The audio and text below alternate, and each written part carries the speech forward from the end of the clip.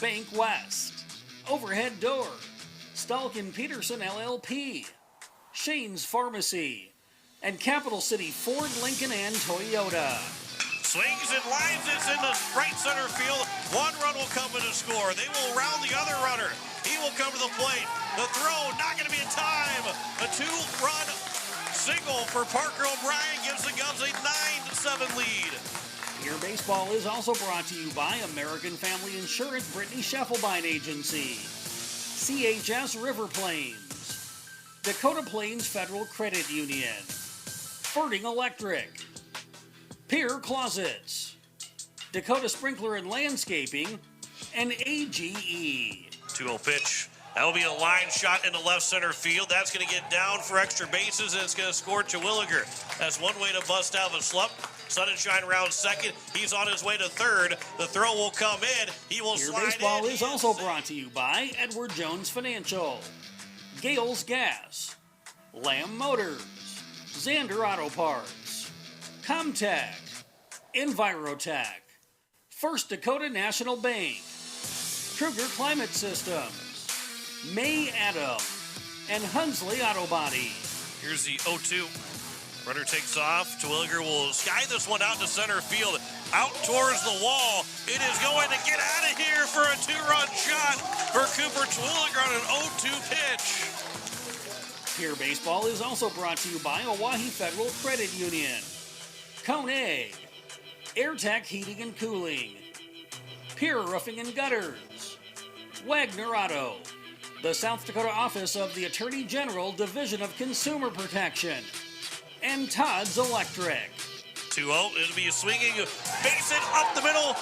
Rounding third is Deal. The throw will come to the plate, but Deal slips and falls. The ball will still get away to the backstop. Deal will come in to score, and the Governors will win the ball game. And now to the booth for the call of the game with KCCR award-winning sports director John Winkler. Afternoon as we welcome you here to Hyde Stadium. A beautiful day for a doubleheader, an earlier start time, and the Eights take on the Aberdeen Smittys as they try to get over 500 in South Dakota play for the first time this year. They had the chance on Monday against Renner, falling in that first game, giving up that lead in the top of the seventh, but then coming back and winning game two. So they still sit just one game below 500 in South Dakota play at 8-9. They take on this Aberdeen Smittys team who is coming in at 7-13 overall on the season, and the Eights are looking for a chance to get a doubleheader sweep, potential doubleheader sweep against this Aberdeen Smittys team. And Pierre Post State, again, this is their last game this week. They will play again next week, Tuesday, against Mitchell. And it will be an opportunity for the Eights to get a couple of extra days rest going into the weekend and then get ready for a couple more home games next week, Tuesday and Thursday here at Hyde Stadium here in Pierre. The Eights, again, looking for that to get to 500 here in Game 1 and then looking to try and get above 500 in Game number 2. And they are taking on this Aberdeen team who, again, they've been able to split with some good teams, but they've still struggled in their record-wise overall, sitting at 7-13. But this is not a team to take lightly by any means. They're coming in hitting .310 as a team. They have 4 home runs. They've driven in 97 runs of their 124 that have scored in 20 games. So they're averaging, with their run score, they're averaging right around 10 runs per game, or not 10 runs per game, but still scoring quite a bit over the course of those 20 games. So this is a very important matchup here for Post State to make sure that they keep those bats down for Aberdeen, and then on top of it all, trying to make sure that they keep hitting the ball well. It's sitting at .288 batting average. Hits were a little bit more limited on Monday, but certainly they've been able to put a lot of runs up over the last 6 games to be sitting at 4-2 in those 6 games. So the Eights and Aberdeen Smittys coming up here from Hyde Stadium. We'll take a break for 3 minutes, come back and have starting lineups for you. Back in 3 minutes here on KCCR, and you're watching it on YouTube. At KCCR Sports. Building a home. It's the biggest investment most of us make in a lifetime. Not to mention, it's a decision that, well, you pretty much live with day and night. The quality of the workmanship stares back at you like a reflection. It also affects the value of your investment. Choosing the right contractor is critical. Kruger Contracting is that contractor. Call 222-2523. Quality workmanship and materials completed on time. Kruger Contracting. In a word, quality. Call 222-2523. Capital City Ford, Lincoln, and Toyota in Pierre is proud to sponsor today's game. Whether you're in the market for a brand new Ford, Lincoln, or Toyota, or a quality pre-owned vehicle, our team is here to get you back on the road in style. From tough trucks to family SUVs, we've got the selection you need and the hometown service you deserve. Browse online anytime at CapitalCityFordToyota.com.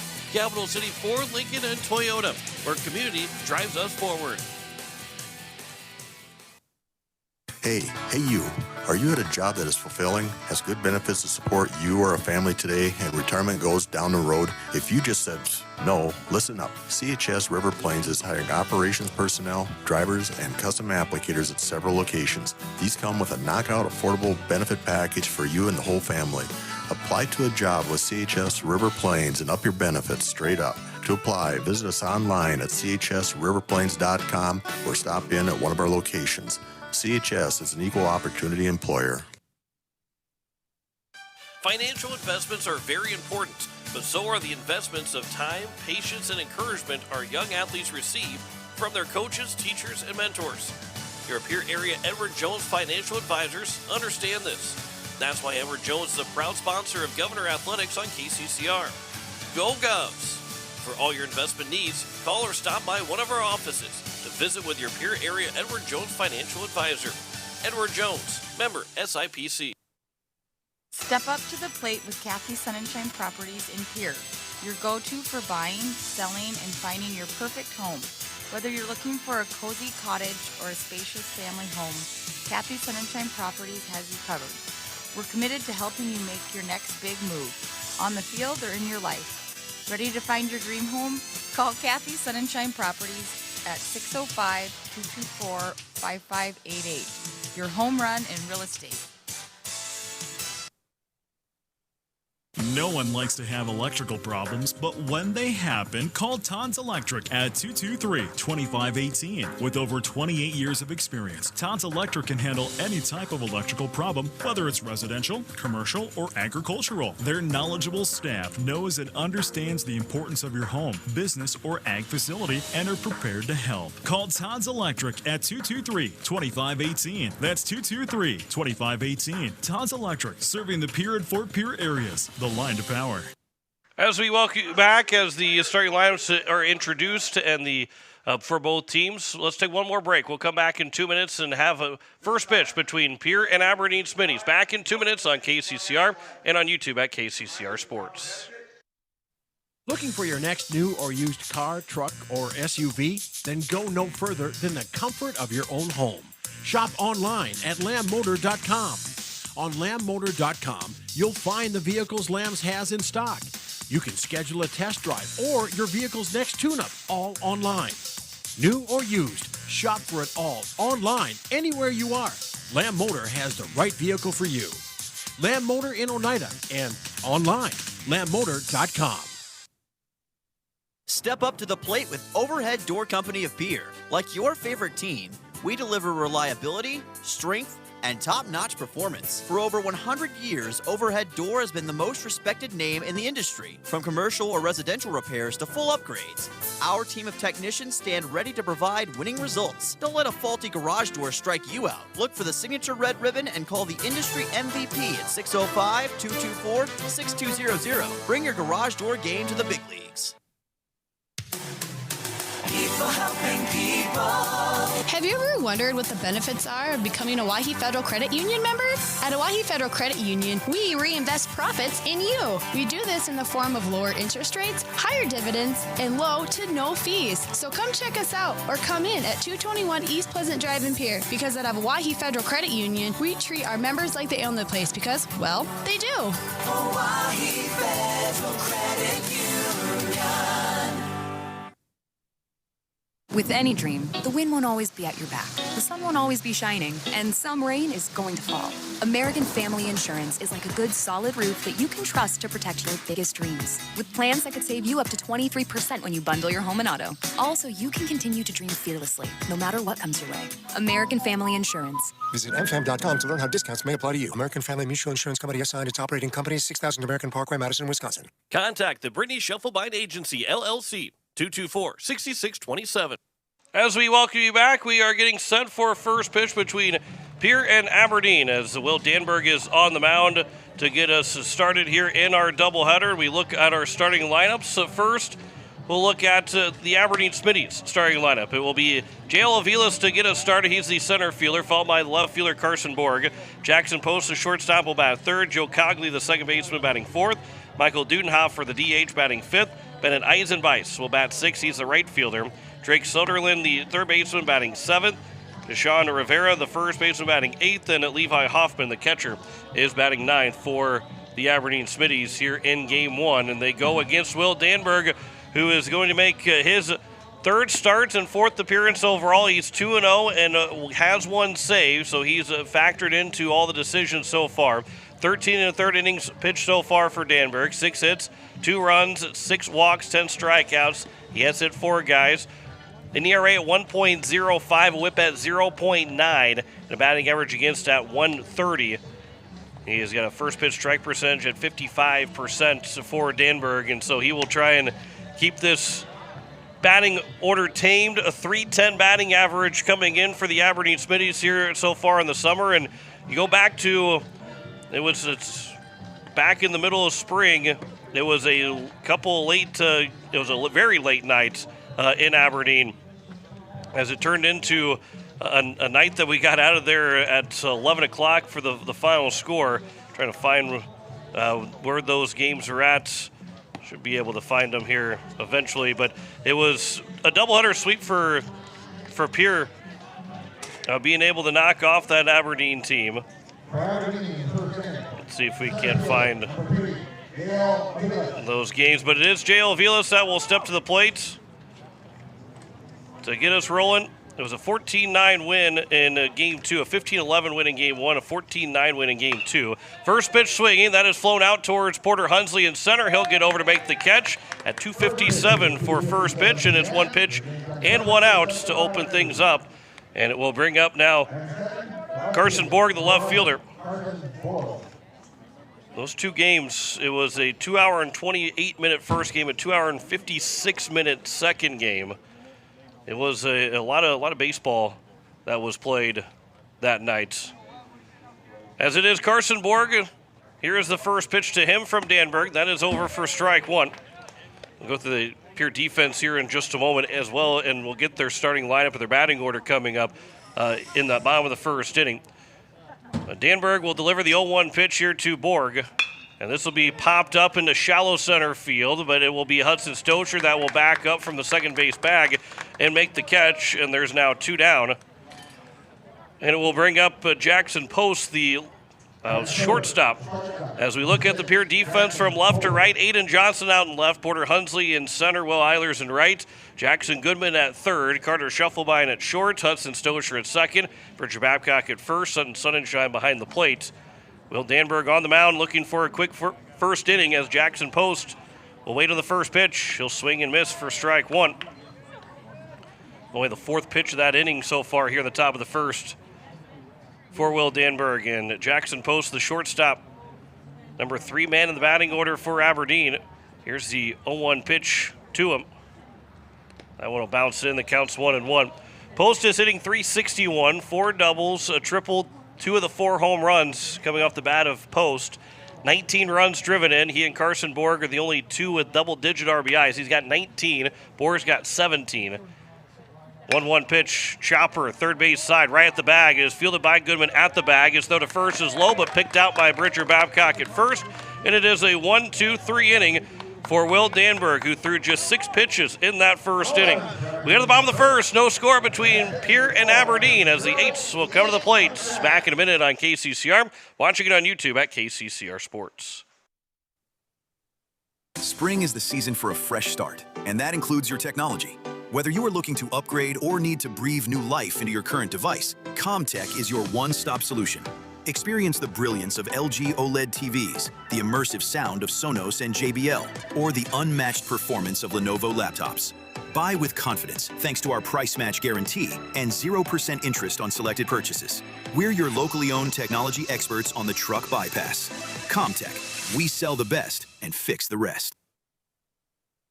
Koenig of Oneida, Pierre, and Winter has provided our services to growers of South Dakota for over 50 years. We focus on providing our customers with the products, services, and attention to detail that each farmer needs to succeed. For your individual needs of custom spraying, liquid or dry fertilizer, chemical, soil sampling, seed sales, and treating, stop in and see us at Koenig with offices located in Oneida, Pierre, and Winter. As we welcome you back, you are listening to KCCR Pierre, a Riverfront Broadcasting Station. This is not the top of the first. You're not getting here for first pitch. That happened 3 minutes ago when we had a 6-pitch first inning for Will Danberg. But the Eights are coming to the plate here in the bottom of the first inning. You look at their starting lineup. Carter Shufflebein, the shortstop, is leading us off. Hudson Stosher will bat second. Sonnenschein, the catcher, will bat third. Will Eiler is the right fielder in the cleanup spot. Jackson Goodman, the third baseman, batting fifth. Bridger Babcock will bat sixth, the first baseman. Aiden Johnson is the left fielder, batting seventh. The DH is Riker Edson, and Porter Hunsley, the center fielder, is batting ninth here for Pierre Post 8. And they go against the starter, and that is Branson Peterson. And for Branson Peterson, 20 2/3 innings, which is third on the team. This will be his seventh start, which is most on the team. He's got a 2-2 record. All of his starts and appearances, or all of his appearances have been starts. 28 hits allowed, 30 runs, 22 of them earned. 16 walks, 25 strikeouts, 7.45 ERA, whip at 2.13, batting average against at 301. And while we talked about how good this Aberdeen lineup can be, hitting 310 overall as a team, their pitching staff is mirroring what their hitters are doing. A 310 batting average against from their pitching staff, and obviously 301 against Peterson. And that's where you start to see that 7-13 record take more effect from that, because of the fact that they are sitting at a batting average against that 310. The team ERA at 5.6. You know, they're averaging 2 guys on base per inning. They've given up almost 60 unearned runs in 20 games, and so that starts to limit what your offense can do to win baseball games. Pitchers want to be better, but fielders want to be better as well. On the offensive side, I wouldn't say it needs a whole lot of extra work, but that defensive side and the pitching side wants to be better as the season goes along for Aberdeen. First pitch to Carter Shufflebein will miss outside for ball one as it went to the backstop. Branson Peterson, who will work from the stretch with nobody on base, will deliver the 1-0 pitch to Shufflebein. That will miss low and away, and the count's 2-0. Carter Shufflebein coming in hitting .544 on the season, 7 doubles, 5 triples, 2 home runs, 16 runs driven in, which is 2 back of the first place guy in Sonnenschein, but he's also third on the team in RBIs. That one will miss, and the count's 3-0 here to Shufflebein. You look at the top 4 guys, because Will Eilers now jumps in there with 13 runs driven in. The top 4 guys have 10-plus RBIs, and that's those 4 are getting the job done whenever that table's been set. They've been able to drive in runs. I mean, even Shufflebein's hitting .555 with runners in scoring position. He's got 8 of his 16 RBIs with 2 outs. He had a 2-out triple on Monday to help extend that lead from 5-4 to 7-4. 3-1 pitch is on the outside corner. Shufflebein thought it was ball 4. It's called a strike. And now a full count here to the leadoff man in Shufflebein. So you have a 6-pitch first inning for Will Danberg. Here's the 6th pitch of the first at-bat of the bottom of the first inning, and it will be a walk. And Shufflebein will be on to kick off the bottom of the first inning here for the Eights, and it brings up Hudson Stosher.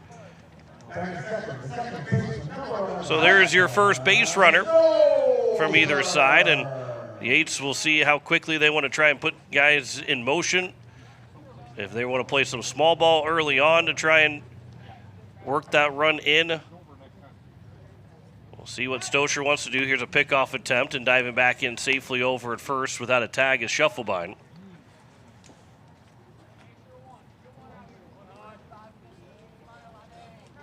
First of 2 today here at Hyatt Stadium. That pitch is over for a strike at the top of the zone. And the count's 0-1 here to Hudson Stosher. He is coming in. He's hitting .314. He's got 3 doubles and 3 triples. Second on the team in runs driven in with 17. He'll swing at that 0-1 pitch and sky it out towards shallow center field. Backing up is the shortstop to make the catch and post. And there's one down here in the bottom of the first. And it will bring up Sun and Shine to the plate. He is leading the team in runs driven in to Sun and Shine with 18, just one ahead of Stosher. He's hitting .426 on the season. He's got 4 doubles, 26 hits, which is second on the team behind Scheffelbein's 31. He's hitting .464 with runners in scoring position. And the first pitch, instead of another pickoff move, back to first goes Scheffelbein. That time a tag was applied to him, but he was back in safely. Here's the first pitch now to Sun and Shine. That'll miss upstairs for ball 1. Go through the defense here in just a moment for the Aberdeen Smittys.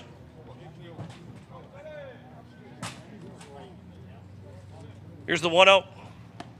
That'll come on the inside edge and taken for a strike and evens the count at 1-1.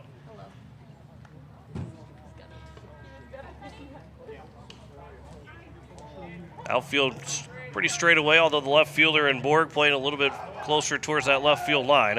Runner takes off, ground ball to third. The only play will be to first as Soderlund makes the play. His throw goes the other side, on the foul territory side of first, but he's able to stretch across, make the catch. Scheffelbein's now at second, but there are 2 away here in the bottom of the first inning. And it will bring up Will Eilers. So 2 down, and Will Eilers, the right fielder,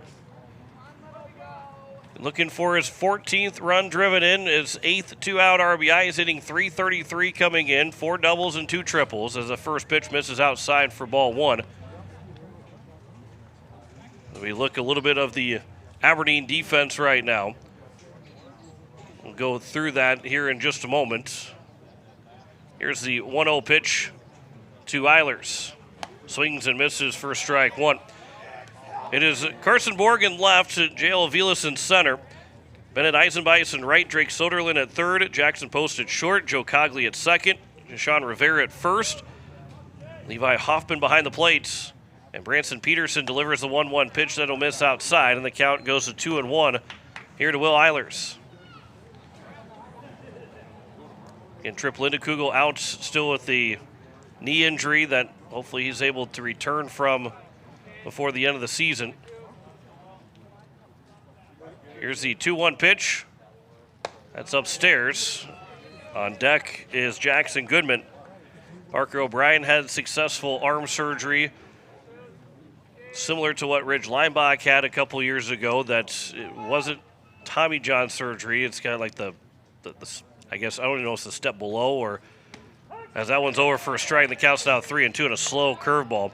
It's I don't even want to say it's a modified surgery of a Tommy John, but it's not the lengthy process to get back to playing isn't as long as a Tommy John surgery would be.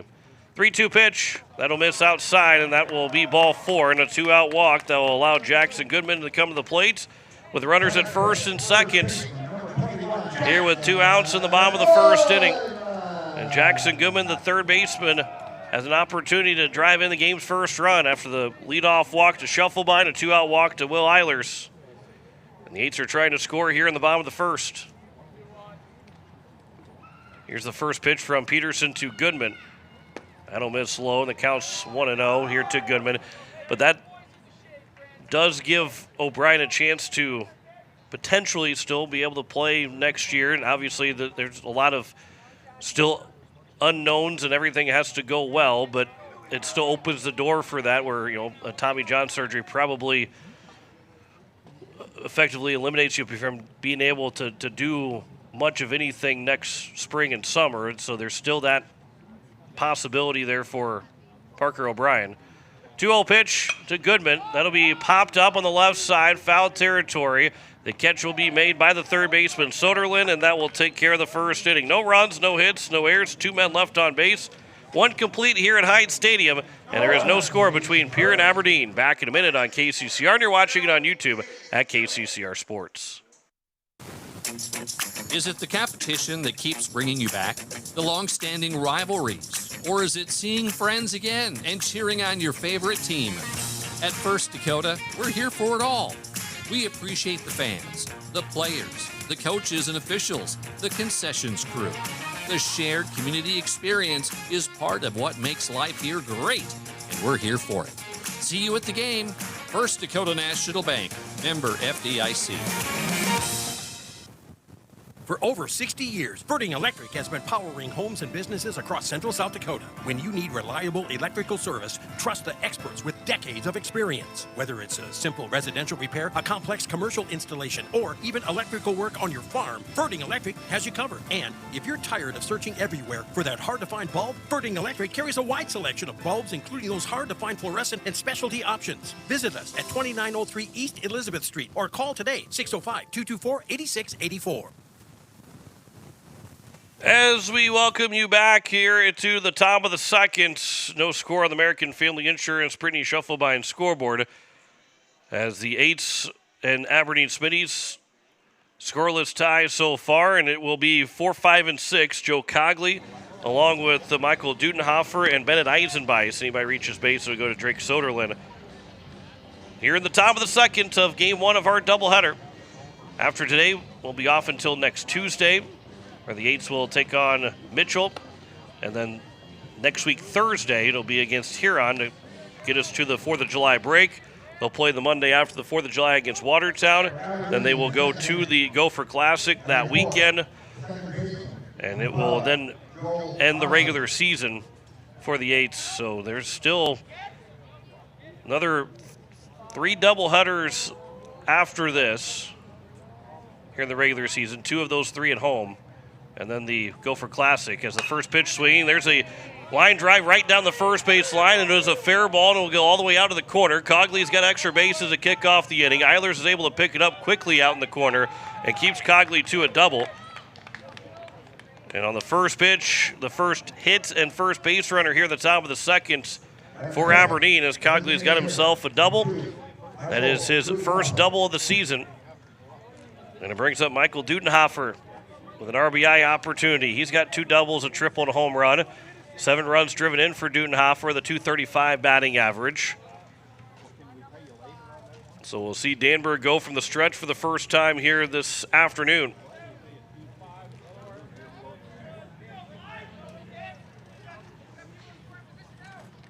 Here's the first pitch from Danberg into Dudenhofer. Check swing, and that'll be a bloop single into right field. Will Eilers will come up with it. They will hold the runner at third. A check swing, bloop single for Dudenhofer makes it first and third with nobody out. And Aberdeen's got an opportunity, really good opportunity to take the first lead of the ball game. Bennett Eisenbeis, the left-handed hitting right fielder, will come to the plate. I mean, a check swing was as descriptive as it was. He did not get a full swing. The bat barely left the shoulder as he started to turn and ended up just blooping it out into right field for a base hit. First pitch is upstairs for ball 1 here to Eisenbeis. So now if you're Danberg looking for a big strikeout, .343 average for Eisenbeis. He's got 2 doubles and a triple. He also has 7 runs driven in. That pitch will be at the top of the zone for a strike and evens it out 1-1. Jackson Goodman is in as a third baseman. He's inside the infield grass. Obviously, Bridger Babcock holding on the runner at first. The middle will stay back. Trying to play maybe a little bit of double play depth to trade 2 outs for 1. Here at the top of the second. Here's the 1-1 pitch. There's a fly ball to center field. It's going to back up Porter Hunsley, so the runner at third will tag as the throw will come in. Bridger Babcock will hold on to it, and it will be an RBI sac fly. And Aberdeen will take a 1-0 lead here with 1 out in the top of the second.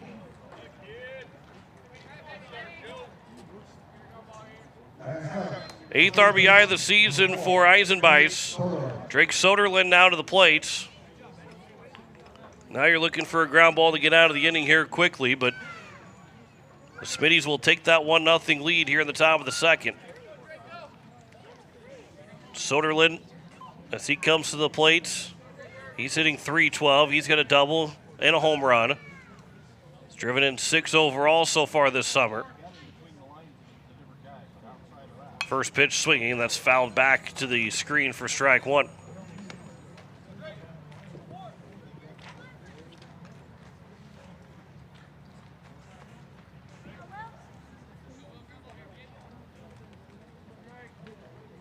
It's only the third earned run against Danberg on the summer.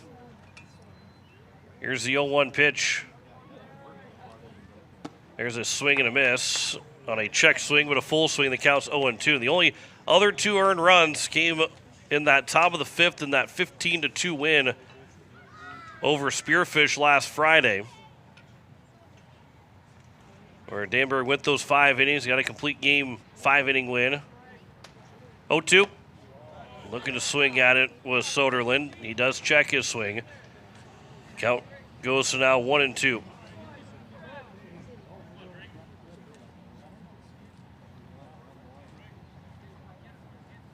Dudenhofer leads away from first. Here's the 1-2 now to Soderlund. That one taken for strike 3 on the outside corner. There's 2 down. First strikeout for Danberg. And it brings up Jason Rivera. Rivera's hitting .147. He's got a double to triple. Does have 6 runs driven in.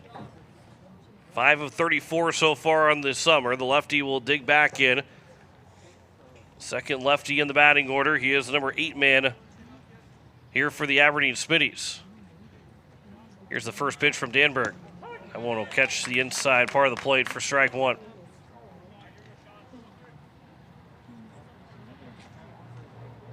Goodman guarding the line down the third base side. And Babcock still holding on the runner at first in Dudenhofer.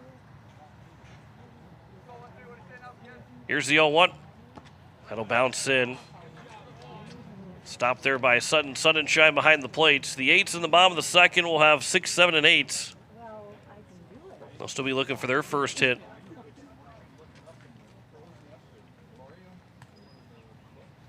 Here's the 1-1 pitch. That'll bounce. It's in front of Sonnenschein, who didn't see it right away, but it stayed right in front of the plate. By the time he was able to locate it, didn't want to take the risk, was Dudenhofer, and the count's now 2-1 in favor of Rivera at the plate. Left-handed hitting, left-handed throwing Rivera waits from the 2-1 from the right-handed throwing Danberg as he'll come set from the stretch. 2-1. That one's fouled back. And the count is now at 2 balls and 2 strikes, and Danberg looking for his second strikeout.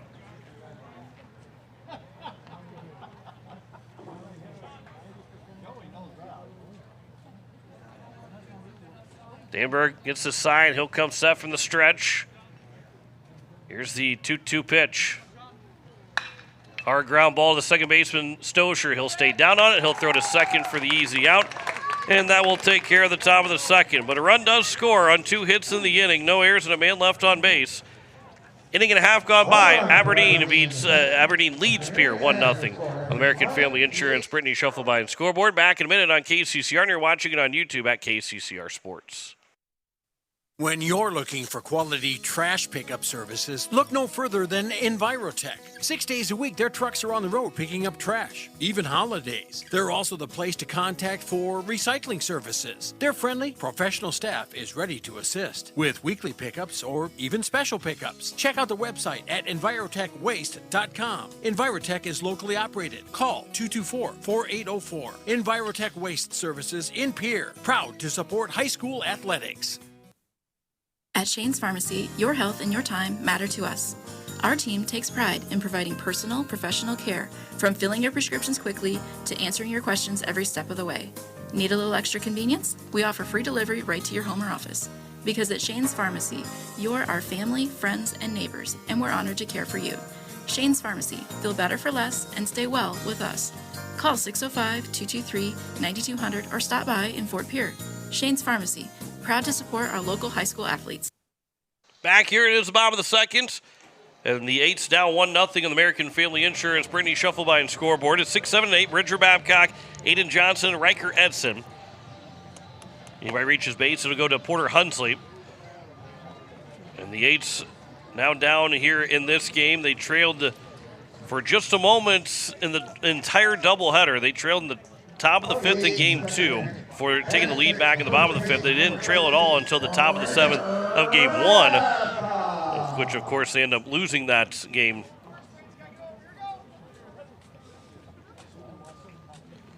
As Bridger Babcock will take strike 1 down the middle. Get us started here in the bottom of the second. Only 20 pitches for Will Danberg. That was pitch number 21 for Branson Peterson. So Danberg had as many pitches in 2 innings as Peterson had in just that bottom of the first inning. That pitch will be upstairs, and the count is even at a ball and a strike here to Bridger Babcock.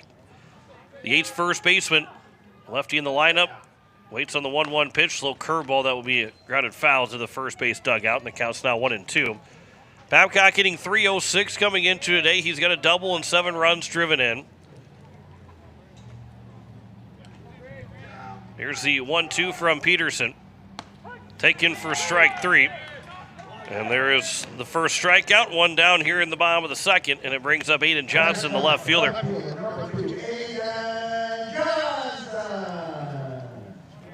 So Aiden Johnson, he is hitting .140. He's got a double, 4 runs driven in for the 8th left fielder. First pitch will miss for ball 1. 0 for 3 in game 1 yesterday. And that 5-4, make that Monday, and that 5-4 loss. All the days run together. Feels like if it's not a game day, the day didn't actually happen. Counts 2-0 here to Aiden Johnson. Here's the 2-0 pitch. That one's down the middle, and the count's 2-1. Though we'll take the weekend, we'll enjoy the next 5 or so days off between games after today. That one will miss just low, and the count's 3-1. A good hitter's count here for Aiden Johnson. Trying to be the 8's first hit of the game. 3-1 from Peterson. That one's over for a strike on the outside edge. Again, just like in Shufflebein's at bat, Johnson was taking a couple steps to first, thinking it might have missed for ball 4. But he'll wait now on the payoff pitch. And Johnson will sky it out towards center field. Backing up is the center fielder, Avila, still on the run, and he'll make the catch halfway over the shoulder. He was a jog out to center field, but it was still hit deep by Johnson. And there's now 2 down. Here in the bottom of the second, it brings up Riker Edson. Edson's hitting .220. He's got a double and a triple. He has 7 runs driven in. Went 1 for 2. Make that actually 1 for 1 in the only at-bat that he had in game number 1 with an RBI triple that made it a 4-3 lead. And then he went 2 for 3 with an RBI in the game number 2. That one's over for a strike, and it evens the count at a ball and a strike here to Riker Edson. Not a bad 3 for 4 day at the plate on Monday. Here's a ground ball to the left side, fielded by the shortstop and post. His throw to first is low, but that is scooped up by Rivera at first. And it's a 1-2-3 inning for the Aberdeen Smittys in that bottom of the second. We head to the third, 1-0 lead for Aberdeen over Pierre. Back in a minute on KCCR, and you're watching it on YouTube at KCCR Sports.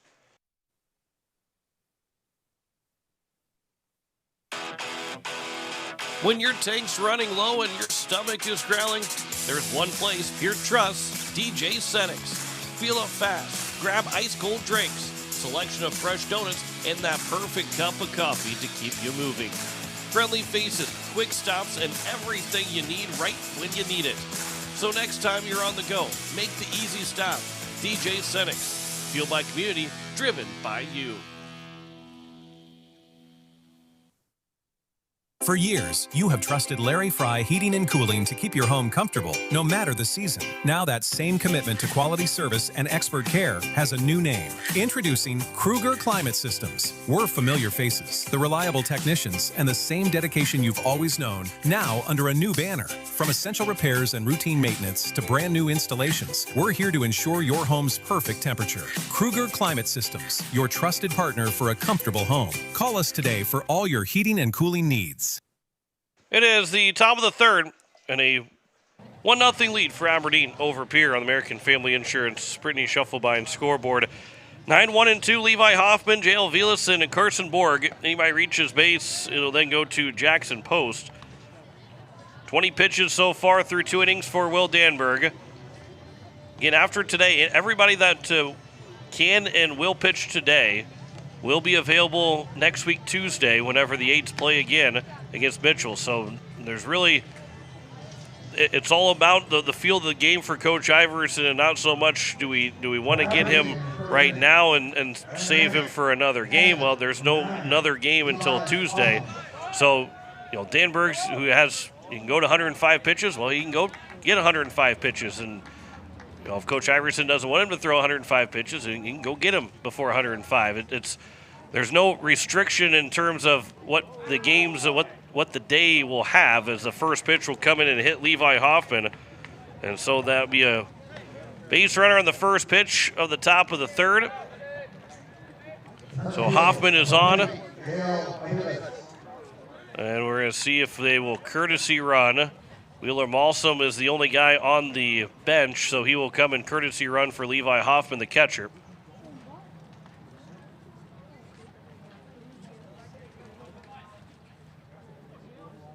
Should be Wheeler Malsom at least. It is. So Malsom will run. Aviles will be the man at the plate. Top of the order here with nobody out in the top of the third. Aviles flew out to center in his first at-bat, the first pitch of the ball game. Here's the first pitch from Danberg. That's upstairs for a ball. Aviles is coming in. He was hitting .455 coming in today. 3 doubles, 9 runs driven in. He's the team lead in hits with 30 hits on the season. Next highest had Carson Borg, the number 2 hitter, at 24. 1-0. That'll miss low, and the count's 2-0. Which is also why you see that Borg's got 17 runs driven in. He's hitting .444. And then you have Post, the number 3 hitter, hitting .447, driving in 19 runs. See why they are able to get a lot of RBIs, because this guy's on base quite a bit, and then the guy right after him is on base a lot. Here's a ground ball, though, to short. Flipped to second for 1. To first, it is not going to be in time. Aviles just got down the line to break up the double play and keep that double play from happening. It's 1 down.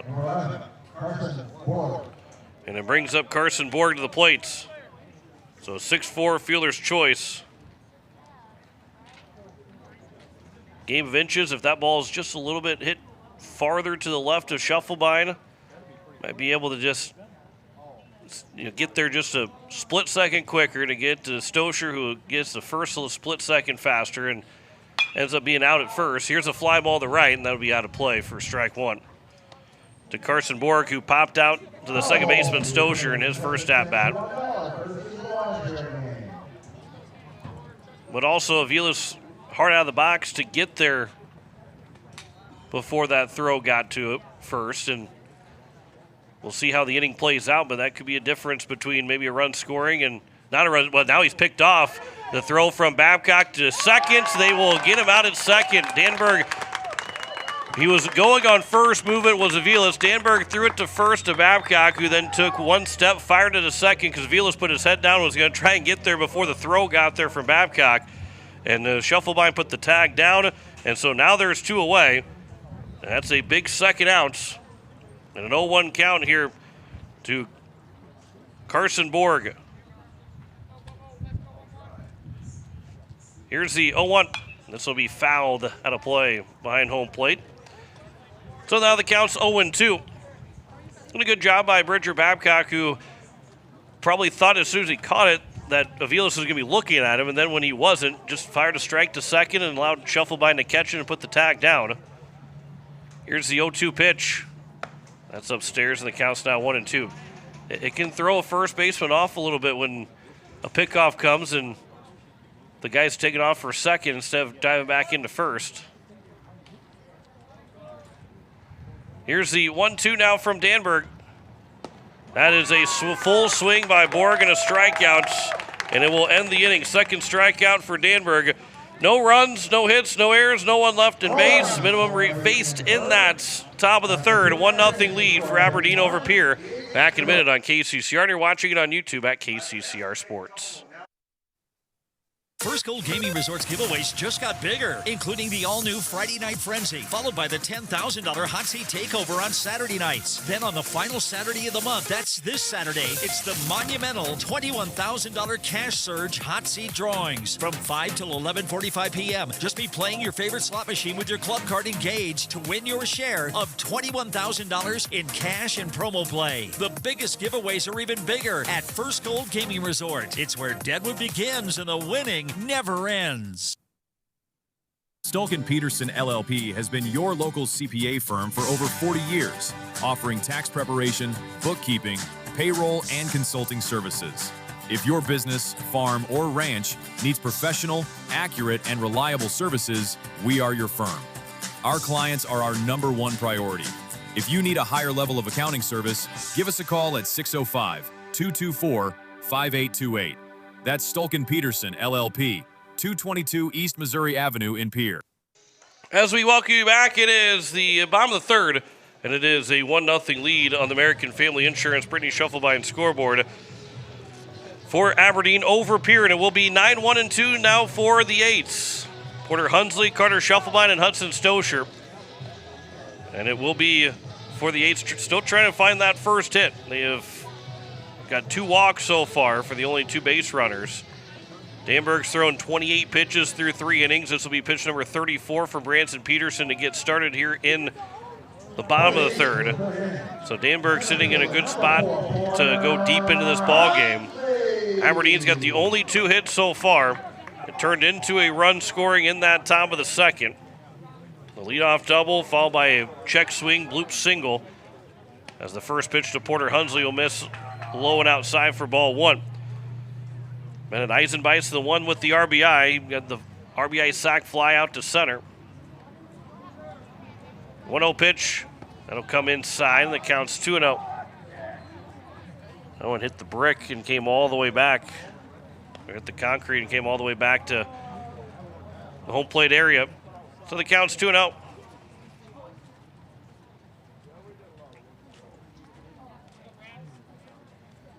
Two-0 pitch.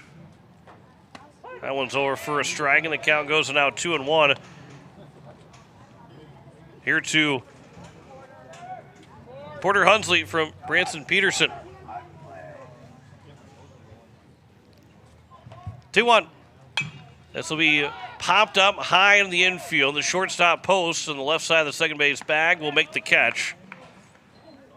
And there's one down here in the bottom of the third. And it brings up the top of the order for Carter Shufflebine. Shufflebine drew a walk in his first trip up. Reached second after he was on the run on the ground ball from Sutton Sunshine, and then was stranded there at second in that bottom of the first inning. First pitch to him. That'll be at the bottom of the zone, and the count's 0-1 to Shufflebine. 0-1 pitch from Branson Peterson. That'll bounce in. Eves the count at a 1-1 count. And Shufflebine coming in, the team leader in batting average, team lead in OPS. OPS over 1,000, 1.538. Here's a 1-1 pitch. Here's a line shot over the head of the leaping first baseman into right field for a base hit. Cutting it off down the line was Eisenbeis, and it's the first hit of the ball game for the Eights. Shufflebine's on with one out here in the bottom of the third, and it will bring up Hudson Stosher, who's 0 for 1 with a pop out to short.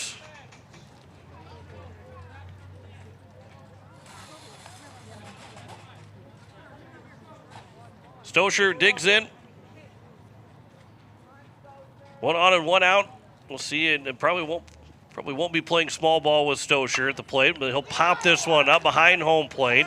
The catcher is right there to make the catch for the second out, and Hoffman retires Stoscher, and there's now 2 down, and it will bring up Sun and Shine. So here's now Sun and Shine. Find a way to drive in shuffle by that RBI single, with the 1-out single, excuse me. If you can find a gapper down the line, Shuffleby's got the wheels to score. Here's the first pitch. A slow curveball that will miss outside for ball 1.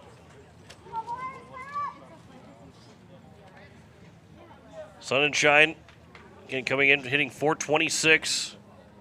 Second on the team in average. That'll miss low, and the count's 2-0. 18 runs driven in. His OPS over 1,000 as well. That one will be over for a strike, and the count's 2-1 now here to Sun and Shine. 1-0 lead for Aberdeen here in the bottom of the third inning. 2-1 pitch. Ground ball on the left side. Back. No, it's going to get under the glove of the shortstop. Shufflebine's on his way to third. The throw will come in, and sliding in is Shufflebine without a play. And it will be a 2-out error to Jackson Post, which keeps it now second and third and keeps the inning alive to make it second and third. And Will Eilers has a chance to drive in the game's first run. But on top of that, with a base hit, he can make this a 2-1 lead here for the Eights. Hudson Schaefer is going to courtesy run for Sun and Shine here with 2 outs in the bottom of the third inning. Eilers drew a walk in his first trip to the plate. He has swung the bat very well over the last couple of games.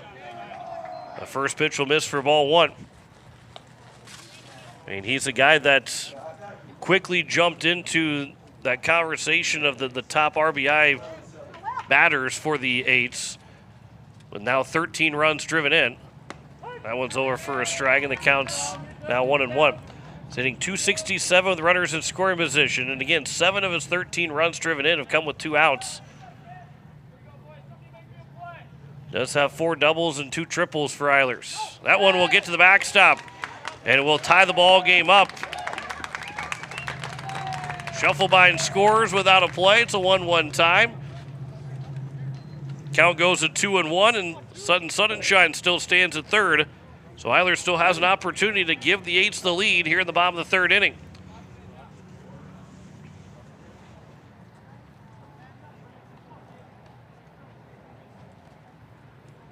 Two-one pitch.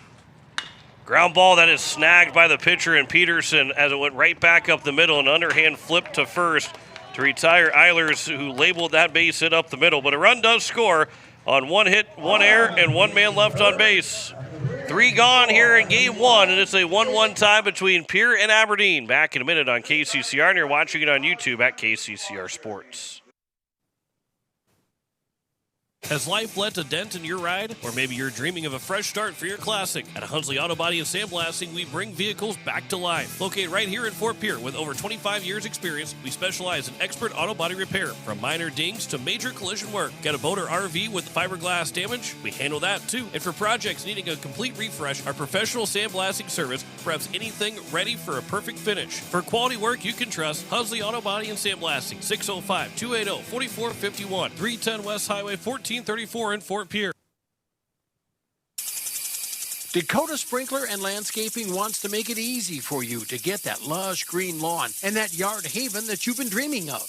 Visit dakotasprinkler.com to make appointments for sprinkler system spring startup, service calls, fall winterization, and landscaping quotes. Trust Dakota Sprinkler and Landscaping's professionals to get you through the planning and installation to make your landscaping needs a reality. Visit dakotasprinkler.com today. As we welcome you back, it is the top of the fourth, and it is 1-1 here between Pierre and Aberdeen, as the Aberdeen Smittys will have 3, 4, and 5. Jackson Post, Joe Cogley, and Michael Dudenhofer. It was a minimum faced in that third inning for Danberg. He was able, after hitting the Levi Hoffman with a pitch on the first pitch of the inning, got a ground ball to get a fielder's choice, and he picked off Aviles, and then a strikeout of Carson Borg. So 2 guys reached base, but both guys were gone before the end of the inning. And it's now Jackson Post to get us started here in the top of the 4th of game 1 of our doubleheader. Post grounded out to the third baseman, Jackson Goodman. In his first at bat, he's 0 for 1. The number 3 man in the batting order. 3, 4, and 5 for the Smitties. As we near the halfway point of game 1 of our doubleheader. First pitch will miss low for ball 1. Again, the 8s are coming in at 8 and 9 on the season in South Dakota play. Here's the 1-0 pitch. That one is grounded foul, and the count goes to now 1-1.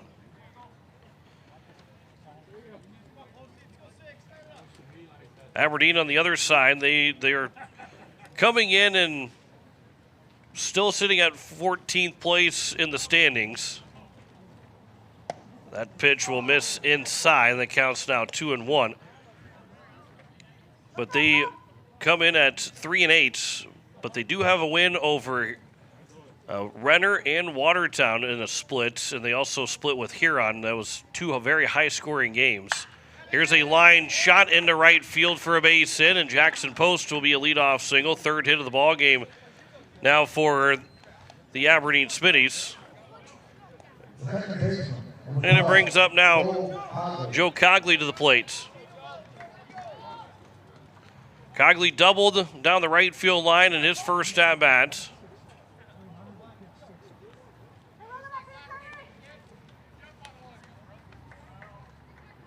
As Danberg will come set from the stretch.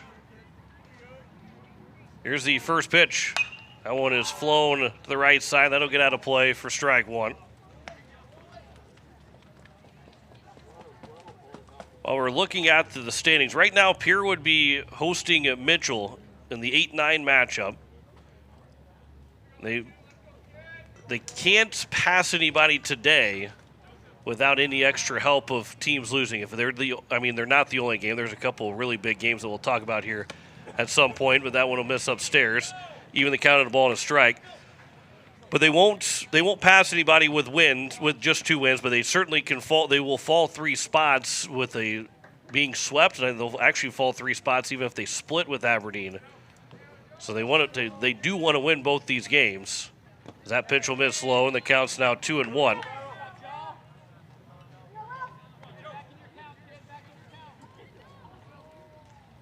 Here to Joe Cogley, the number 4 guy in the batting order.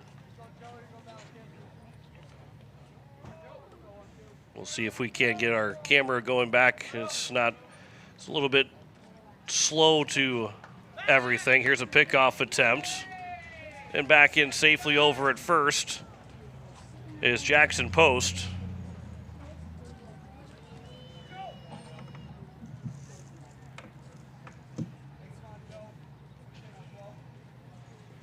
So now here comes another pitch to Joe Cogley. That one will miss outside, and the count goes to now 3-1.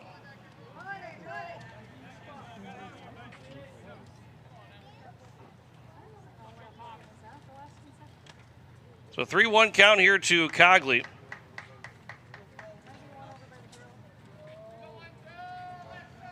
Danberg will come set from the stretch. 3-1 pitch is popped foul. That will get out of play to our left. And the count runs full at now 3-2.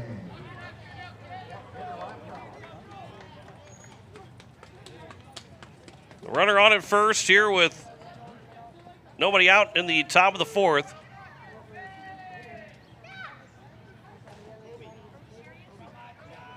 Here's a 3-2 from Danberg. Reaching for it, popping it up is Stoscher. Measure Babcock will go to the right to make the catch, or back up to make the catch. So Cogley is gone. Stoscher is hard coming out from the second base side of things, and was backing up Richard Babcock and probably right off the bat thought that it was going to be a play for him, but Babcock takes a couple steps back, makes the catch, and one down here at the top of the fourth. And it brings up Michael Dutenhofer. He had a check swing base hit, which helped make it first and third with nobody out in that top of the fourth inning. First pitch will be at the outside corner for a strike. Dutenhofer, then he was left stranded at first after the sac fly RBI, strikeout looking, then the ground out. I guess he was thrown out at second.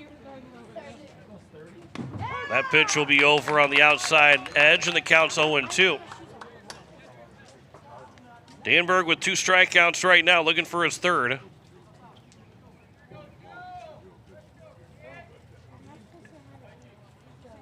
Here's the 0-2 from Danberg. Swing and a foul tip into the mitt, caught by Sunshine, and there is a strikeout of Dutenhofer. Third one of the ball game, and there's now 2 away. And it brings up Bennett Eisenbeis. Just going back to the standings real quick, we now see that everybody will be in the playoffs because Sturgis is no longer part of the standings for the rest of the season. We had issues not being able to play them last year. They canceled games on the 8s, which end up turning into forfeit wins for Pierre.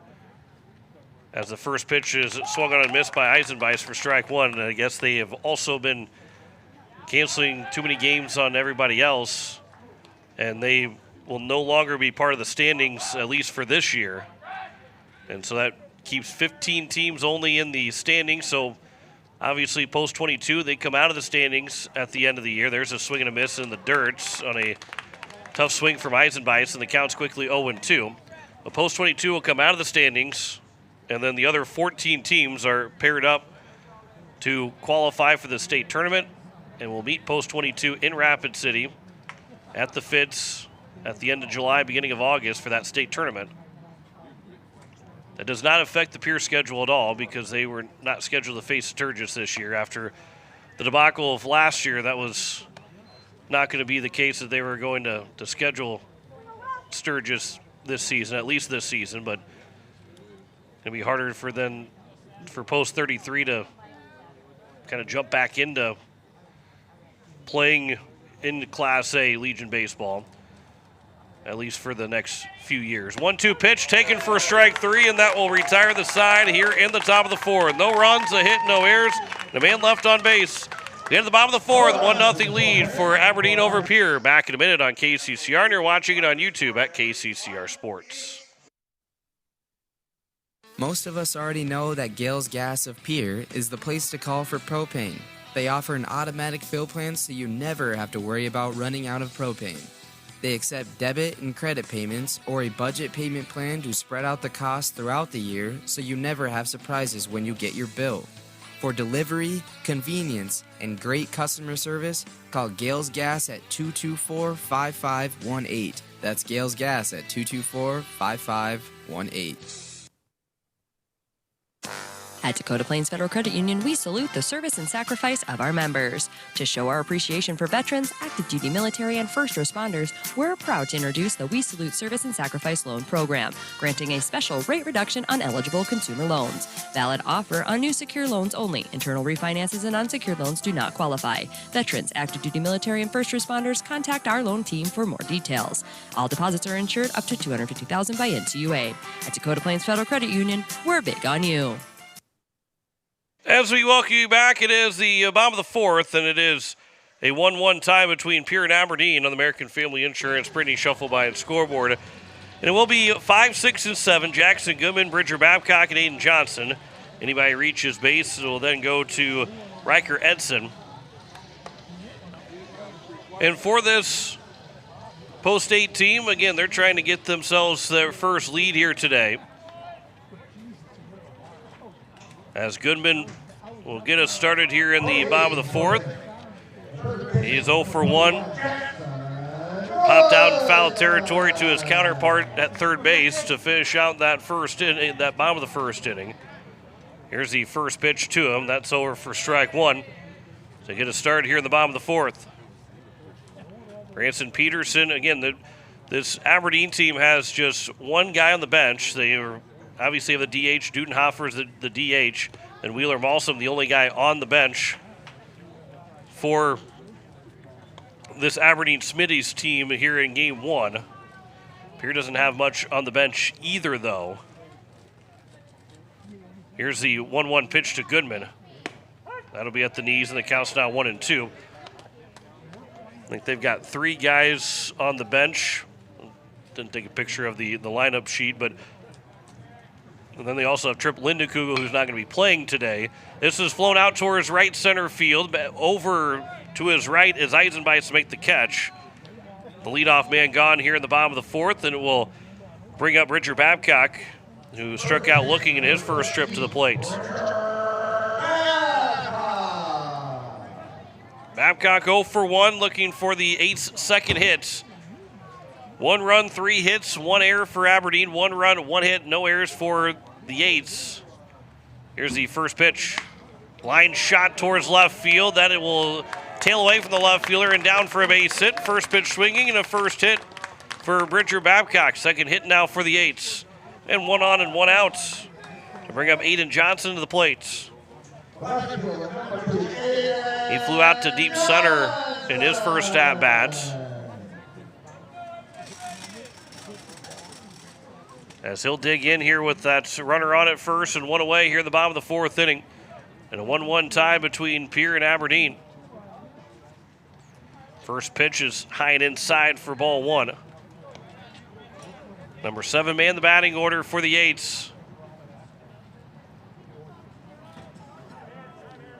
And Pierre looking for that first lead today. They scored that run in the bottom of the third, this last half inning on the wild pitch that scored Scheffelbein. And the Will Eilers at bat. Here's the 1-0. That's over for a strike.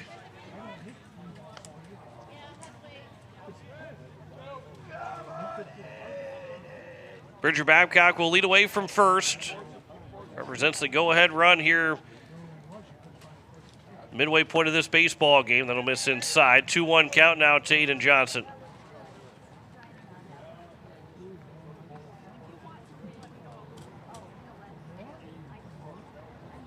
Branson Peterson check over, and Bridger Babcock back standing up at first.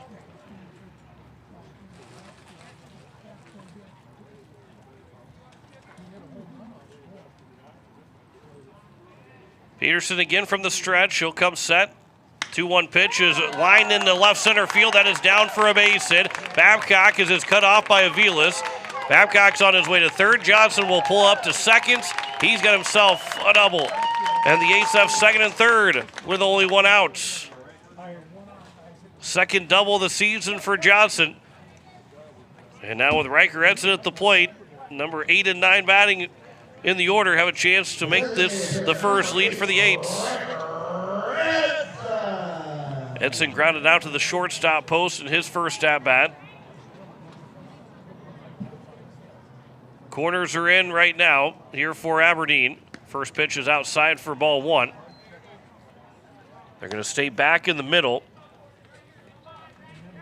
And so the corners will try and hold that run from scoring, but ground ball up the middle, they're going to trade it out for a run. Here's the 1-0 pitch. That one's fouled to the plate by Edson. The count's now 1-1. Edson had an RBI in each game against Runner on Monday. The triple and then the base hit in game number 2. That'll miss low. And the count's 2-1 here to Edson.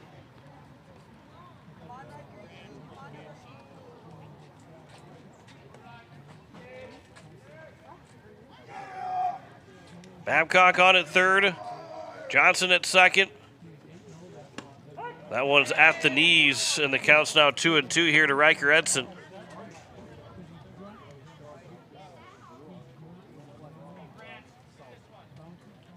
Looking for a fly ball to the outfield, something through the infield. 2-2 will miss low. And it goes now full at 3-2. Porter Hunsley waits on deck.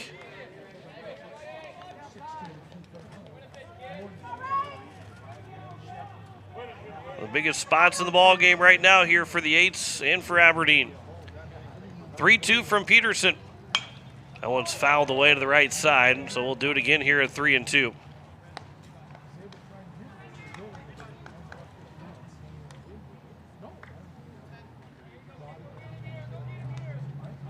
Pitch count wise here for Branson Peterson. This will be pitch number 64.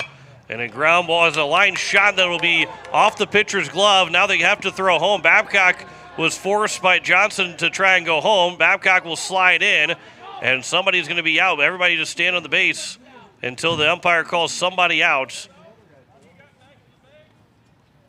So Johnson will be out, and Babcock will be safe.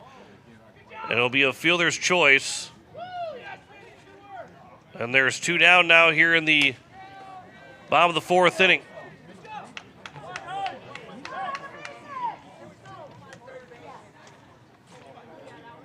So it'll be 1-2-5 on the fielder's choice to make it 1st and 3rd with 2 away. Almost was caught on the line, shot back to the mound by the pitcher Peterson, but instead it was a throw home. Here's a ground ball left side. That will get through for a base hit. 1 run will come in to score. It's a 2-1 lead as Porter Hunsley gives the Eights their first lead here today. Right through the hole on the left side for Hunsley, and he'll drive in RBI number 9 on the season. And it gives Carter Shufflebein a chance to also hit with the runner in score position.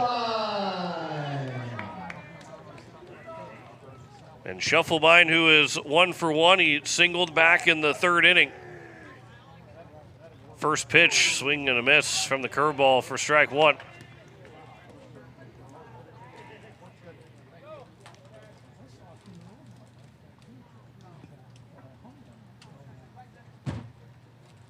Here's the 0-1.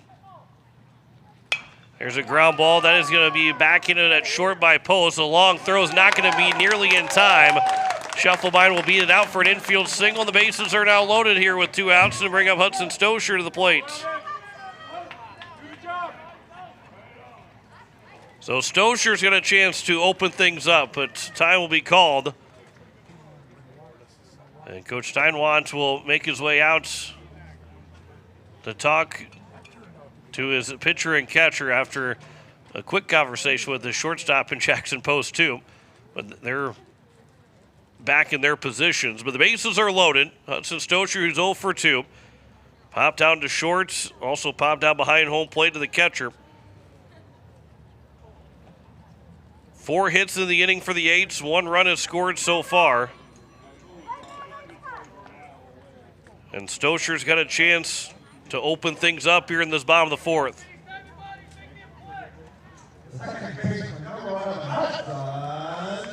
Pitch number 69 here from Peterson. So he's starting to get a little bit closer to the end of the line right now. And the first pitch will skip in for ball 1. Blocked up by Levi Hoffman behind the plate.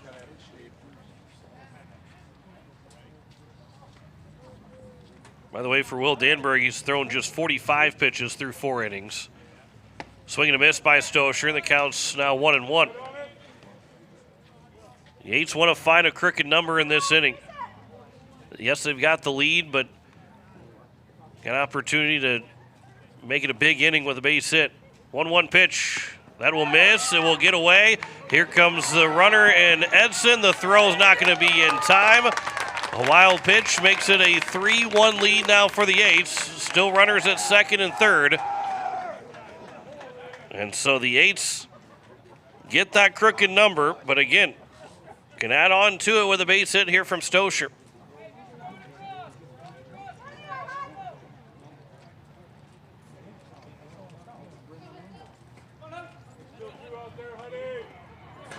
Hunsley at 3rd, Shufflebein at 2nd. 2-1 pitch here to Stoscher. That will bounce in. Another good block there by Hoffman. Makes the count 3-1. Good hitters count here for Stoscher to drive something somewhere. Sun and Shine waits on deck.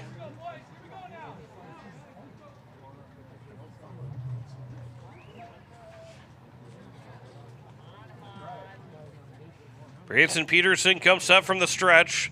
3-1 pitch. Swing and a miss, and the count's now full of 3-2. Nobody gets a head start with now runners at second and third. But certainly with the swing, you're going to be off. Here's a 3-2. That'll miss low for ball 4, so the bases are back loaded. First walk of the inning, third walk of the ball game from Peterson. And Sun and Shine's got a chance again. Eights are trying to really break this one open right now.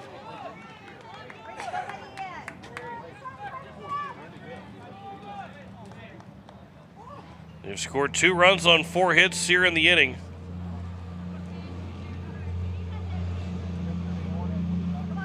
And this is the spot here. Your RBI leader on the team at the plate. First pitch is over for strike 1 as you're listening to KCCR Pierre Riverfront Broadcasting Station. Bottom of the 4th, 3-1 lead here for the Eights. 2 runs scored so far in this inning. Here's the 0-1. Sunshine rips that one foul back to the netting, and the count's quickly 0-2 to him. An RBI single from Porter Hunsley made it a 2-1 lead. A wild pitch scored Riker Edson. The bases are loaded. Sun and Shine at the plate. The 0-2 from Peterson. Swing and a miss, and Sun and Shine will strike out to end the inning. The Eights do score 2. 4 hits in the inning. There were no errors, and 3 men left on base. Halfway home in game 1 of our doubleheader. It's a 3-1 lead for Pierre over Aberdeen. Back in a minute on KCCR, and you're watching it on YouTube at KCCR Sports.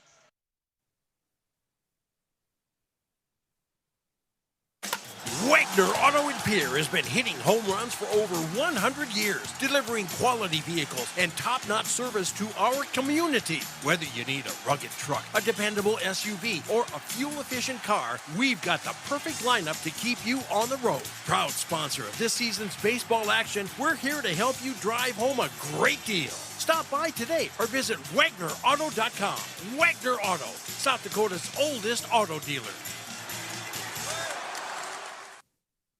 When the South Dakota wind howls and the rain pours, is your home ready? Introducing Pierre Roofing and Gutters, the newest name serving Pierre, Fort Pierre, and surrounding communities. Owned by Karsten Erickson, the same expert you've trusted for years at Karsten Erickson Roofing and Construction, we're expanding to keep our community covered. From full replacement to seamless gutter installs, Karsten and his team deliver.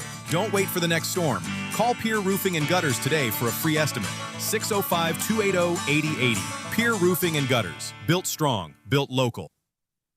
Top of the 5th inning, and Pierre leads it now 3-1 over the Aberdeen Smittys. John Wicker with you on this Wednesday afternoon. Liza Mayer back in the studios as the Eights finish out their week here today, and they will play again Tuesday and Thursday next week before then traveling to Watertown and then have the Gopher Classic the following weekend, the weekend after the 4th of July, to wrap up the regular season. It's hard to believe that we're that close to the end of the regular season with only 3 more South Dakota doubleheaders after today, and then you look at that, there's only 10 guaranteed games left after today.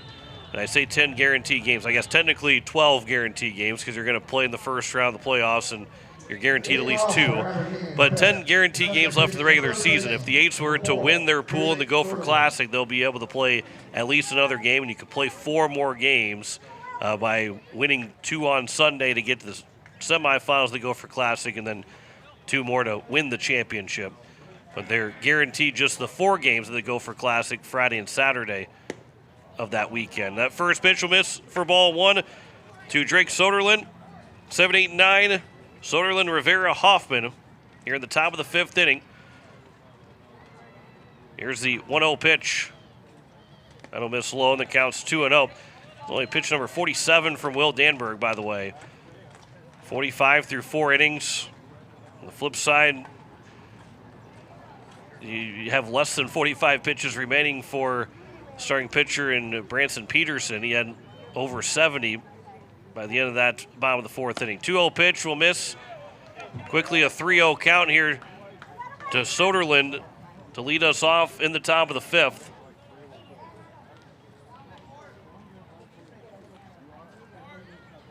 Here's a 3-0 from Danberg. That one's down the middle for a strike. It makes it a 3-1 count.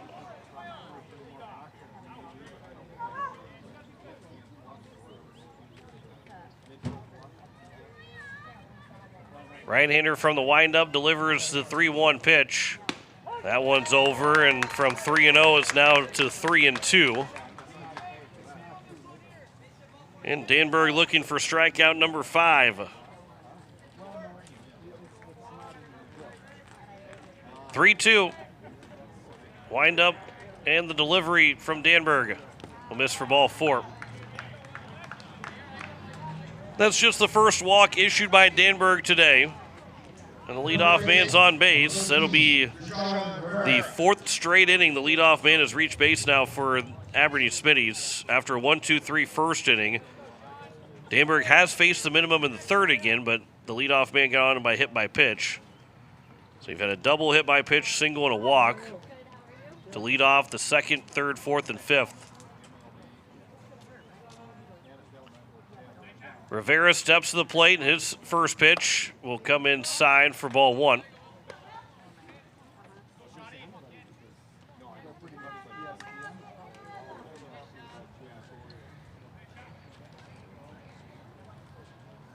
Danberg will check the runner at first. He'll come set from the stretch. Here's the 1-0. That one's over for a strike on the outside corner to the left-hand hitting Rivera.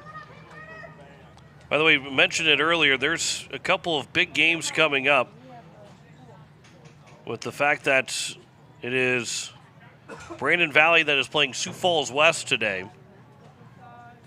That's a big doubleheader, and Sioux Falls West will host Brandon Valley. There's a swing and a miss, and the count goes to now 1-2. That is number 2 and number 3 in the standings. Yankton, who is number 1, they're going out west the next 3 days. They're facing post 320 tonight. That's number 1 versus number 4 in the standings. That's only one single game. Then they've got a doubleheader against post 22 and then a doubleheader against Spearfish. There's a swing and a miss by Rivera. And there is the 5th strikeout now for Danberg. 1 down here at the top of the 5th, and it brings up Levi Hoffman. Most of these games will all be starting. Maybe we'll get a chance to see one of the games get done in a doubleheader between Brandon Valley, Sioux Falls West, and then also we probably won't see Yankton and post 320. That will probably be a little bit too late of a start for their single game tonight. Here's the first pitch to Levi Hoffman. Ground ball in the hole on the left side, fielded by Schuffelbein. The only play will go to first. Throw is low, but that is scooped out at first by Bridger Babcock. Great scoop over there at first by Babcock, and there's now 2 down. Runner does advance to second in Soderlund. But with 2 away, it brings up the top of the order in J.L. Aviles. Levi Hoffman has seen just 2 pitches. He was hit by 1, and then he ground out to the shortstop in the other. And so now Aviles, who is 0 for 2, reaching on a fielder's choice back in the top of the 3rd. Hits with a runner in score position here with 2 outs here in the top of the 5th. First pitch is at the knees for a strike.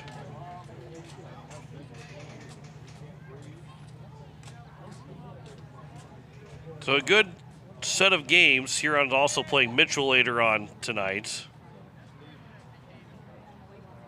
That's a pretty big slate. Here's a ground ball on the left side. Schuffelbein in the hole. Throw to first. He got him. What a play by Schuffelbein to get the runner, the speedy runner of Aviles, to his left, made the play and threw it all in one motion and retires the side here at the top of the 5th. No runs, no hits, no errors, and a man left on base.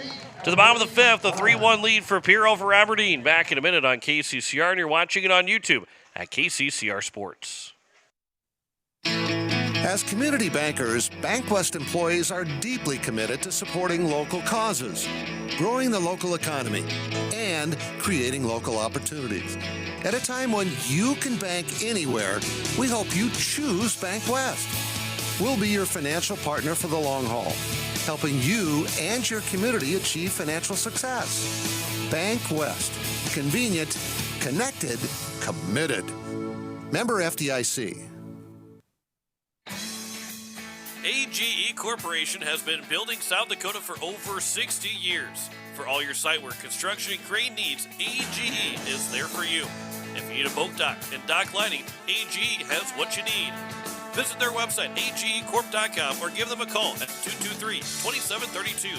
AGE Corporation, providing high-quality services without sacrificing safety. Visit agecorp.com or call 223-2732. As we welcome you back, it is the bottom of the fifth, and it is a 3-1 lead for Pierre over Aberdeen in game one of our doubleheader. And for the eights, it will be 4, 5, and 6. Will Eilers, Jackson Goodman, Bridger Babcock. Eilers the only guy to not come to the plate in that bottom of the fourth inning. As Branson Peterson continues to get loose here in this bottom of the fifth inning. Couple of World Cup scores. Bosnia-Herzegovina beat Qatar, or Qatar, however you pronounce it, 3-1. And it's more seemingly how your preference is, because I've heard the news will say Qatar, and then the announcers for the World Cup have called it Qatar. So, however it is, but they lost 3-1 to Bosnia-Herzegovina. Then Switzerland beat Canada 2-1. Then we've got Morocco and Haiti coming up later on at 5 o'clock, and Scotland and Brazil also playing. Then South Africa and South Korea at 8 o'clock, in Czechia and Mexico finish out the night. The United States will play Turkey tomorrow at 9 o'clock. First pitch will miss outside to Will Eilers for ball one. They know they're going to be playing as the Group D winner against one of any of the 5 different third-place teams.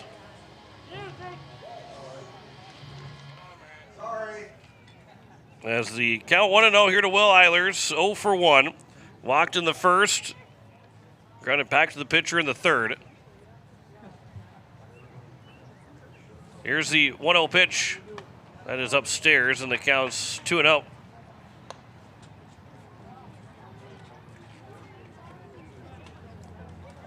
Eilers, Goodman, and Babcock here in this bottom of the fifth inning.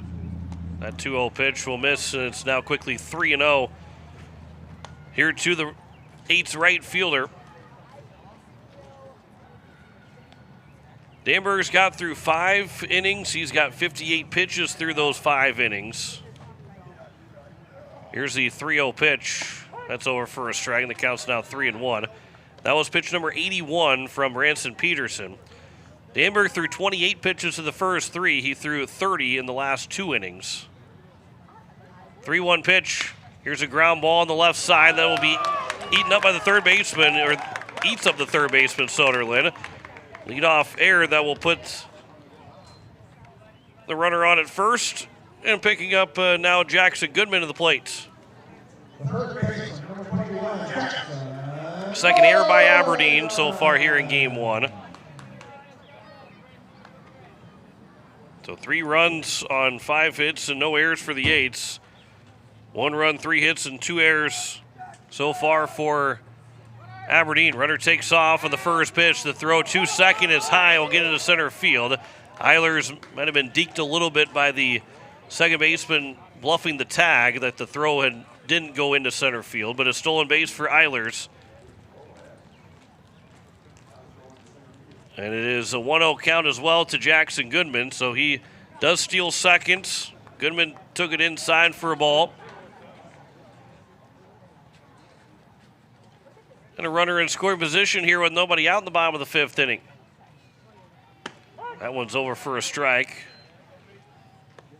1-1 count here to Goodman, who's 0 for 2. Popped out to the third base side foul territory in his first at-bat, then flew out to right center field, leading off the bottom of the fourth. That one's at the knees again to Goodman. The count's now 1-2.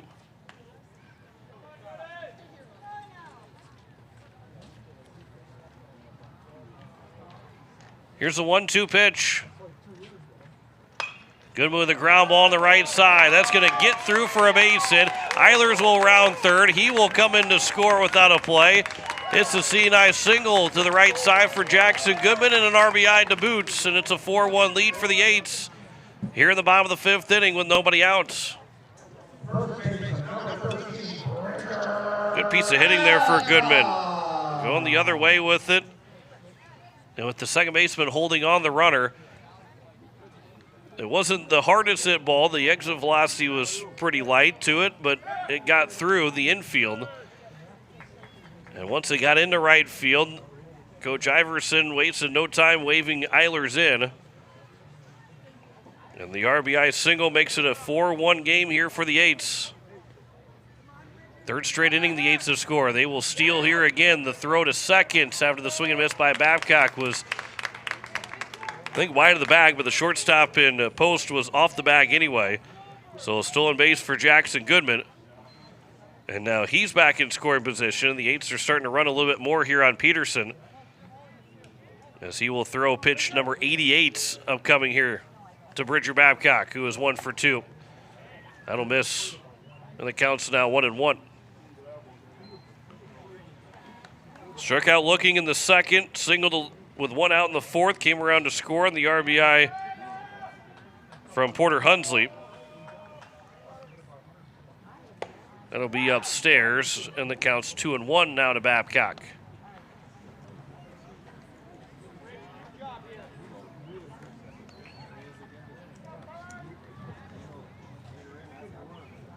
Bridger Babcock hitting a .333 with the runners in scoring position. Looking to add to his 7 RBI total. That'll be high and outside, and the count goes to now 3-1. We'll see where Coach Steinwan wants to go after Peterson is done. This is pitch number 91, so unlikely that he would get through 6 complete. Here's a 3-1 pitch. That'll miss for ball 4. And it's now first and second here with nobody out. And it's now Aiden Johnson. Wheeler Balsam is the lone guy on the bench right now. The DH in Dudenhofer, he's thrown 7 innings. Balsam's thrown 10 innings. But neither one, well, maybe a little bit of some stirring on the left side, or the left third base dugout. Aiden Johnson showing bunt on the first pitch. He'll pull it back, take it low and outside for ball 1. And outside of maybe Balsam coming into the game somewhere, but no activity in the left field bullpen kind of makes you feel like the reliever will be coming in from the game. This will hit the umpire in the mask as it was missed by the catcher. And that pitch went straight into the mask, and the count's 2-0.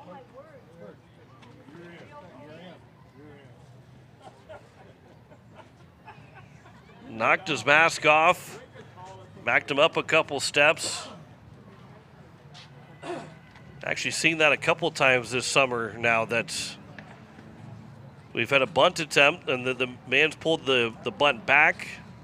The pitch was high or almost seeming like it was going to hit. This one didn't look like it was going to hit Johnson at all, but by the time that he pulled it back, the catcher had missed it.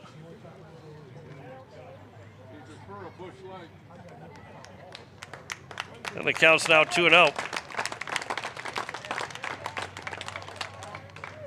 And a round of applause for home plate umpire Matt Clark as he is ready to go. Pats the catcher Levi Hoffman on the back. Obviously, there is no malicious intent for that to happen. Just doesn't feel good, though. Even if it was an accident or on purpose, still doesn't feel good. 2-0 pitch now. Johnson again showing bunt. He'll bunt this one down the first base line. Picked up at the first base with a throw to third. Is not going to be in time. Not sliding over a third was Goodman, but he was able to beat the throw. And so he is safe at third. And the bases are loaded.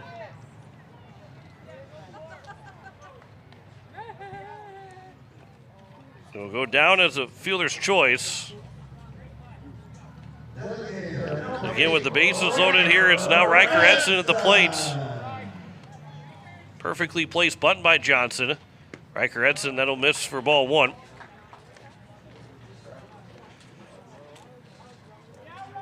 And it actually goes down as a sacrifice bunt. As here's a line shot into left field. That's down for a base hit. It'll skip away from the left fielder and roll all the way out there, and all three runs are going to come in to score. Riker Edson's rounding second. He's on his way to third. The throw coming into the shortstop, and there's no throw to third. Edson's got an RBI single and then throw on a couple in air to score two more runs and get him two more bases. And the Eights take a 7-1 lead here in the bottom of the fifth inning. All three runs will score. Edson will get credit for just one RBI, but with the other two runs scoring, he ends up at third base himself. He's now 1 for 3 in the ball game with an RBI, and the air will be charged to the left fielder in Borg, and that will take care of Branson Peterson on the mound. So we will step aside, and we will come back here after the pitching change with now Wheeler Malsom on the mound. Back in a minute on KCCR, and you're watching it on YouTube at KCCR Sports. Your mornings shouldn't start in chaos. At Pure Closets, we create custom closets, laundry rooms, mudrooms, and more designed to change how your day starts, lowering stress, lifting your mood, and helping you get out the door on time. Manufactured locally in Pierre, our solutions are built around how you live. Reclaim your time by reclaiming your space. Call Pure Closets at 605-223-5855 for a free in-home design consultation. Pure Closets, organized for life. When you're in the need for high-quality replacement auto parts, look no further than Zander Auto Parts and Machine Shop in Pierre. Zander's has been servicing the Pierre area for over 40 years. Their professional parts techs can get you the parts you need and get you back on the road. Stop by Zander Auto Parts and Machine Shop at 500 West Sioux in Pierre or call 224-9221. Zander's, your source for domestic and foreign auto parts and accessories. As we welcome you back, it is the bases loaded, or excuse me, not the bases loaded anymore. Runner on third. Riker Edson just unloaded the bases after he got the single and an RBI and then the two-base error that scored two more runs. Wheeler Malsom is now on the mound. So while I talked about that he had not been warming up in the bullpen out left, I wasn't crazy. He didn't warm up in the bullpen, so he comes into the game from the dugout straight to the mound. And there's the lone sub that comes in, and Branson Peterson now the ball game. The only other guy in the dugout is Michael Dudenhofer, who's the DH. 4 innings, 7 hits, 4 walks, 2 strikeouts, and 96 pitches for Branson Peterson. But he can't close the book until Riker Edson scores or the inning ends, as the first pitch is over for strike one. 7 runs, 4 of them earned right now for Peterson. And Porter Hunsley, who had an RBI single back at the bottom of the fourth, got a chance again to add to his RBI total. That pitch will miss inside. The count's 1-1. Wheeler Malsom through 10 innings so far. This will be his 3rd relief appearance and 5th appearance overall. 0-2 record. 17 hits, 15 runs, but only 6 of those have been earned. 7 walks, 2 strikeouts. The ERA 3.5. The whip at 2.4. Batting average against at 340 for Malsom. As it counts 2-1 here to Porter Hunsley. Next pitch on its way. Ground ball on the left side. That will score the run, and it's going to get past the shortstop and post, who is trying to backhand it. And an arrow will drive in Riker Edson to make it now 8-1. And that will officially close the book on the pitcher, Branson Peterson. Who will give up 8 runs, but only 4 of those were earned. And now it's Carter Schuffelbein to the plate. Pickoff move, and Hunsley is standing back over at first. Schuffelbein is 2 for 2. Singled in the 3rd and 4th inning. Here's the first pitch. And Schuffelbein turns on it and rips it foul. And the count's 0-1. Shufflebein does have 2 home runs so far. Both, though, are in the bottom of the first. And the first guy to come to the plate did so in back-to-back games at the Dakota Classic. 0-1 pitch. That'll come high inside, and Shufflebein backs out of the way at the last moment.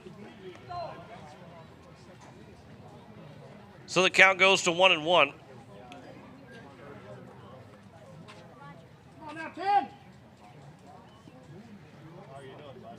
Hunsley leads away from first. Here's the 1-1 pitch. Hunsley takes off. There's a high fly ball to left field. Will it stay fair? How about a 2-run shot by Shufflebein? And it is a 10-1 lead. Third home run of the season for Carter Shufflebein. 3 for 3 in the ball game, and the Yates will lead it 10-1.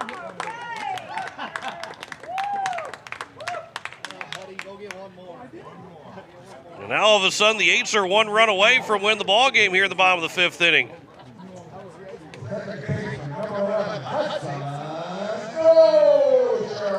So Hudson Stosher, that one, boy, that was the left fielder, and Borg turned and pretty much gave a courtesy jog for a little bit for his pitcher, Wheeler Malsum, as the first pitch will miss low for ball 1. Because that ball was crushed, and there was the only chance that it wasn't gone is if it was going to be foul. And there was, while it was closer to the foul pole, it wasn't going to go foul. Counts 2-0 now here to Hudson Stosher.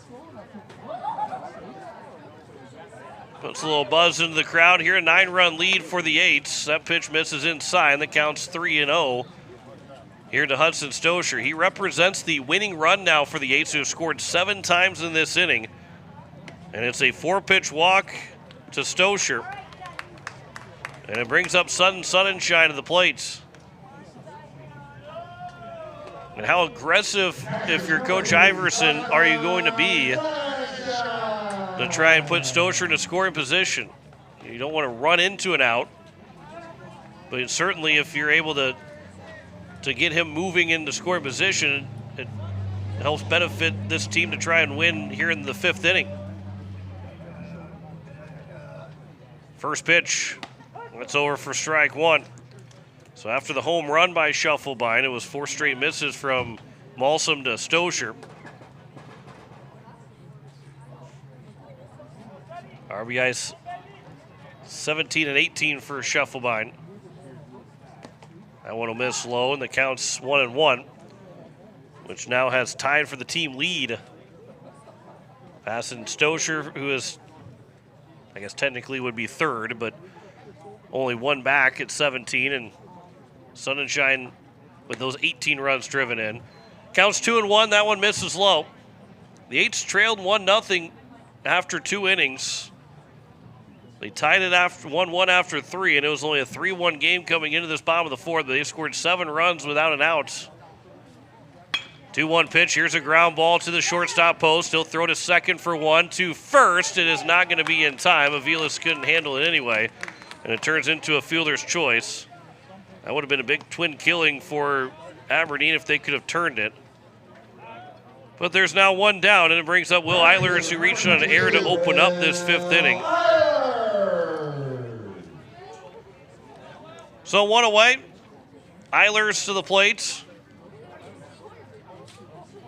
You have Hudson Schaefer running for Sutton Sunshine. Here's the first pitch to Eilers. That's over for strike 1. Again, the Yates want to pick up that run from first. Then you don't have to worry about going into that 6th inning.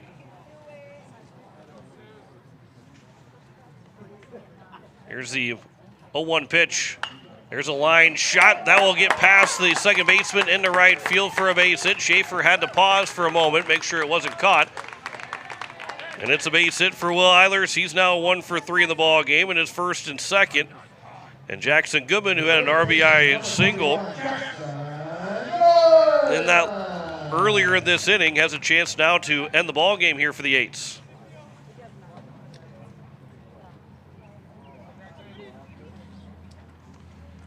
Here's the first pitch. Goodman with a ground ball on the left side. That is backhanded by the shortstop, who will throw to third to get Schaefer out for the second out. So it's a 6-5 fielder's choice, second fielder's choice of the inning. And it brings up Bridger Babcock, who again now is trying to win the ball game for the Eights.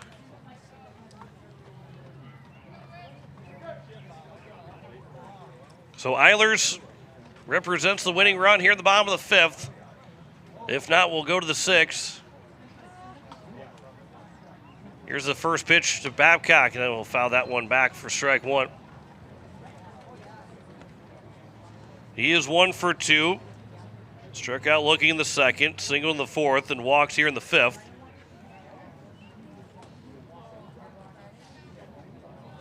Here's the 0-1 pitch. That'll be upstairs, and the count's now 1-1. Aiden Johnson, who is on deck. Whether we get to him or not, but he would be the last batter of the inning, because either the Eights will score their 10th run or will go to the sixth inning. Here's the 1-1.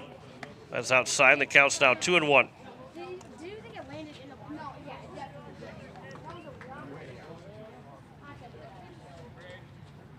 Eilers at second. Goodman at first. Here's the 2-1 instead of pickoff attempt, and diving back in safely at second is Eilers.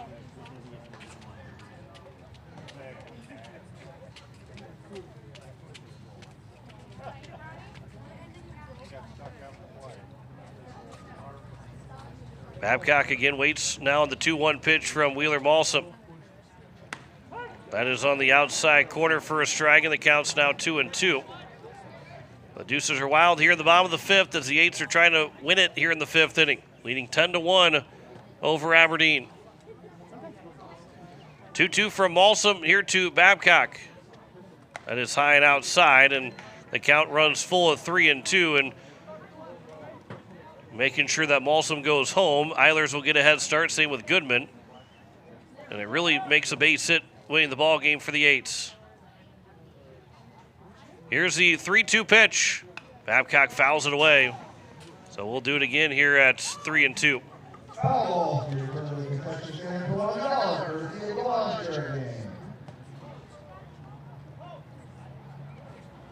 Another 3-2 pitch upcoming here from Malsum to Babcock. 3-2. Babcock with a high fly ball to right field. Eisenbeis will get over to it. He'll make the catch, and that will take us to the top of the sixth. The Eights get all the way to a 9-run lead, but unable to get that 10-run win in the fifth inning. They do score 7 runs in the inning, though. 10-1 is their score here for Pierre over Aberdeen. Back in a minute on KCCR, and you're watching it on YouTube at KCCR Sports. Did you know a well-maintained AC will last up to 40% longer? Save money and extend the life of your equipment with AirTech Heating and Cooling. From Oneida to Fort Pierre, we help homeowners and businesses slash their energy costs with high-efficiency cooling systems and precision maintenance. Don't let a dirty filter or low refrigerant drain your wallet this summer. Experience the AirTech advantage. Call AirTech today at 605-945-0160 to join our maintenance program. AirTech Heating and Cooling, locally owned, keeping the Pierre area comfortable for over 20 years. When life throws you a curveball, May Adam Law Firm in Pierre is here to help you knock it out of the park. For over 130 years, we've been providing trusted legal expertise in business, family law, criminal defense, and more. Proud sponsors of this season's baseball action, we're committed to serving our community both on and off the field. Need legal advice? Step up to the plate with May Adam Law Firm. Visit mayadam.net or call today. May Adam, South Dakota's law firm since 1881. It is the top of the sixth, and the Eights lead at 10-1 on the American Family Insurance Brittany Shufflebine scoreboard. Will Danberg, after that long inning, will throw his 59th pitch, only his 59th pitch of the ball game here in the top of the sixth. In that last inning, 7 runs scored on just 4 hits. There were 3 errors from Aberdeen and 2 runners left on base. The Eights had 12 guys come to the plates. So it will be Aiden Johnson, Riker Edson, and Porter Hunsley in that bottom of the sixth inning. Again, if Will Danberg is able to get a 0, the Eights will have a chance to win it with just 1 run in that 6th inning. They've scored a run in the 3rd, 4th, and 5th inning now. 1 in the third. They got a little bit better in the fourth with 2 runs, and then they got a 7-run fifth inning. It's also highlighted by the 2-run home run by Carter Scheffelbein, who got his third of the season. Here's the first pitch to Carson Borg, 2, 3, and 4. And then that one will hit the umpire again. That one was missed by Sun and Shine after it nearly hit Borg, and our home plate umpires taking a beating and without any swings.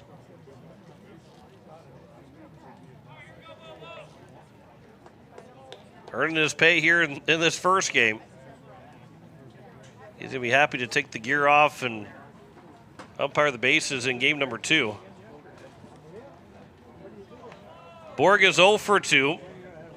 Popped out to second and then also struck out swinging. Here's a ground ball to Goodman at third. He's able to stab that over there. The throw to first, and Borg running hard down the line is just barely retired by Jackson Goodman for the first out. I don't think Goodman took that much time anyway. Borg was just that quick down the first base line. And it's now Jackson Post, who is 1 for 2. He singled the lead off the top of the fourth, and that's the first time the leadoff man has been retired since the top of the first inning. So Jackson Post, who's 1 for 2. He'll wait on the first pitch here from Danberg. That will bounce in for ball 1. Here at the top of the 6th, game 1 of our doubleheader.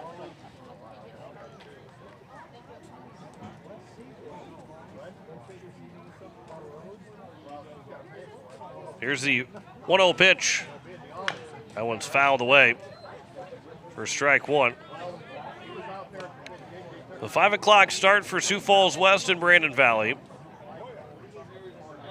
Look to see where that Yankton start time is. Looking like a 7 o'clock Central Time start against Rapid City Post 320. Here's a line shot. Diving as Johnson can't make the catch. It will go all the way out to the wall. That was a sinking liner and a hard hit ball by Jackson Post, who will jog into second. He's going to stand up double. He's now 2 for 3.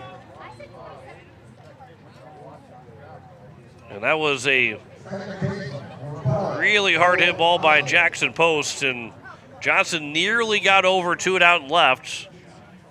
Have to dive across his body for it. And now it's Joe Cogley, who's 1 for 2 with a double.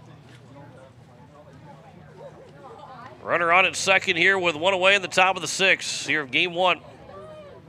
That one's over for strike 1 here to Cogley. And Pierre had the opportunity in that bottom of the 5th inning. He had the 10-1 lead with nobody out and got the next, everybody, as here's a ground ball to the right side. Stoscher will cut it off, and there's going to be nowhere for him to throw.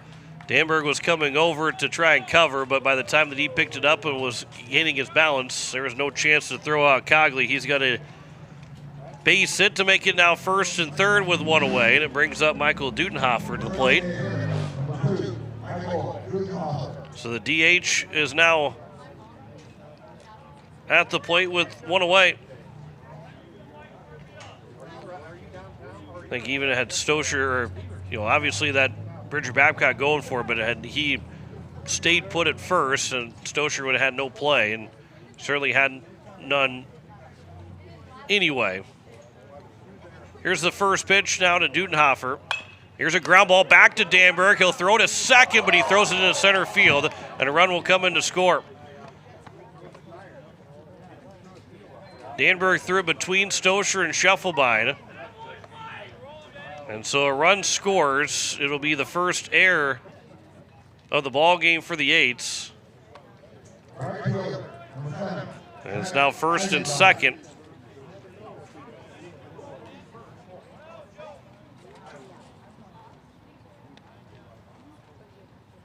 And E1 makes it 1st and 2nd with 1 away. There's a swing and a miss for strike 1 to Bennett Eisenbeis.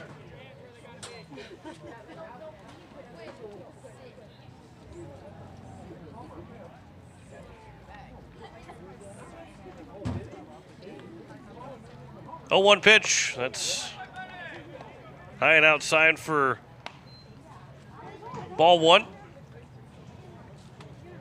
So now 10-2 is our score. So the Eights in the bottom of the sixth would have to score 2 runs to try and end the ball game. And they're still also looking for the next 5 outs on top of it all to still win this game regardless of a run rule or not. That'll miss upstairs, and the count's 2-1. Had a chance for that double play, but again, Danberg saw both Shufflebine and Stosher and threw it between both of them and ended up missing both guys and going into center field. Here's a 2-1 pitch. That'll bounce in. Good block there by Sonnenschein, and the count now runs to 3-1.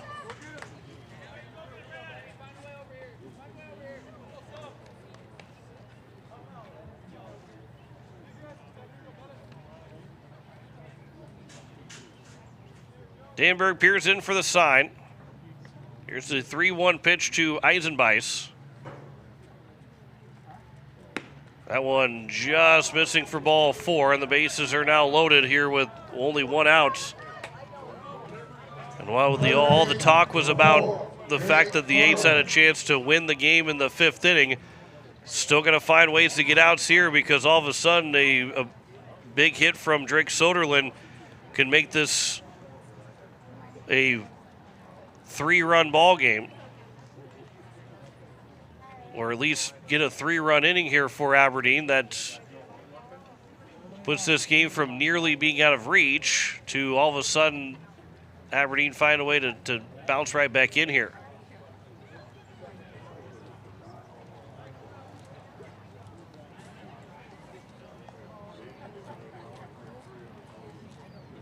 Coach Live talking with the entire infield right now. And so Danberg, after the mound visit, he can work from the windup with the bases loaded.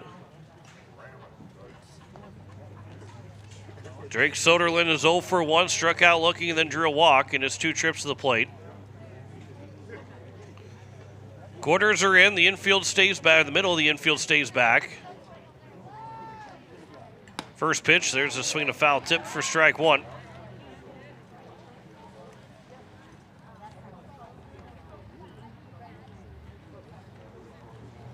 Looking for a ground ball. Here's the 0-1 pitch to Danberg. That one will get away from Sonnenschein. The runner started to go. Now everybody's cut back where they are and have to go back to second. And by the time that's Danberg had caught the flip from Sonnenschein, Dudenhofer, who was at second, was able to scamper his way back because he was on his way to third, thinking that Cogley was trying to score because Cogley was starting to take off for home.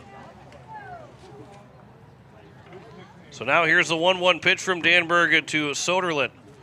The bases loaded and 1 out here in the top of the 6th inning. Ground ball to Goodman. That will get past him into left field for a base hit. 1 run will score. The second run will try and score. The throw to the plate. Sonnenschein puts the tag on him, and they got him out at home. What a throw from Aiden Johnson on the money to Sonnenschein, who was able to put the tag down. 1 run does score. It's now 1st and 3rd. An RBI single for Drake Soderlund. But Dudenhofer is thrown out from left field. And there's now 2 away. Soderlund gets the RBI. And it's 10-3. And Deshaun Rivera to the plate. He's 0 for 2, ground out to the shortstop, and also struck out swinging. That one's fouled back for strike 1.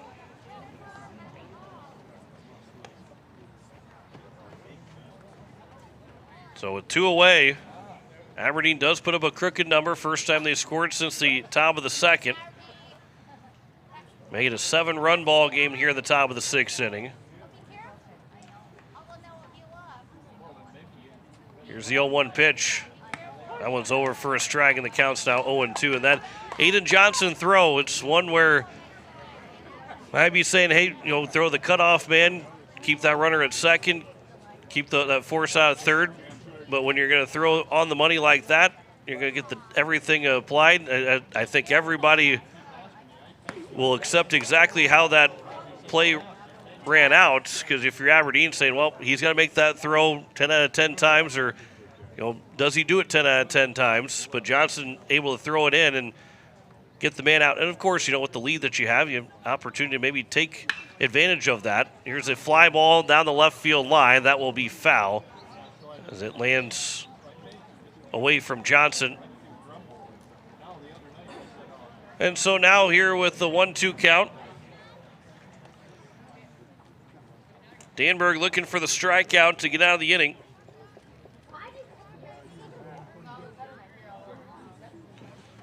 Five so far in the ball game for Danberg. He'll come set from the stretch. Here's the 1-2 pitch. That'll bounce in. Sunshine just to his right is able to block it up. Evens the count at 2 balls and 2 strikes here to Rivera.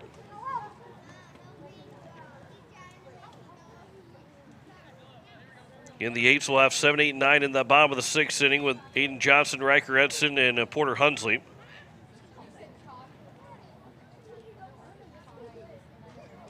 Here's the 2-2. Line shot, base hit in the left field. Makes it now a 10-4 ball game. And it's first and second here with 2 away. Back-to-back RBI singles for the Smittys. And brings up Levi Hoffman. No activity out in the right field bullpen right now for Post 8.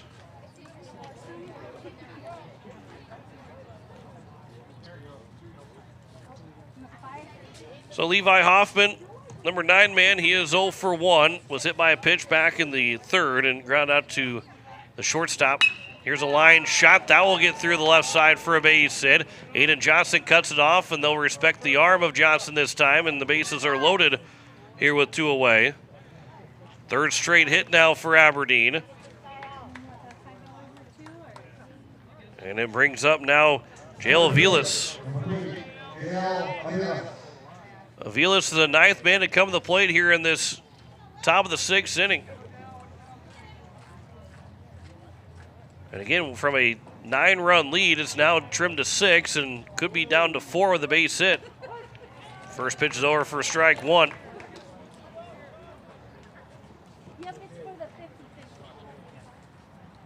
Danberg had thrown just 58 pitches through 5 innings. Here's the 0-1 pitch. That is going to get away from Sunshine, and a run's going to come in to score to make it now a 10-5 game. And Aberdeen, all of a sudden, a base hit. Things kind of go right back where they were. It was a 3-1 lead going in the bottom of the 5th inning. Won't necessarily get right back to where it was with a 2-run advantage, but Aberdeen certainly made this more of a ball game here in this inning and made this much closer here in the top of the 6th inning with a base hit. That one's high and outside, and the count's 2-1. Danberg's now up to 84 pitches. So after throwing 58 through 5, he's closing in on 30 pitches alone this inning. Here's the 2-1 pitch. Ground ball up the middle. Shufflebein will field that short. His throw to first, so that will end the inning. And the 8s get out of it, but give up 4 runs in the inning with a total of 5 hits, 1 error, and 2 men left on base. We head to the bottom of the 6th. It is a 10-5 lead for Pierre over Aberdeen. Back in a minute on KCCR, and you're watching it on YouTube at KCCR Sports. Building a home. It's the biggest investment most of us make in a lifetime. Not to mention it's a decision that, well, you pretty much live with day and night. The quality of the workmanship stares back at you like a reflection. It also affects the value of your investment. Choosing the right contractor is critical. Kruger Contracting is that contractor. Call 222-2523. Quality workmanship and materials completed on time. Kruger Contracting. In a word, quality. Call 222-2523. Capital City Ford, Lincoln, and Toyota in Pierre is proud to sponsor today's game. Whether you're in the market for a brand new Ford, Lincoln, or Toyota, or a quality pre-owned vehicle, Our team is here to get you back on the road in style. From tough trucks to family SUVs, we've got the selection you need and the hometown service you deserve. Browse online anytime at CapitalCityFordToyota.com. Capital City Ford, Lincoln, and Toyota, where community drives us forward. It is the bottom of the 6th, and the 8s now lead it 10-5 with American Family Insurance. Brittany Shufflebein scoreboard. And they will have to try and get to, they don't necessarily have to score more runs here in this bottom of the 6th inning, but certainly would like to stop the momentum that Aberdeen is on right now with that 4-run top of the 6th inning. That made it, again, it was a 10-1 game with nobody out in the bottom of the 5th inning. The 8s got a walk and then turned into a fielder's choice, followed by another fielder's choice. Followed by a base hit, then another fielder's choice. And so they had first and second with 2 outs. They actually had first and second with 1 out. And it turned into, end up being the 8s unable to get that run to make it a 10-run lead. Johnson swings to the first pitch and skies this one out of play on the left side. He doubled back in that 4th inning. And the sacrifice bunt that ended up reaching on. Here's the 0-1 pitch to him. That'll miss low. So he is 1 for 2 in this ball game. He came in to score in that 5th. The first 7 guys of that inning all reached and then all scored.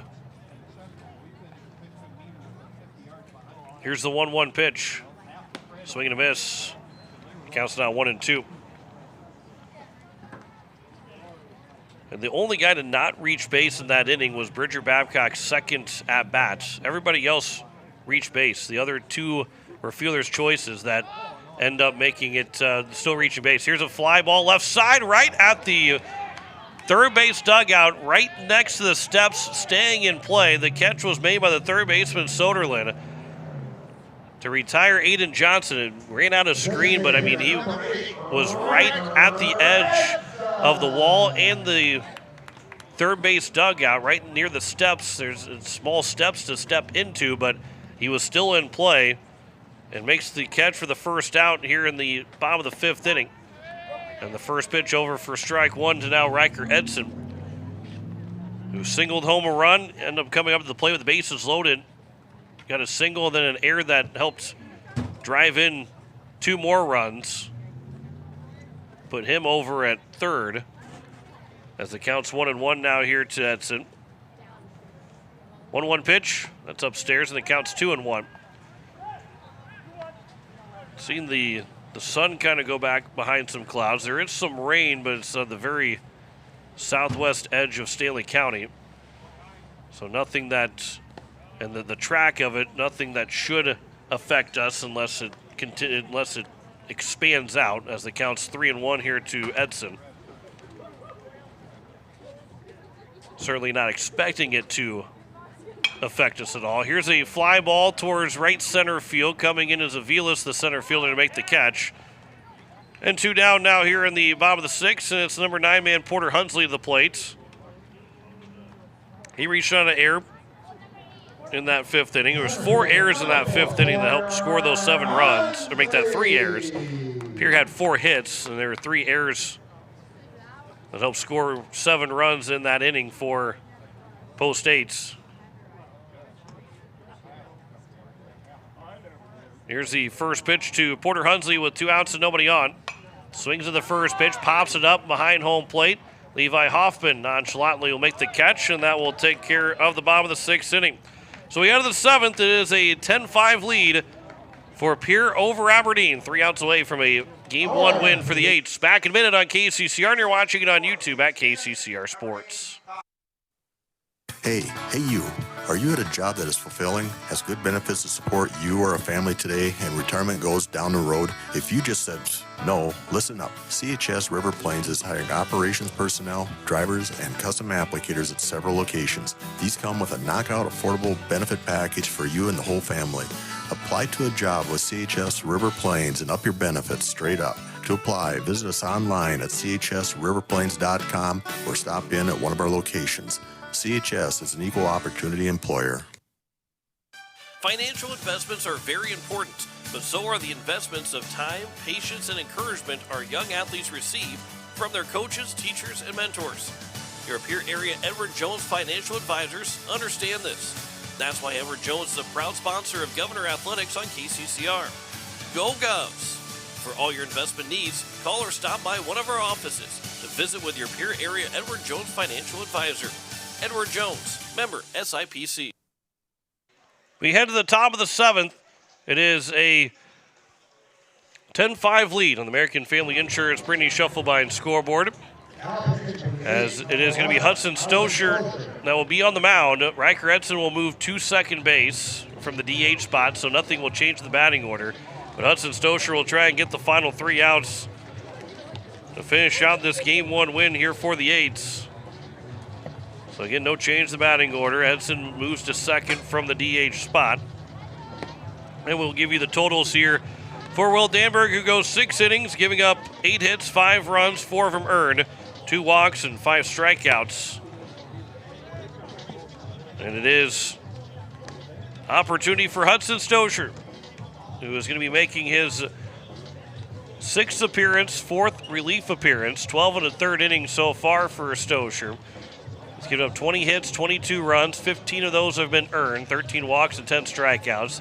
The ERA at 8.51, the whip at 2.68, batting average against at 357 for Stosher, and he will deal with 2, 3, and 4. Carson Borg, Jackson Post, and Joe Cogley. So here in the top of the 7th of Game 1 of our doubleheader, the first pitch here to Borg will go upstairs for ball 1. 85 pitches for Danberg to finish out his outing. And regardless, he was going to be available for Tuesday. Everybody will be available for Tuesday, the next time the Eights play. Mitchell and Huron are the 2 opponents next week. Those 4 games, all here at home and on KCCR and on YouTube at KCCR Sports. 1-1 pitch is upstairs, and the count's 2-1. Here to Carson Borg. 0 for 3 so far. Popped out to second, struck out swinging, and also ground out to third. There's a swing and a miss, and the count's 2-2.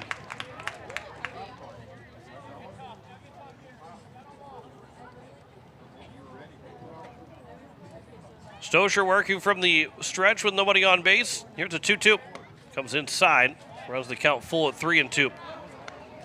See who the Game 2 starter is coming up once we get through Game 1. Might see Bridger Babcock be that starter.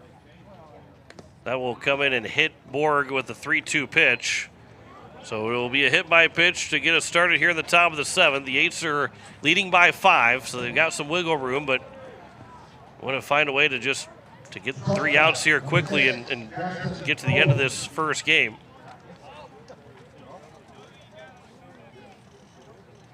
As we've hit the 2-hour mark of Game 1.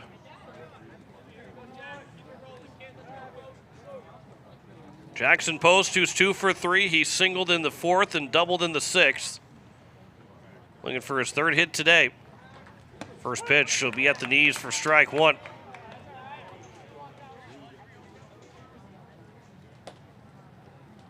And Porter Hunsley, I believe, is available as well after throwing on Monday.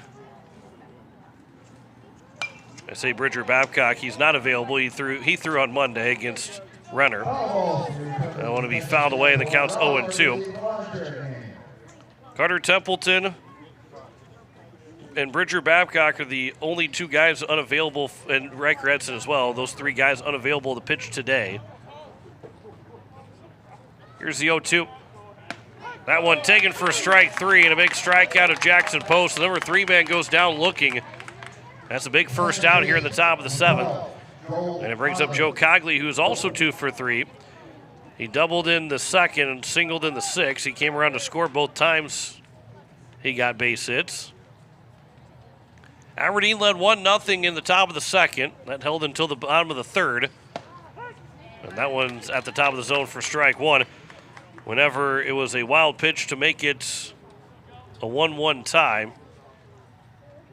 Then an RBI single for Porter Hunsley made it 2-1. Another wild pitch made it a 3-1 game. That one will be off the glove of Sun and Shine. The runner will end up at second. The pitch was high.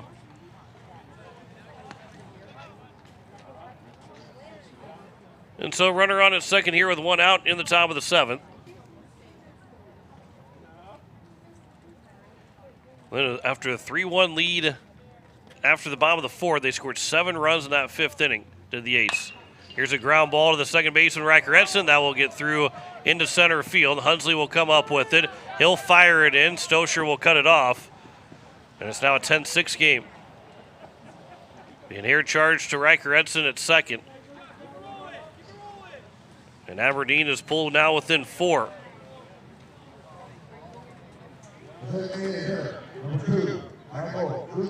So Michael Dudenhofer now to the plate. He is 1 for 3. Single in the second. Reached on an error in the 6th inning. Here's the first pitch. That'll miss low for ball 1.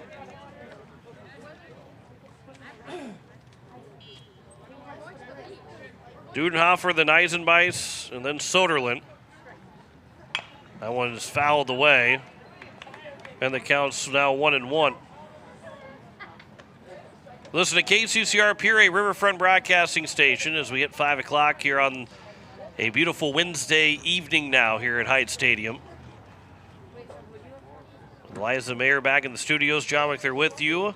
10-6 is our score here in the top of the 7th. This is popped up into shallow center field. Carter Schuffelbein backing up. He'll make the catch, and the A's now an out away from picking up a Game 1 win. As Dudenhofer is retired and brings up Bennett Eisenbeis. Hit a sac fly RBI that got Aberdeen the 1-0 lead in that top of the second. Branson Peterson with the first 4 innings, giving up 7 hits, 8 runs, 4 of them earned, 4 walks and 2 strikeouts. First pitch to Eisenbeis, that's over for strike 1. He is 0 for 1 though, that sac fly, and then a strikeout looking, and then drew a walk in the 6th. He did come in to score in that 6th inning. Here's the 0-1 pitch. That one's outside, and the count's now 1-1.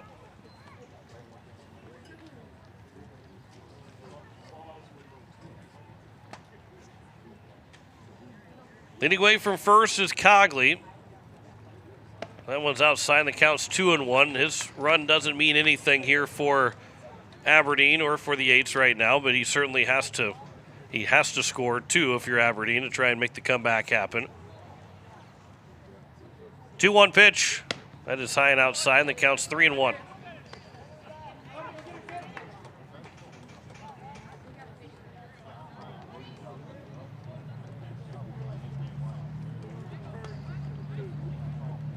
Here's a 3-1. Swing and a miss, and the count's full at 3-2.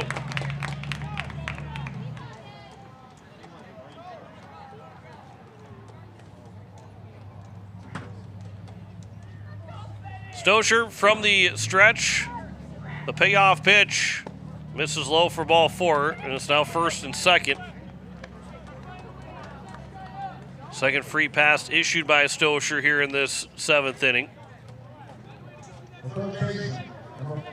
And it's now Drake Soderlund, who is 1 for 2. He RBI single in the 6th inning. Struck out looking back in that second. Here's the first pitch, high and inside for ball 1. Tying run is moved to the on-deck circle, or will, whenever Rivera steps to the on-deck circle, coming out of the dugout. The 1-0 pitch. That'll bounce in. Blocked there by Sun and Shine. Now he's got the man caught between second and third. The throw to third. They got him out. No, he's safe. They say he swam around the tag.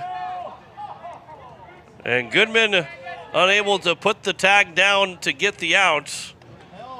And so now it's first and third with a 2-0 count. Here to Drake Soderlund. And Aberdeen almost ran their way into that final out, but the slide by Cogley just gets around the tag with Goodman. And that one's over for a strike to make it now 2-1.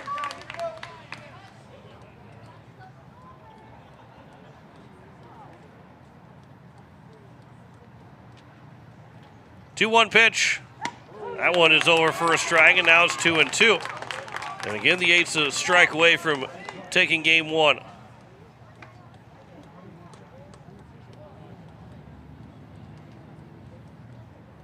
Here's a 2-2. That'll miss low. And the count's now 3-2.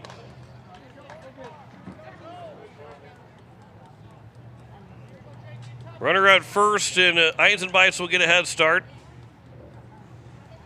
The 3-2 pitch. Swing and a miss for strike three and roll Eights in game one, as they'll take it 10-6 over Aberdeen. One run does score in the inning without a base hit, an error, and 2 men left on base. It is a 10-6 win for Pierre in game one over Aberdeen. Back in 2 minutes to wrap up our first game, as you're listening to Post-State Baseball on KCCR, and you're watching it on YouTube at KCCR Sports. Step up to the plate with Kathy Sunshine Properties in Pierre, your go-to for buying, selling, and finding your perfect home. Whether you're looking for a cozy cottage or a spacious family home, Kathy Sunshine Properties has you covered. We're committed to helping you make your next big move, on the field or in your life. Ready to find your dream home? Call Kathy Sunshine Properties at 605-224-5588. Your home run in real estate. No one likes to have electrical problems, but when they happen, call Todd's Electric at 223-2518. With over 28 years of experience, Todd's Electric can handle any type of electrical problem, whether it's residential, commercial, or agricultural. Their knowledgeable staff knows and understands the importance of your home, business, or ag facility and are prepared to help. Call Todd's Electric at 223-2518. That's 223-2518. Todd's Electric, serving the Pierre and Fort Pierre areas. The line to power.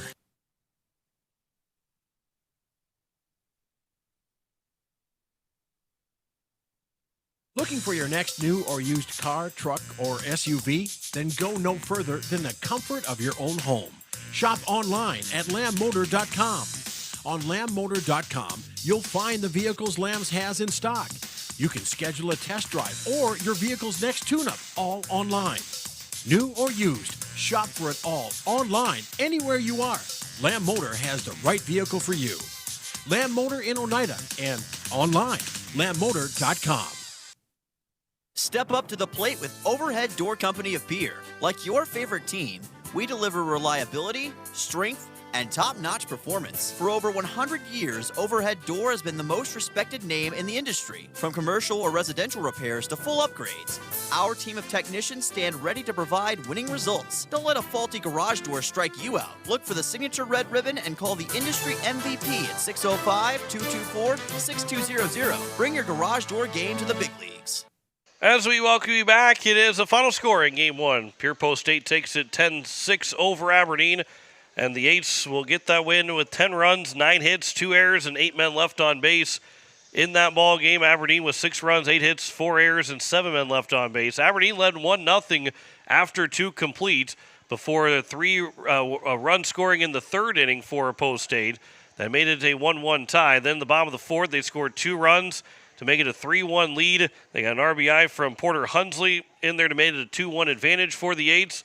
And then in the bottom of the fifth, that's when things exploded for the Eights. 7 runs scoring on their first 7 guys that came to the plate, as they were able to get that 2-run home run from Carter Shuffleby. And Jackson Goodman, along with Riker Edson, each had an RBI. And then it was in that top of the sixth, though, after it was a 10-1 game, it turned into then Aberdeen scoring 4 runs in the 6th inning, getting an RBI from Drake Soderlund, along with also Deshaun Rivera, to make it a 10-5 game, and then they score a run in the top of the 7th to make it 10-6. But that's all they could get in that first game.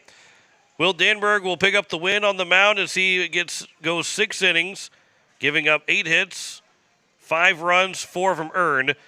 2 walks and 5 strikeouts and 85 pitches. Branson Peterson will be the man that will pick up the loss with 4 innings, giving up 7 hits, 8 runs, 4 of them earned, 4 walks, 2 strikeouts. Wheeler Malsom pitched the final 2 innings, giving up 2 hits, 2 runs, and 1 of them earned, 1 walk, and no strikeouts. Hudson Stocher throws an inning in that 7th to get the final 3 outs, 1 unearned run without a hit, a walk, and 2 strikeouts. And the Aids pick up a 10-6 win in that ball game to take Game 1 over the Aberdeen Smittys. And we'll be looking for a doubleheader sweep of Aberdeen coming up in that second game that is on the way here in just a little bit. So the Aids will take game number 1 as we are having a hard time getting that box score to roll up for us here on our stream on KCCR Sports. But it is a 10-6 win for the Aids in Game 1. They're now 9-9 in South Dakota play, and they'll be looking to try and make it a sweep and then get over 500 for the first time here in South Dakota play this season. So that will be the end of our first game. The time of the ball game, by the way, was 2 hours and 8 minutes. We're going to send things back to the station. Then we'll get you set for Game 2 coming up here in just a little bit. We'll also hear from News Director Zach Nelson. It will be the 5 o'clock news in the 5 o'clock hour, just a couple minutes behind than normal. But we'll have that coming up on the way here on KCCR for your time between games between Pierre and Aberdeen. Back in 3 minutes for News Director Zach Nelson, his local news. Back in 3 minutes here on KCCR and on YouTube at KCCR Sports. People helping people. Have you ever wondered what the benefits are of becoming a Owyhee Federal Credit Union member? At Owyhee Federal Credit Union, we reinvest profits in you. We do this in the form of lower interest rates, higher dividends, and low to no fees. So come check us out or come in at 221 East Pleasant Drive in Pierre, because at Owyhee Federal Credit Union, we treat our members like they own the place because, well, they do. Owyhee Federal Credit Union. With any dream, the wind won't always be at your back, the sun won't always be shining, and some rain is going to fall. American Family Insurance is like a good, solid roof that you can trust to protect your biggest dreams. With plans that could save you up to 23% when you bundle your home and auto. Also, you can continue to dream fearlessly, no matter what comes your way. American Family Insurance. Visit mfam.com to learn how discounts may apply to you. American Family Mutual Insurance Company, SI, and its operating companies, 6000 American Parkway, Madison, Wisconsin. Contact the Brittany Shufflebind Agency, LLC, 224-6627. Spring is the season for a fresh start, and that includes your technology.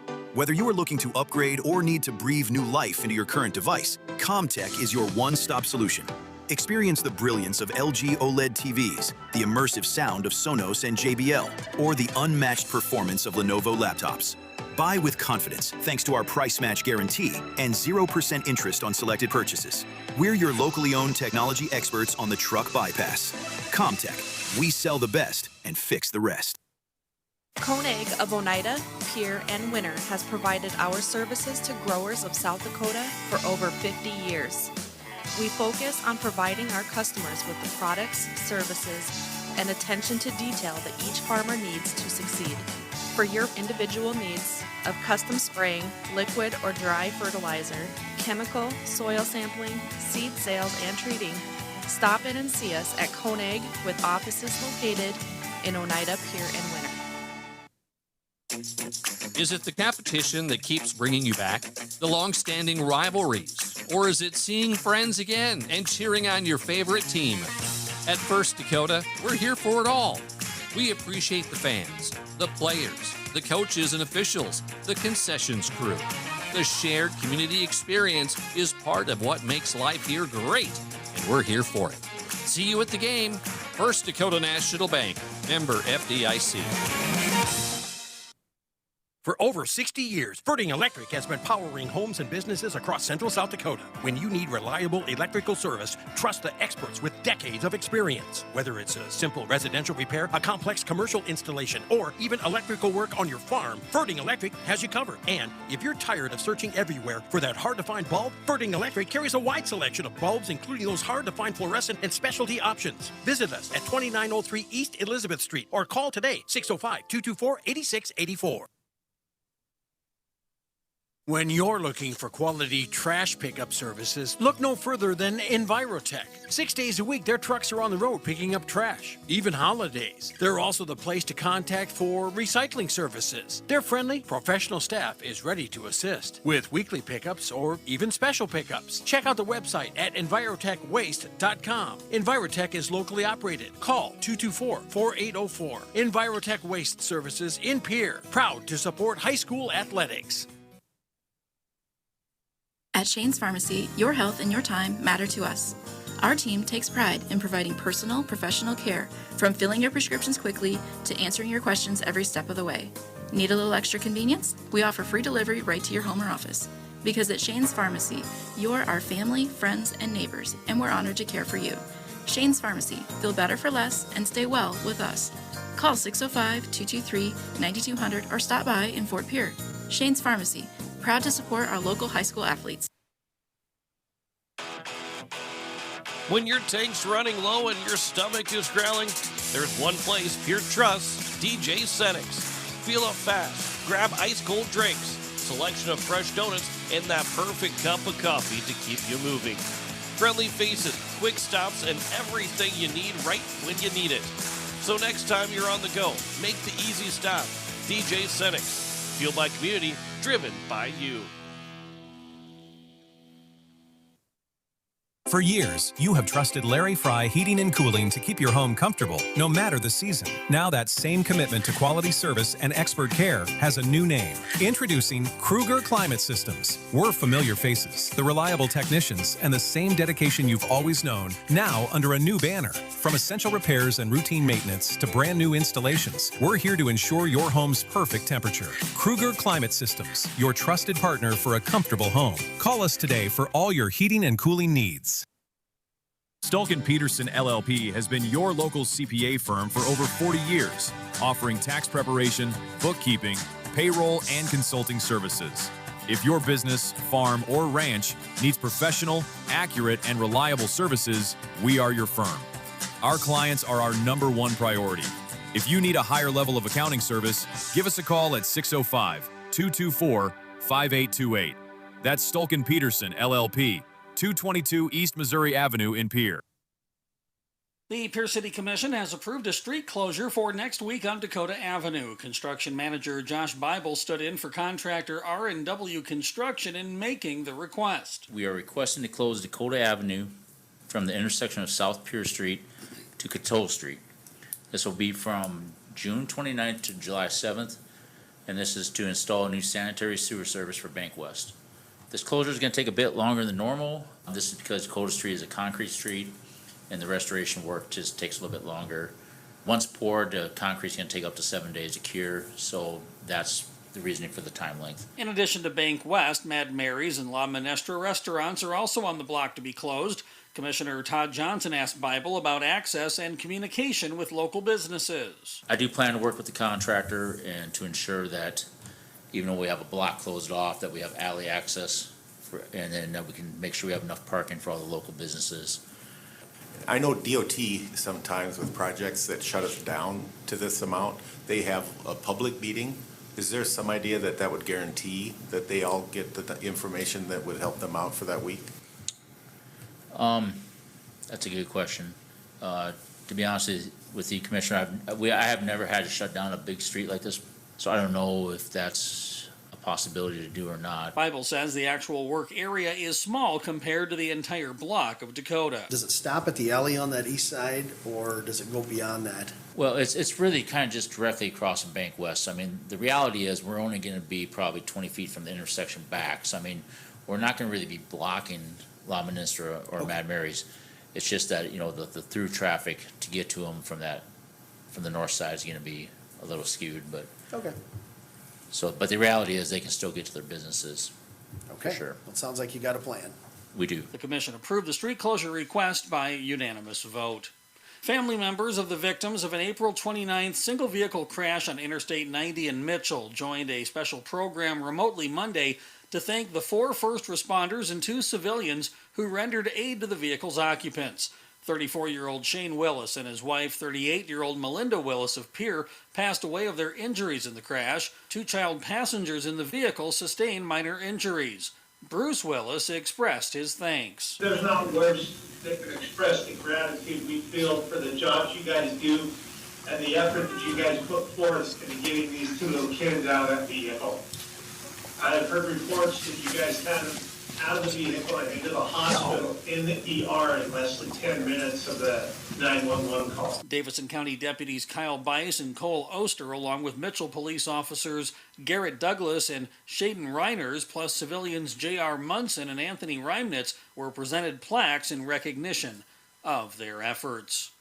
A local artist has found herself in the quarterfinals of a national art competition backed by actor Johnny Depp. Ariel Kepke now needs the public to help her move deeper into the contest. I keep creating because it's my source of hope, and I hope to provide that for more people. I want to keep continuing building my art skills and expanding who I can give my art to, and a big part of that is through this competition. If you've ever had a dream worth chasing, you'll know how meaningful it is to support someone else who's going through the same. And right now, that's all I need is I need 15 seconds of your time to log into your computer, go to my Facebook page, click the link and hit vote. It's free to vote once daily. It doesn't take any time or money, just a little bit of effort on your part. Kipke says art has been a part of her life for as long as she remembers. I loved puzzles, and for me, that translates over into art because I like doing portraits. I like seeing how people's personalities, how their face structure all tie together to make a person who they are.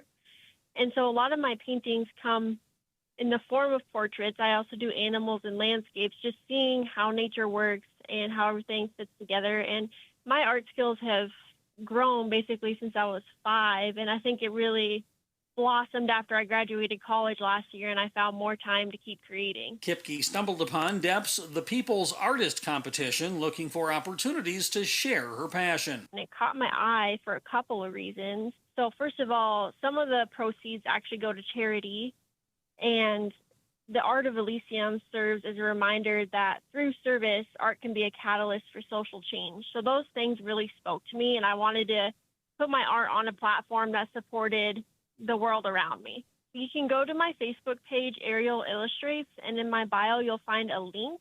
The link is peoplesartist.org/2026/Ariel-Kipke. Kipke needs to finish first in the quarterfinals by Thursday in order to move forward in the contest.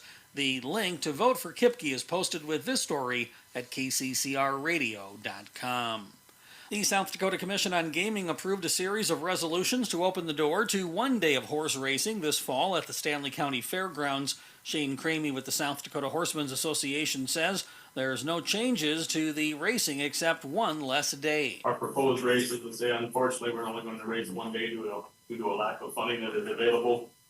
And along those same lines, the Bryn Drive Benevolent Association is committed to providing $70,000 approximately to on this 1 day of horse racing in Fort Pierre to kind of keep the light on for our industry. So we're rather committed to the race meet, and through this request, the limited funds that are available to use those incentive for purse structure.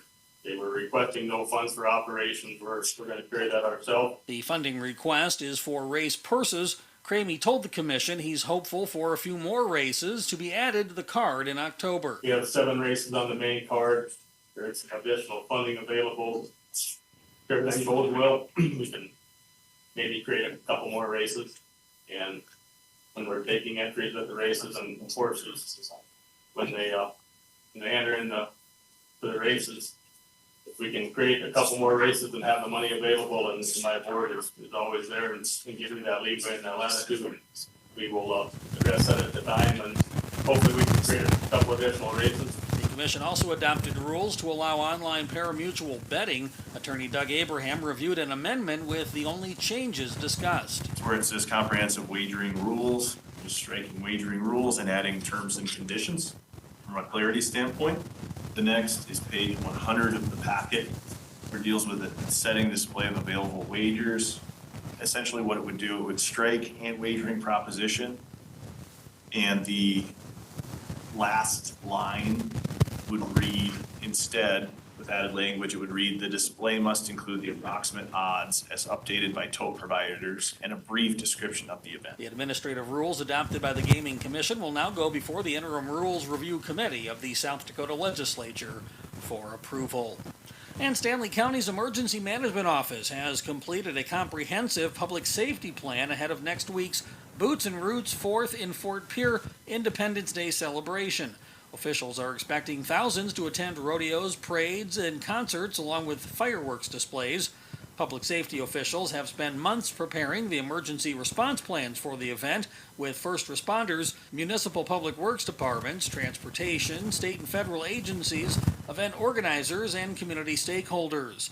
Among the highlights of the plan is the National Weather Service in Aberdeen providing an on-site meteorologist for enhanced forecast support and monitoring of severe weather. A dedicated meteorologist will monitor weather specifically for Fort Pierre from June 29th to July 2nd, with an on-site forecaster available July 3rd and 4th. Severe storm shelters, if needed during the week, are located in the Fort Pierre Expo Center and Stanley County Courthouse. With your Riverfront Broadcasting News, I'm News Director Zach Nelson reporting. News anytime online at kccrradio.com.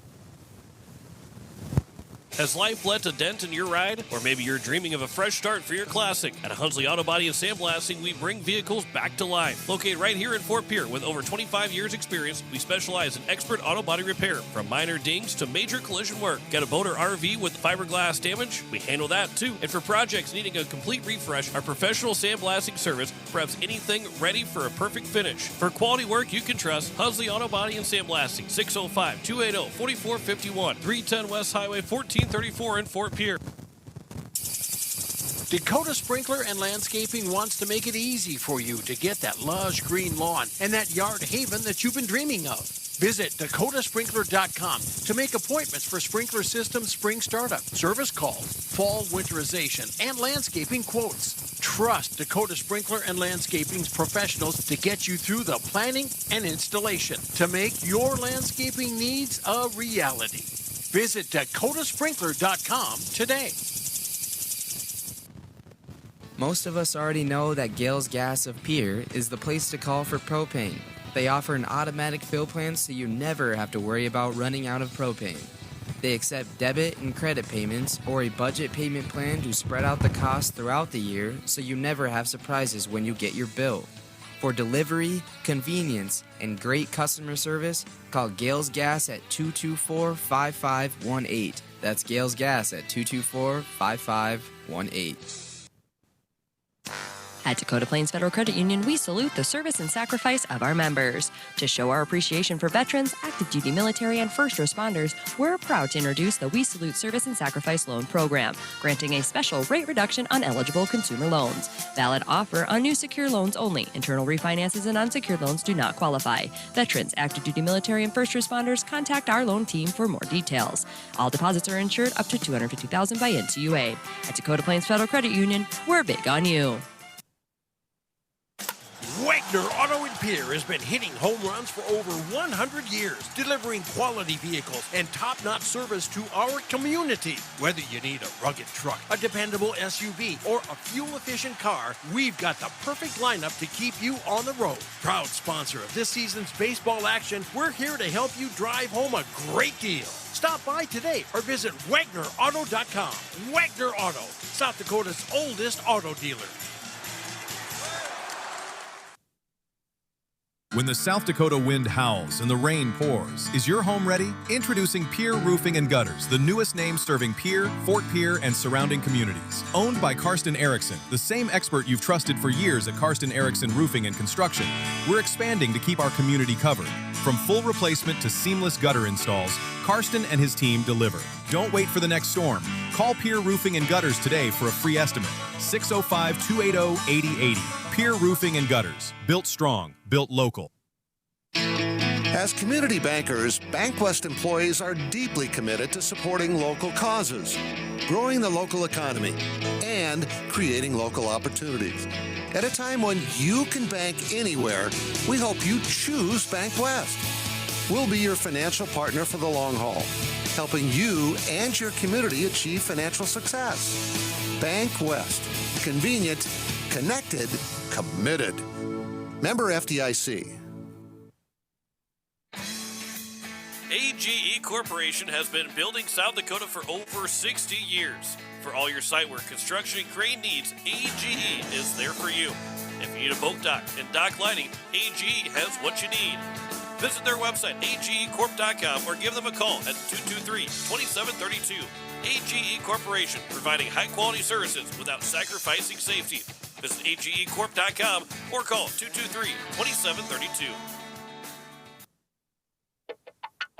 Your morning shouldn't start in chaos. At Pierre Closets, we create custom closets, laundry rooms, mudrooms, and more designed to change how your day starts, lowering stress, lifting your mood, and helping you get out the door on time. Manufactured locally in Pierre, our solutions are built around how you live. Reclaim your time by reclaiming your space. Call Pierre Closets at 605-223-5855 for free in-home design consultation. Pierre Closets, organized for life. When you're in the need for high-quality replacement auto parts, look no further than Zander Auto Parts and Machine Shop in Pierre. Zander's has been servicing the Pierre area for over 40 years. Their professional parts techs can get you the parts you need and get you back on the road. Stop by Zander Auto Parts and Machine Shop at 500 West Sioux in Pierre or call 224-9221. Zander's, your source for domestic and foreign auto parts and accessories. As we welcome you back here at Hyde Stadium, we're starting to get set for game number 2. John McClure now alongside Blake Dean as we continue to get set for this second game as the Eights be looking for a doubleheader sweep of the Aberdeen Smittys and Blake here in game 2. This will be important. You know, the first time the Eights now really can try to get over 500. They obviously had the shot to coming, on Monday, but they lost that first game. Still got within one game of 500 again. Now you can get over 500 for the first time with the win, and this is an all-important game. Aberdeen, they tried to make that comeback happen after the Eights took a 9-run lead, so they're hitting their bats are feeling good going into the second game. So Hudson Schaefer, the starting pitcher in game 2, will have to be good from the start to try and keep those bats from getting back going again in the second game. Yeah, and if he pitches as well as he did the last time he was on the mound here at Hyde Stadium, the bats will be very quiet for the Aberdeen Smitties, John. But good game for the Eights in that first one. To your point, they got out to a very large lead, 9-run lead in that bottom of the 5th with the 2-run homer by Shufflebind to make it a 9-0 game. And then, Aberdeen kind of clawed their way back in the last 2 innings and made it a competitive ball game by the end. But the Eights able to shut the door. Hudson Stosher came in through really well in that top of the 7th, to get the Eights to 500. To your point, and they've got a shot to get over 500 here in game number 2, with Hudson Schaefer on the mound and a lineup that's playing really, really good baseball right now. And of course, as Blake was alluding to, Hudson Schaefer the last time out threw a 5-inning no-hitter against Spearfish on Friday. He was available to even pitch again on Monday. That's how efficient he was in that 5-inning game against Spearfish. So now here in this second game, again, the opportunity for the Eights to get that now to go to potentially 10-9 in South Dakota play, and they're just about set to take the field. So let's take one more break. We'll come back here in 2 minutes and get you set for first pitch between Pierre and Aberdeen in game 2 of our doubleheader. Back in 2 minutes on KCCR, and you're watching it on YouTube at KCCR Sports. When the South Dakota sun is beating down, your home should be your sanctuary. But a broken air conditioner can turn your living room into a hot oven fast. Whether you need a quick repair or a full system replacement, AirTech Heating and Cooling is on the job. Our licensed technicians are available 24/7 for those unexpected emergencies. We pride ourselves on 100% customer satisfaction and quality service you can trust. Call 605-945-0160. AirTech Heating and Cooling, locally owned and keeping the Pierre area comfortable for over 20 years. When life throws you a curveball, May Adam Law Firm in Pierre is here to help you knock it out of the park.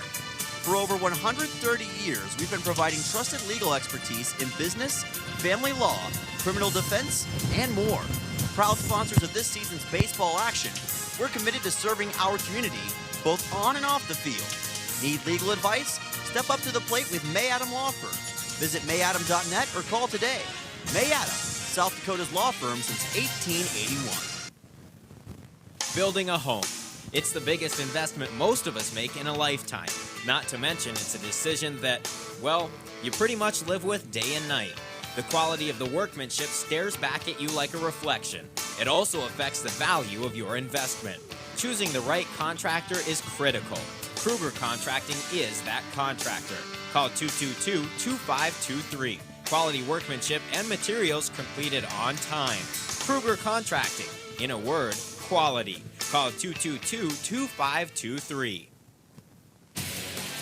Capital City Ford, Lincoln, and Toyota in Pierre is proud to sponsor today's game. Whether you're in the market for a brand new Ford, Lincoln, or Toyota, or a quality pre-owned vehicle, our team is here to get you back on the road in style. From tough trucks to family SUVs, we've got the selection you need and the hometown service you deserve. Browse online anytime at CapitalCityFordToyota.com. Capital City Ford, Lincoln, and Toyota, where community drives us forward. As we welcome you back, it is the top of the first, and Jalen Vilas will step to the plate, the lefty, to get us set for Game 2 of our doubleheader. Hudson Schaefer on the mound, the first pitch coming in. That is going to be over for strike one at 5:34 to get us started in our second game. Avilas, then Carson Borg and Jackson Post, the first three hitters. Joe Cogley, Michael Dudenhofer, and Drake Soderlin. And Levi Hoffman, Jay-Sean Rivera, and Wheeler Malsum. That pitch will miss upstairs, and the count's now 1-1. Carter Shufflebein for the Eights is playing short leading off. Hudson Stosher, the second baseman. Sunshine is the catcher. Will Eilers, the right fielder. Jackson Goodman, the third baseman. Alec Eilers, the first baseman. Riker Edson, the DH. Aiden Johnson, the left fielder. This one's flown out to the center fielder, Porter Hunsley, who is ninth in the batting order. He'll make the catch, and the leadoff man is gone to kick off the ball game. So as we go through the batting order, let's now go around the horn defensively to make sure you know where everybody is at instead of just hearing the nine guys in the batting order. Aiden Johnson is in left. Porter Hunsley just made that catch in center, and Will Eilers is in right. Jackson Goodman at third, Carter Shufflebein at short, Hudson Stosher at second. Alec Eilers is at first, Sutton Sunshine behind the plate, and Hudson Schaefer is on the mound as he'll deliver the first pitch. A swing and a miss from Carson Borg. As Schaefer, last time out through the 5-inning no-hitter, he has thrown 17 innings. This will be his fourth starts and fifth appearance overall. 2-1 record, 9 hits, 13 runs, 11 of them earned. 13 walks, 14 strikeouts. That is over for a strike down the middle, and the count's 0-2. He's got an ERA for Schaefer at 4.53, a whip at 1.29, and a batting average against at 150. As the 0-2 is outside for a ball, and the count's 1-2. And Blake, we mentioned it last Friday. If Schaefer keeps the walks down to a minimum, he's very tough to get on base against. That batting average against it now 150 as the 1-2 pitch just misses, and the count's 2-2. The guys get on base if he puts them on base. They have a hard time earning their way on base against Schaefer. Yeah, they do. And, Huddy is good at mixing as well. If he can locate his secondary pitches on top of his fastballs, that one a little bit upstairs for ball 3. But, I think if he's sound mechanically and around the zone and he has a repeatable motion when he's on the mound, he is really tough to hit, and that was the case last time he was on the mound against Spearfish. 3-2 pitch, taken for strike 3, and that is the second out of the inning for a strikeout for Schaefer. 2 down here in the top of the first, and it brings up Jackson Post, the shortstop. And 2 good at-bats for Schaefer to open things up here in the top of the first inning. Yeah, got him on the inside corner on that last pitch, and the hitter didn't necessarily love the call, but I think maybe it potentially was there was another pitch earlier in the at-bat that was close that he didn't swing at that was a ball. So I don't necessarily want to say a make-up call right away, but definitely if it's close, you got to swing with 2 strikes is the end result there, and that didn't happen. And Schaefer sits him down for out number 2. 1-0 pitch here to Jackson Post will miss low and inside. The count's 2-0. Post in game number 1, he went 2 for 4 in the ball game, single in the 4th and double in the 6th. As Aberdeen finished with 8 hits as they nearly out-hit the Eights after what seemingly was almost a 10-run rule win. That one will miss low, and the count's 3-0 here from Schaefer to Jackson Post. It was a 10-1 lead after it was a 7-run fifth inning. The Eights had an opportunity to get that 10th run at first and second with one out, unable to. It turned into a full 7-inning game and only a 4-run win for the Eights. As that one's over for a strike to make it now 3-1. Here to Jackson Post, the shortstop, with 2 outs. Nobody on here, and a 3-1 pitch to Jackson Post. Taking on the inside edge for a strike, and the count's now 3-2, and Post might have looked back to Carson Borg, thinking it was inside, and probably said, I know how you feel right now, but the count's full at 3-2. Yeah, if that inside corner is going to be there, these Aberdeen hitters are going to have to make the adjustment and swing at anything coming inside. 3-2 pitch from Schaefer. That'll miss for ball 4. And the 2-out walk puts the first base runner on here at the top of the first, and it brings up Joe Cogley, the second baseman, to the plate. And so for Cogley, he also had 2 hits in game 1. He went 2 for 4, reaching base 3 times, reached on an error in the top of the 7th. He doubled in the 2nd and came around to score the game's first run, and then singled in the 6th inning and also scored. He'll wait to the first pitch from Schaefer. First pitch swinging. There's a line shot into left field for a base hit. And it's now first and second. And unfortunately, no-hitter again for Hudson Schaefer. Although this time in the first inning, it's not nearly as bad as maybe losing it in the 5th or 6th inning. Correct. But yes, it is first and second still here with 2 outs in the top of the first. I joked way back in the day before I moved to South Dakota and really started calling baseball that my catchphrase was always going to be, and there goes a no-hitter. So it didn't matter if it was in the first inning or the 9th inning. It was always going to be, there goes a no-hitter. But I've yet to do that in South Dakota. I never really do that unless there actually is a no-hitter that's close to being being completed. First pitch swinging again here on the left side. That's a base hit. Aiden Johnson will come up with it. He gunned down a man from left field in the first game. They will hold the Jackson Post over at third. And Michael Dudenhofer's got a base hit. The bases are now loaded here with 2 outs, and it brings up Drake Soderlin. And there is the back-to-back hits, but the 2-out walk that starts all of it. And now Soderlin's got a chance to give Aberdeen an early lead here at the top of the first. Yeah, just like that, the bases are now loaded for the Smittys, and an opportunity, like you said, for them to get on the board here early. First pitch, curveball that will drop in for strike 1 to Soderlin, who in game 1 had an RBI single in the top of the 6th. He went 1 for 3 overall. The bases loaded here with 2 outs at the top of the first. Early trouble here for Hudson Schaefer after the first 2 went down quietly. That one misses upstairs, and the count is even at a ball and a strike. A little adversity here for the Eights in this top of the first, but it'd be nice to see Huddy get this last out and get the Eights back in the dugout, especially when the sticks were as hot as they were in game 1. 1-1 pitch. That one just misses low. And now ahead of the count is Soderlin.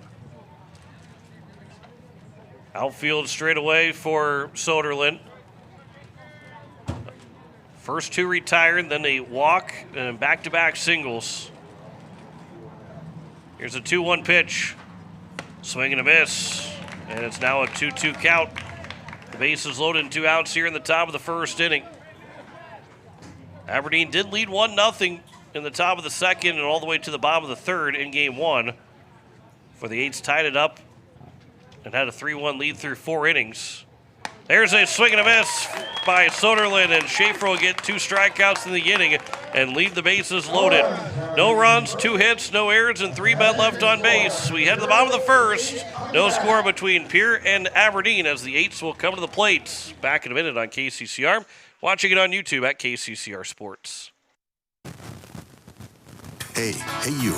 Are you at a job that is fulfilling, has good benefits to support you or a family today, and retirement goes down the road? If you just said no, listen up. CHS River Plains is hiring operations personnel, drivers, and custom applicators at several locations. These come with a knockout affordable benefit package for you and the whole family. Apply to a job with CHS River Plains and up your benefits straight up. To apply, visit us online at chsriverplains.com or stop in at one of our locations. CHS is an equal opportunity employer. Financial investments are very important, but so are the investments of time, patience, and encouragement our young athletes receive from their coaches, teachers, and mentors. Your Pierre area Edward Jones financial advisors understand this. That's why Edward Jones is a proud sponsor of Governor Athletics on KCCR. Go Govs! For all your investment needs, call or stop by one of our offices to visit with your Pierre area Edward Jones financial advisor. Edward Jones, member SIPC. Back here, bottom of the first, no score. American Family Insurance, Brittany Shufflebine scoreboard. Let's go through the lineup again here for Pierre Post State. Carter Shufflebine, the shortstop, will lead us off. Hudson Stosher, the second baseman, batting second. Sutton Sunshine, the catcher, batting third. Will Eilers, the right fielder, will bat fourth. Jackson Goodman, the third baseman, is batting fifth. Alec Eilers, the first baseman, will bat sixth. Riker Edson, the DH, batting seventh. Aiden Johnson batting eighth and playing left field. And Porter Hunsley, the center fielder, is batting ninth here for the Eights in Game 2 of our doubleheader. And they go against Bennett Eisenbeis, who will be throwing for his fourth start and fifth appearance overall. He was the team leader in innings coming in with 22 and a third innings, which was one third better than Soderlin. He is 0-3 record, 28 hits allowed, 15 runs, 6 of them earned, 10 walks, 3 strikeouts, the ERA at 1.88, the whip at 1.70, the batting average against at 298 for Bennett Eisenbeis, as he will deal with that top of the order who was dangerous in that first game. Carter Shufflebine went 3 for 3, had the 2-run home run in that bottom of the fifth inning. And it is, after the lefty finished up his warm-up tosses here in the bottom of the first, we've got a game next, doubleheader next Tuesday. Pierre takes on Mitchell with a 4 o'clock first pitch, and then Huron will be in town next week, Thursday, for the final home game of the regular season for the A's. So Post 7 will come to town on Thursday, and then that will be next week, Thursday. And that'll be the last home game, hopefully not the last time that they're playing here at home for the Eights. Last regular season home doubleheader. But hopefully they'll be home for the playoffs. Here's the first pitch to Carter Shufflebine. That will bounce in for ball 1. They've got Watertown the Monday after the 4th of July. That'll be their last road game of the regular season, the last road doubleheader. That one will miss, and it counts 2-0. Then they got the Gopher Classic Saturday and Sunday, that following weekend, or that weekend coming up after the 4th of July. And then it's on to the playoffs after that. 2-0 pitch, Shufflebine with a high fly ball to left field, but that won't test the left fielder to the wall. He'll make the catch in Borg. And a little bit of the Yankees' John Sterling call in there. A little bit of John Rooney for the Cardinals as well, getting a little bit too excited right off the bat. And brings up Hudson Stosher. You could throw Dick Bramer for the Twins in there, too. Sometimes it's a little bit fooling. A little bit, yeah. Their first pitch is over for strike 1. I guess you could also throw in every Chicago Cubs fan anytime they're watching a game. Hudson Stosher here. 0-1 count. He went 0 for 2 with 2 walks in game 1. He'll foul that one back. And the count's 0-2. See if resident Cub fan Dirk Campbell gives you a text here within the next 10 to 15 seconds. The Cubs are playing a doubleheader today. They did win against the Mets. Here's the 0-2 pitch. That'll bounce in. It counts 1-2. They won the first game. I think they're playing a doubleheader today. Yeah, they are playing a doubleheader today. They won 10-3 in the first game. They're playing the Mets? Yeah. Okay. So it's good to get a win, but it is just the Mets. 1-2 pitch is bouncing in. The count's now 2-2. I will say that it was nice to see Francisco Lindor come off the injured list today, as he is on my fantasy baseball team. So moved him off the injured list on my own and had to drop a player. That one's just foul by about 6 inches off the bat of Stosher down the left field line. That just hooked foul. I mean, that was fair for 99% of that path down the left field line, but it ends up landing just foul. So the count remains at 2-2. I think you and the Mets fans are happy to have him come off the injured list. And the Mets, I say, that it was just the Mets, but the Mets are, yes, they're in last place, but they're not that far back from still being competitive. They are, they're 11 games under 500 now. That one misses outside, and the count's 3-2. Juan Soto should be back soon, I think, too, because he was day-to-day last I saw. So Now, while you have kind of the complete opposites of how things are going. Here's a line shot, and that is caught by the pitcher, Eisenbeis. And there is 2 down. And Hudson Stosher's got to feel like, how can I buy a hit right now? Because I had probably at least a double, if not a triple. And then if that ball is anywhere right to the glove of Eisenbeis, I got a base hit right back up the middle. And I hit the ball hard twice, and the game of baseball is cruel to Hudson Stosher in that at bat. As Sunshine will come to the plate and swing at the first pitch. That one's a high fly ball down the left field line, and it will land just foul. It bounced over the wall, but it landed just foul. Sunshine nearly hit a home run, nearly had a automatic double, but instead it's just a foul ball and a long strike. Yeah, Eisenbeis is not going to overpower you from the left-hand side. Definitely a game where the 8s are going to have to maybe sit back and wait maybe about a tick longer than they normally do to commit to swinging. 0-1 pitch is a ground ball on the left side. That will get through for a base hit right through the hole for Sunshine. And a 2-out single puts the first base runner on, and it brings up the right fielder and Will Eilers. Eilers in game number 1. He went 0 for 3, 0 for 2. Or did he go 1 for... Boy, I can't even read my writing anymore, and I screwed up too. So I was starting to... My pin went everywhere on top of it all. We'll make sure we get it right. But this will be popped up, shallow center field, long run for everybody. But Aviles will get underneath it to make the catch, and that will retire the side here in the bottom of the first. No runs, a hit, no errors, and no man left on base. We head to the bottom of the top of the second. No score between Pierre and Aberdeen. Back in a minute on KCCR. Watching it on YouTube at KCCR Sports. Step up to the plate with Kathy Sunshine Properties in Pierre. Your go-to for buying, selling, and finding your perfect home. Whether you're looking for a cozy cottage or a spacious family home, Kathy Sunshine Properties has you covered.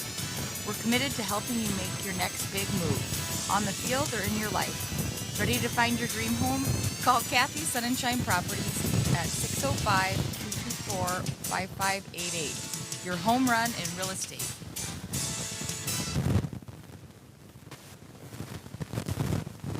No one likes to have electrical problems, but when they happen, call Todd's Electric at 223-2518. With over 28 years of experience, Todd's Electric can handle any type of electrical problem, whether it's residential, commercial, or agricultural. Their knowledgeable staff knows and understands the importance of your home, business, or ag facility and are prepared to help. Call Todd's Electric at 223-2518. That's 223-2518. Todd's Electric, serving the Pierre and Fort Pierre areas. The line to power. As we welcome you back, it is the top of the second. No score between Pierre and Aberdeen on the American Family Insurance Brittany Shufflebine scoreboard. It is 7-8-9 at Levi Hoffman, and then Jason Rivera and Wheeler Malsum. Anybody reaches base, it'll go back to the top of the order for J.L. Aviles here in this top of the second. Jowick there alongside Blake Dean as we work here in game 2 of our doubleheader. We're past the halfway point of this long stretch of the homestand that the Eights have. They had 5 doubleheaders in a row. They'll still have another 2 doubleheaders at home. But we're now into game 6 of 10 straight here at Hyde Stadium. And Pierre is trying to move to 4-1 in those games here at home after the loss on Monday to Renner before taking the second game and taking the first game here against Aberdeen, looking for the sweep as Levi Hoffman will come to the plates. Hoffman in game 1 went 1 for 2, hit by a pitch in the third. Ground out to short in the 5th and got a base hit in the 6th. Both he and Sunshine have caught every inning of this doubleheader to this point. They both are starting behind the plate in game 2 as well. So here's the first pitch from Hudson Schaefer home to Levi Hoffman. He'll swing and foul that back for strike 1. That's one of the things you got to admire about, the 2 guys that are going back there every day, knowing they're going to play both doubleheaders behind the plate. Those are 2 warriors back there in Sunshine and Hoffman. So got to tip the cap to both those guys because you're basically doing that all summer. Some days it's very humid and you're sweating up a storm back there. Other days you do get a little bit of cloud cover, which is nice, and it's not as humid, but still they're taking balls off the mask, off the chest. I mean, you really got to be durable back there, so tip of the cap to these 2 gentlemen. 0-2 pitch is upstairs for a ball, and the count's now 1-2. Yeah, this summer's been probably a little bit easier temperature-wise to be catching a doubleheader. And I say that as in it's not like it's easy to do anyway, no matter what the temperature is. But it certainly has helped that we haven't had such scorching heat to this point. That one will miss just a bit upstairs, maybe a little bit inside. And the count's 2-2 now here to Levi Hoffman. Certainly doesn't make it seem like it is just it's not an easy thing to do. It's not an easy thing to do to just catch one full game. Certainly catching back-to-back games. 2-2 pitch is a high fly ball on the left side. That will get out of play as Johnson gives it a long run, got over the fence, but we'll land out of play, and we'll do it again here at 2-2. Yep, nice battle here between Schaefer and Hoffman. Schaefer's going to actually look to get a new ball. Not sure, that one maybe was scuffed up a little bit, but didn't like the feel of it, so he's going to get a new one here and deliver this 2-2 pitch here to Hoffman as he leads off the top of the second for the Smittys. Schaefer will peer in for the sign. He's working for the stretch. Nobody on base. Here's the 2-2 pitch. That'll be upstairs, so from 0-2 now to 3-2. And the battle continues here between Schaefer and Hoffman. Schaefer looking for his third strikeout. 3-2 pitch. Swinging a fly ball that is foul, and a line shot to left field. That will kick its way into fair territory off the wall, so Aiden Johnson will have to go out to the track to pick it up. And the count remains full at 3-2. 324 down the left field and right field line here at Hyde Stadium. 383 out in left center and 378 out in right center. A beautiful day for a doubleheader and a little bit of cloud coverage here in this game. Start with the sun shining in game one. A 3-2 pitch will miss for ball four, and that'll be the second walk issued by Schaefer. And the leadoff man is on here to kick off the top of the second. It is 76 degrees right now here in Pierre.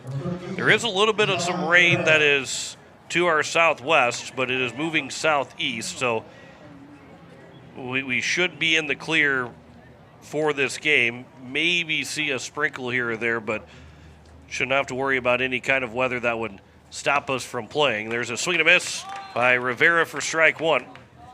Rivera in game one of our doubleheader. He went 1 for 3 on an RBI single back in the top of the sixth. And credit to Aberdeen for battling back. They scored the final 5 runs of that game and made things a little bit more interesting than what it could have been and end up with a 10-6 final score. That one is fouled at the plate and then fouled away by Rivera on the backswing. And the count's 0-2. I'm not sure I've ever seen something. I mean, I've seen somebody hit the ball twice, but not go straight down, come up, and then get fouled away on the backswing. On the backswing, yeah, that was pretty unique there. If that goes fair, is that a fair ball? I don't believe so. 0-2 pitch will come inside. The count's 1-2 because he technically hit it twice. Like you can, if it's inside the swing and you somehow hit it twice, because that's actually happened in a major league game where a guy broke his bat. And it hit the bat once, hit the bat twice, and it actually ended up coming off the bat the third time. That's right, yeah, while it was on the same swing. Yeah. That pitch will come on the inside edge for a strike, and that will be the third strikeout for Hudson Schaefer. He'll get Rivera looking, and there's one down, and it brings up Wheeler Malsum to the plate. So one away, and now Wheeler Malsum, his first chance to swing the bats. He's hitting 176. 6 of 34 so far. All of his hits are singles. 5 runs driven in. The number 9 man the batting order here for the Aberdeen Smittys here in game 2. First pitch is upstairs for ball 1. It happened in the playoffs, well, probably 12 years ago now or so. One of the Giants players got a base hit after it went off the bat 3 times. They had to really slow it down for you to see it. Here's the 1-0 pitch. That one's upstairs, maybe a little inside, and the count's 2-0. Because how the play happened, it was the Giants and the Cardinals, and I think it was Pete Kozma was the shortstop at the time. Pete Kozma. Yeah, he was much better fielding shortstop than he was a hitting shortstop. That one's fouled back, and the count's 2-1. But he went to his left, trying to go up the middle, and the ball was going to his right, and it went for a base hit. And in real time, you're going, what in the world is a major league shortstop doing going to it? Like, how do you not see that come off the bat? Well, then they slowed it down, and you could see the bat start to break. As the 2-1 pitch is missed low, the back pick to first, and diving back in safely over at first is Hoffman, as the count's now 3-1. Actually, might be a courtesy. Oh, it is Hoffman that is running for himself. Yep. So a 3-1 count, but they slowed it down and hit the bat, started to break, hit the bat again, and then as the bat kept going forward, the ball went off the end of the bat, off the top of the barrel of the bat, as that one's over for a strike to make it 3-2, and it went into left field for a base hit. Wow. Just one that I'll never forget, just because it was the slow-mo replay of it. You could see every time the ball made contact with the bat on its way to being a base hit. Here's a 3-2 pitch. Swing and a miss by Malsum. Back-to-back strikeouts for Schaefer. He's now got 4, and there's 2 down, and it brings up Jael Aviles with 2 away and a runner on at first. Aviles flew out to his counterpart in center, Porter Hunsley, to lead off the ball game. But he'll come to the plate with a runner on at first and 2 away here in the top of the second. Here's the first pitch from Schaefer. That one's off the inside out pitch to the left side for a base hit to the left field. Third hit of the ball game now for Aberdeen, and it's first and second to bring up Carson Borg. Struck out looking in his first trip to the plate. Another opportunity for Schaefer to get out of trouble, not allowing a run with runners in scoring position in back-to-back innings. Hudson Schaefer will come set from the stretch. Here's the first pitch. That'll miss low for ball 1. So Borg, who had that number 2 spot, he was 0 for 3 in game 1. Was hit by a pitch in the 7th inning. He's 0 for 1 here in game 2. Waits on the 1-0 pitch from Schaefer. That'll miss low, and the count goes to now 2-0. Hoffman's on at second. You have Aviles over at first. 2 outs here in the top of the second inning. Aberdeen trying to fill up the base paths once again here in this inning. 2-0 pitch from Schaefer. Try to check it at second. He'll deliver. That'll miss low. And now it's 3-0. On deck is Jackson Post, who drew a walk in his first trip to the plate.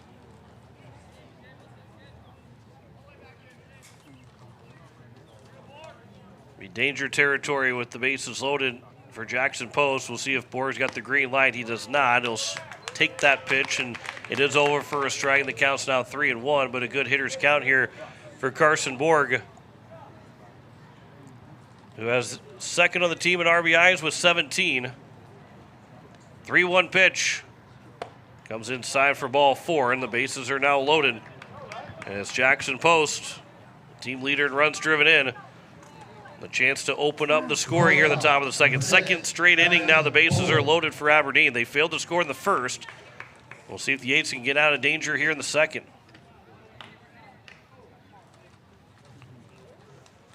Post with those 2 hits. He, again, coming in at .447, which was tops of the team.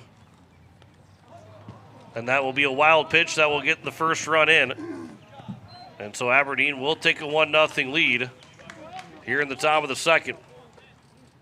Yeah, just a curveball that got away from Schaefer and away from Sunshine as well, as that one gets to the backstop and allows Hoffman to score from third to make it a 1-0 lead for the Smittys. So Post still in the opportunity to drive in a couple runs, put up a crooked number here for Aberdeen. Here's a 1-0 pitch here from Schaefer to Post. That one's over for a strike. He was the count of a ball and a strike. You're listening to KCCR Pierre, a Riverfront Broadcasting Station. 1-0 for Aberdeen here at the top of the second in game 2 of our doubleheader. Pierre won the first one 10-6 after leading 10-1, scoring 7 runs in that 5th inning. Here's the 1-1. Ground ball to the right side. Hudson Stosher will stay down on it. His throw to first will get out of the inning. 1 run will score, though, here at the top of the second on 1 hit. no errors, and 2 men left on base. We head to the bottom of the second, a 1-0 lead for Aberdeen over Pierre. Back in a minute on KCCR, and you're watching it on YouTube at KCCR Sports. Looking for your next new or used car, truck, or SUV? Then go no further than the comfort of your own home. Shop online at lambmotor.com. On lambmotor.com, you'll find the vehicles Lambs has in stock. You can schedule a test drive or your vehicle's next tune-up all online. New or used, shop for it all online anywhere you are. Lamb Motor has the right vehicle for you. Lamb Motor in Oneida and online, lambmotor.com. Step up to the plate with Overhead Door Company of Pierre. Like your favorite team, we deliver reliability, strength, and top-notch performance. For over 100 years, Overhead Door has been the most respected name in the industry. From commercial or residential repairs to full upgrades, our team of technicians stand ready to provide winning results. Don't let a faulty garage door strike you out. Look for the signature red ribbon and call the industry MVP at 605-224-6200. Bring your garage door game to the big leagues. It is the bottom of the second, and it is a 1-0 lead for the Aberdeen Smittys over Pierre Post State. John Wickler alongside Blake Dean on this Wednesday afternoon. And it will be for the 8s, 5, 6, and 7. Jackson Goodman, Alec Eilers, and Riker Edson. He might reach his base, and it'll go to Aiden Johnson. So Goodman to the plate. As he comes in game 1, he went 1 for 4 with an RBI single in that bottom of the 5th inning. What'd you say? I was talking about Jackson Goodman going 1 for 4 in the first Oh, game. good deal. Yeah. As it is here in the bottom of the second. Again, Goodman, Eilers, and Edson. He might reach his base. It'll go to Aiden Johnson. Bennett Eisenbeis, the lefty, will deliver the first pitch. And a line shot into center field. That will get down for a base hit. And Jackson Goodman will start this game 1 for 1. Good piece of hitting for Goodman to reach base to open things up on the first pitch here in the bottom of the second.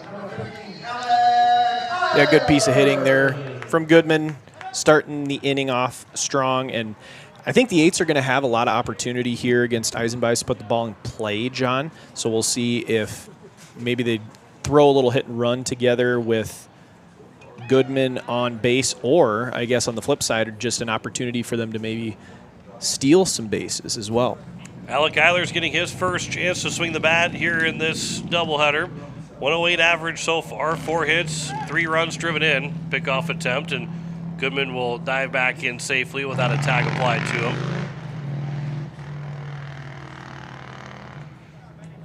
As Eisenbeis, the lefty, could have a potential of a good pickoff move. He'll pick off again, and Goodman this time standing up at first base. So far, it has been easy to read for Goodman, who's gotten a healthy lead, but has easily been back at first both times. Here's the first pitch now to Eilers. He'll foul that one away to the right side for strike 1. And you're seeing Eisenbeis throw a lot of strikes so far in this game, and that's allowed the 8s to kind of maybe dial in and try and swing at that first pitch. Yeah, 1-1 count here to Eilers. Yeah, he's been around the zone, but, things look in the kind of hittable zone for the 8s when they step in the box if the pitch is across plate. So they're being aggressive, and I like the approach so far.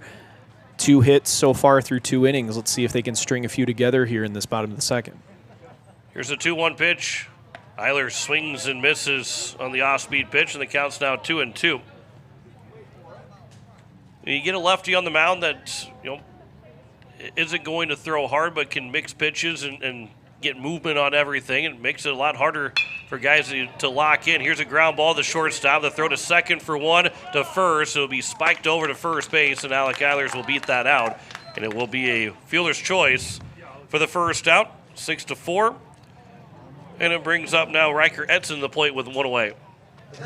Goodman did a good job there trying to break that double play up. I don't think he did anything, come up cleats high sliding or anything like that to try to break it up, but he definitely impacted the return throw to first base and allowed Eilers to get down the line. Riker Edson going the other way to the right side. This will be fielded by the second baseman, Cogley. The only play will be to first, so Eilers will move into scoring position. But there's now 2 down, and it will bring up Aiden Johnson to try and drive in the 8th first run of the ball game. Yeah, an opportunity for Johnson to drive in first run of the game for the 8s, as now Eilers is in scoring position for the 8s here with 2 outs. Johnson had a double in game 1. Here's a ground ball on the first pitch that he sees, grounded right to Jackson Post, the shortstop, who will throw to first to get the out and finish out the inning. No runs, a hit, no errors, and 1 man left on base. 2 complete here in game 2. It's a 1-0 lead for Aberdeen over Pierre. Back in a minute on KCCR, and you're watching it on YouTube at KCCR Sports. People helping people. Have you ever wondered what the benefits are of becoming a Wahi Federal Credit Union member? At a Wahi Federal Credit Union, we reinvest profits in you. We do this in the form of lower interest rates, higher dividends, and low to no fees. So come check us out or come in at 221 East Pleasant Drive in Pierre, because at a Wahi Federal Credit Union, we treat our members like they own the place because, well, they do. Wahi Federal Credit Union.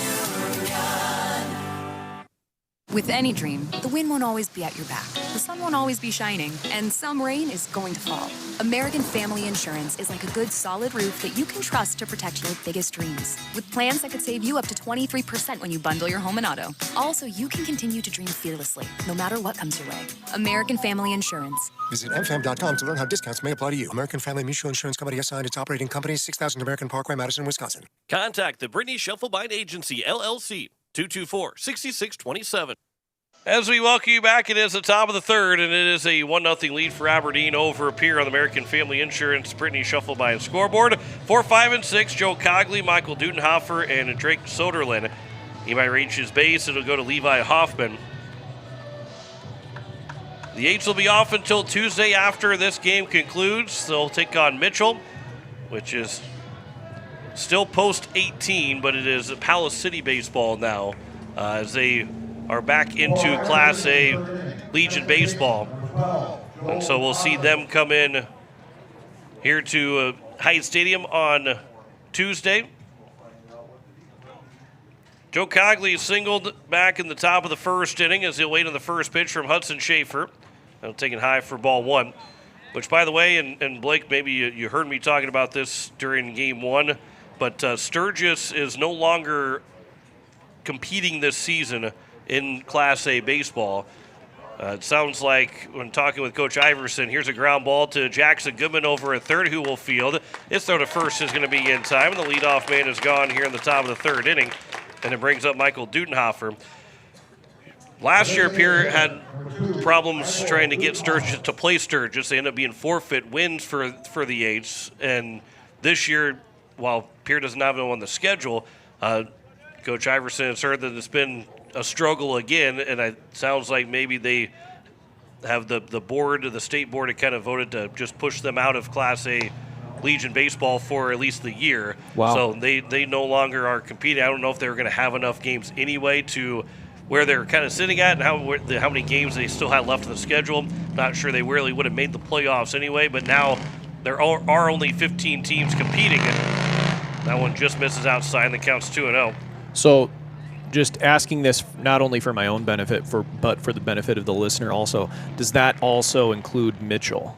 Does that 15 include Mitchell also? The 15? The 15 teams that you talked about? It does, yes. Okay. Yep. The 2-0 pitch here. That one is at the top of the zone for strike 1, yes, because if the season had ended today, Pierre would be hosting Mitchell in that best-of-3 series in the 8-9 matchup. Okay. So everybody will be in the playoffs now here for Legion baseball. This will be popped foul. That'll get out of play to the left of us.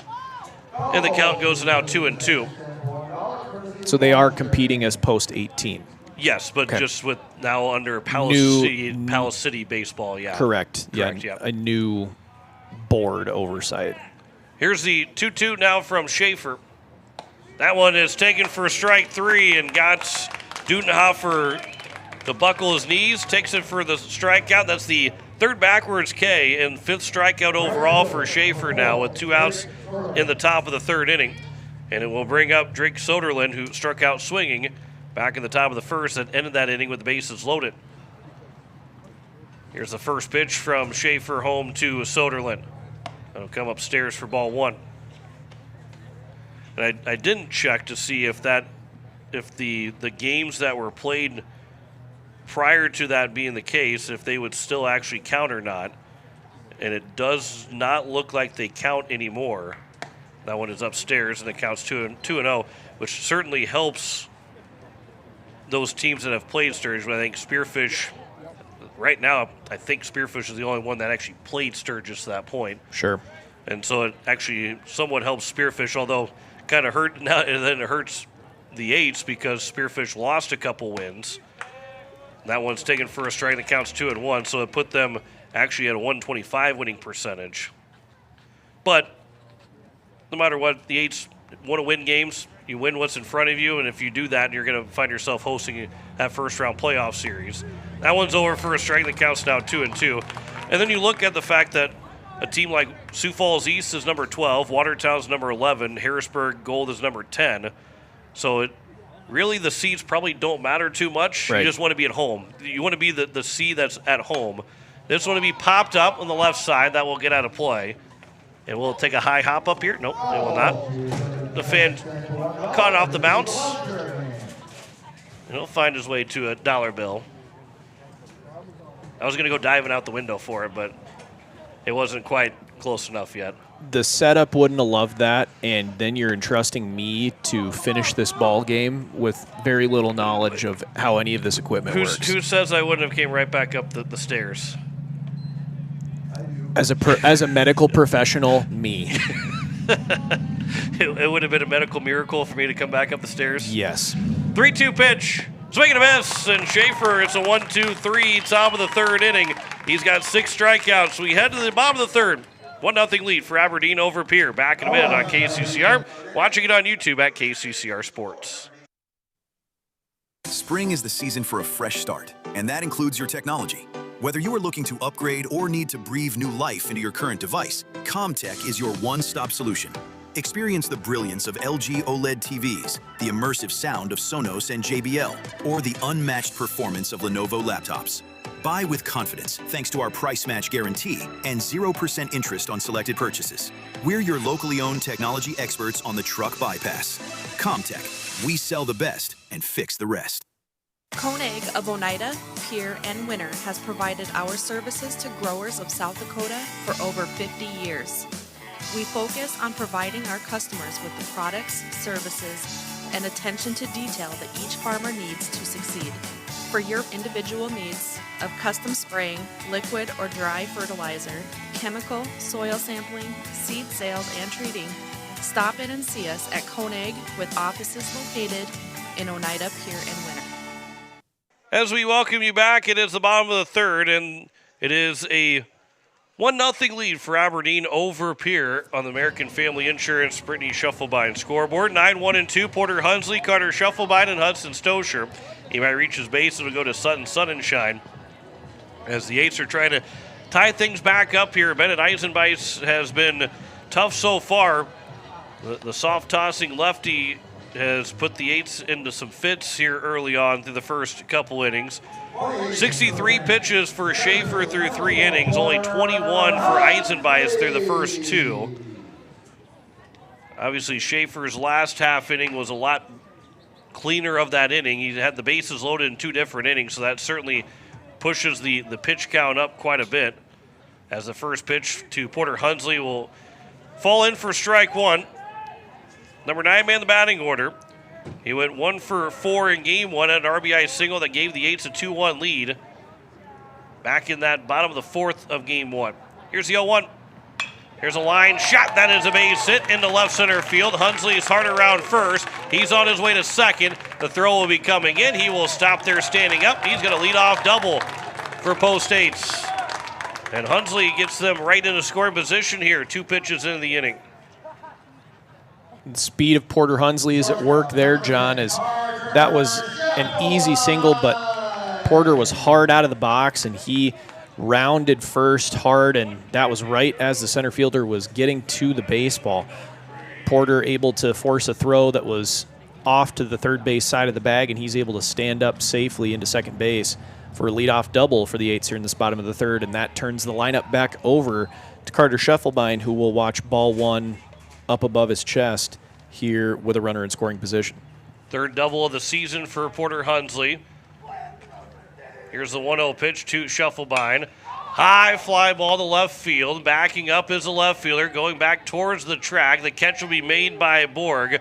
Tagging from second to third will be Hunsley.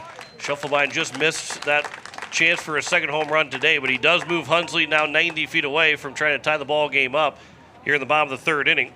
Doesn't go down as a sacrifice fly, but it does certainly help moving the runner, now needing just a fly ball to the outfield, something through the infield to get Hunsley to score. And with the infield back in the middle, a ground ball to the second baseman or the shortstop can score Hunsley.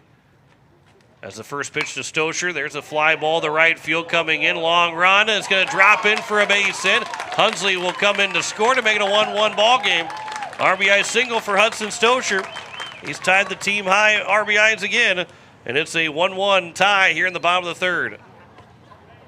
A good job bat to ball skills there by Stoscher, going to right field, going with the pitch, and just fell right in front of the right fielder who was crashing hard to try to make the catch for out number 2. He's unable to do so.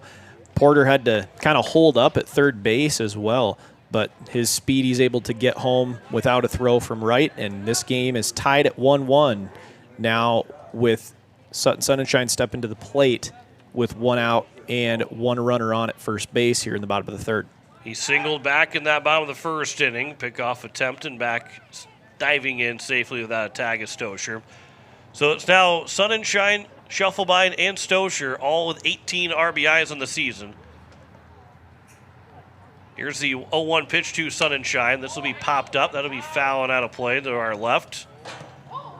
And the count goes to now 1-1.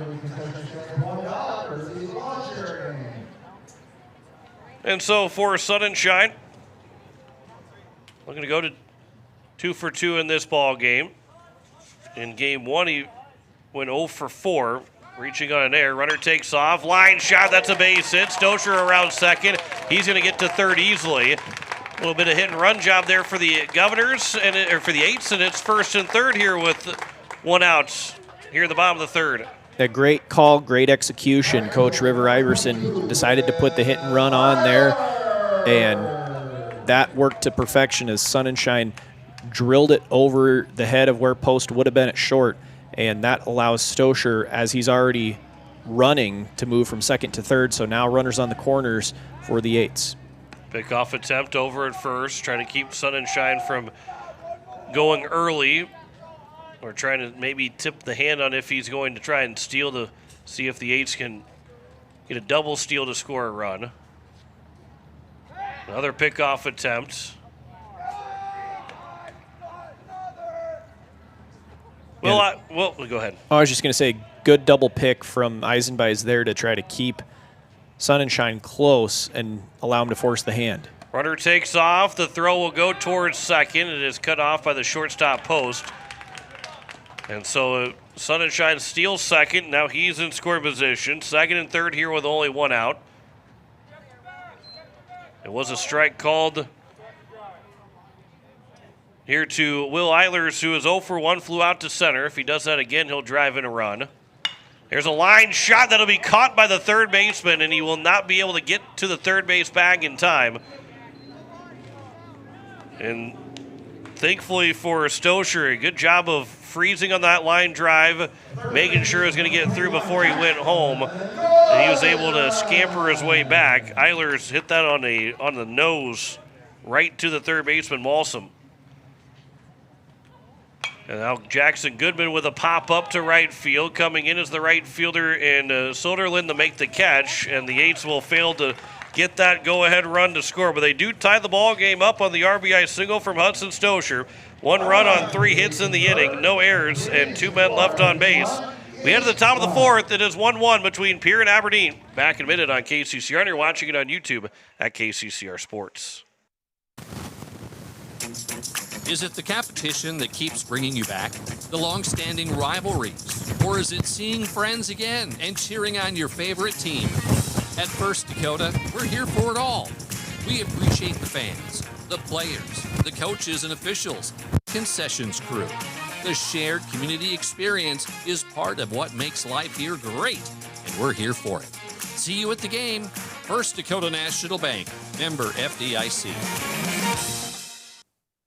For over 60 years, Ferding Electric has been powering homes and businesses across central South Dakota. When you need reliable electrical service, trust the experts with decades of experience. Whether it's a simple residential repair, a complex commercial installation, or even electrical work on your farm, Ferding Electric has you covered. And if you're tired of searching everywhere for that hard-to-find bulb, Ferding Electric carries a wide selection of bulbs, including those hard-to-find fluorescent and specialty options. Visit us at 2903 East Elizabeth Street or call today, 605-224-8684. It is the top of the fourth in a 1-1 tie between Pierre and Aberdeen. As it is the Smittys that will have 7, 8, 9, Levi Hoffman, Sean Rivera, and Wheeler Malsum against Hudson Schaefer. John Wickler alongside Blake Dean. Blake, 4-team trade in the NBA. Lakers, Knicks, Mavericks, and Suns. That included 3 players, 5 draft picks, and draft rights to 3 more players. Which then will lead me to the question, because Wyatt Britchkin and I were talking about this morning during the 6 o'clock hour. Do you agree that it is very dumb when guys get drafted or get traded in the draft and they're wearing the hat of a team that they're getting traded from? Like, they're never going to play for that team. Like, was it the Heat and the Bucks? And the guy got drafted, and he was wearing the other team's hat where he was clearly going to the other team. Yeah. You agree that that's also dumb? I do. Okay. It's just been the status quo of the NBA for 40 years now at this point. And I think it goes back to a time where tech was not as advanced as it is now, maybe to the point where they had to wait for league approval for these trades to process before even though the newspapers and the media knew at that point that maybe these trades had gone down, because it's just gotten more and more quick to put that knowledge out there to the public, but the league had yet to approve it because they were so focused on the draft process, and they've just kind of kept it as status quo rather than changing things up. Here's a 1-1 pitch that'll miss low, and the count's now 2-1. I said it kind of just makes you feel stupid to see that. Like, you don't, like they're trying to almost fool you on what's going on. Because they'll even say that the trade has been made, and then they still come out and have the hat of the team that they are not going to play for. It's odd. 3-1 is the count here to Levi Hoffman, the catcher. But it would be, because I think even yesterday one of the guys that was walking up the stage said, I'm going to be traded or something like that.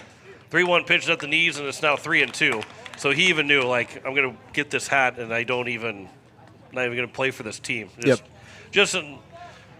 think they need to come into 2026 with, I agree. with how they handle that. 3-2 pitch here from Hudson Schaefer to Levi Hoffman. That'll bounce in, and Hoffman will draw the leadoff walk. Second time that he's been walked.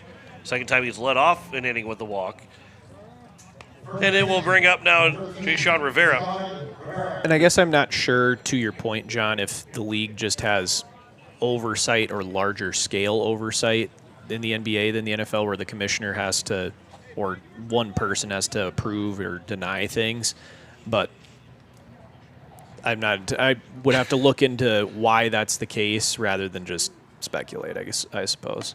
That first pitch is over for strike one. You can talk bad about the NBA. It's fine. Okay. Yeah. No worries here. This is a safe space. Yeah, it's fine. Counts 0-1 here to Rivera. Hudson Schaefer from the stretch. Here's the 0-1 pitch. Ground ball that'll be up the middle. Sliding stop by Stosher. Tag in the bag at second. The throw to first. And Alec Eilers is off the base at first. So there is no double play. The throw had beaten him, but turns into a fielder's choice. Yep. So there's one down here in the top of the fourth inning, and it brings up Wheeler Malsum to the plate. Now, Eilers was trying to stretch for the ball and just came off the bag a little bit too early as he was trying to stretch to ensure the double play.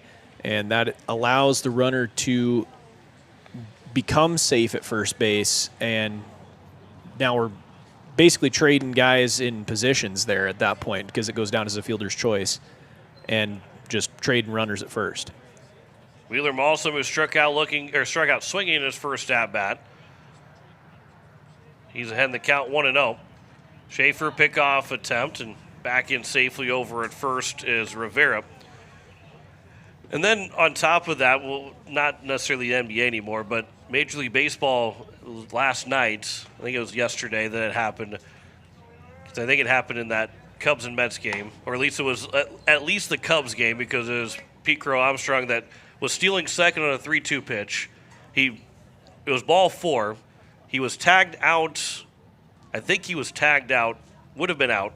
I don't know. Maybe he was still going to. He was slid in safely at second, even if it had been strike 3. But obviously he was safe no matter what. There's a swing and a miss, and the count's 2-1. But when he hit the bag, his hand came off the bag, and he was not touching the second base anymore, and the tag was still applied. So then he was out. He was called out after a review because he technically had gotten to second base, and then was, after that, came off second base. Here's a fly ball to center field. Porter Hunsley will get underneath it for the second out, and there's now 2 down, and it brings up the top of the order in JL Aviles. And Craig Counsell, the manager for Chicago, he ended up getting ejected for it, which when I watched the video, it looked like he was kind of done with it all, and then he got ejected, so then that didn't make him too happy anyway. But I don't blame him for being ejected. Right.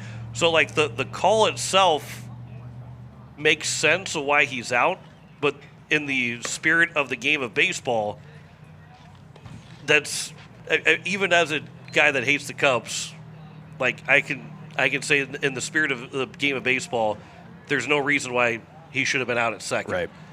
And, like, I get the thought of it all, and by rule, as this one's fouled away on the left side, and the count's 1-1, because he technically got to second, and it's like if you throw the ball to second and a guy walks to second base, steps on the base, and then starts walking towards third, well, you can tag him out because the ball's not dead. Right. But in the spirit of how that play was going, kind of seems a little bit real nitpicky to call him out. Runner takes off. This will be a fly ball to left field. It is slicing to the line, but Aiden Johnson is there. He'll make the catch, and that will take care of the inning. We never got an opinion from Blake Dean on it, but that because the inning is over, and we'll maybe get his opinion in that bottom of the 4th inning. No runs, no hits, no errors, and a man left on base.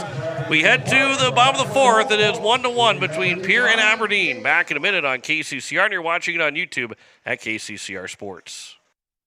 When you're looking for quality trash pickup services, look no further than Envirotech. 6 days a week, their trucks are on the road picking up trash, even holidays. They're also the place to contact for recycling services. Their friendly, professional staff is ready to assist with weekly pickups or even special pickups. Check out the website at envirotechwaste.com. Envirotech is locally operated. Call 224-4804. Envirotech Waste Services in Pierre, proud to support high school athletics.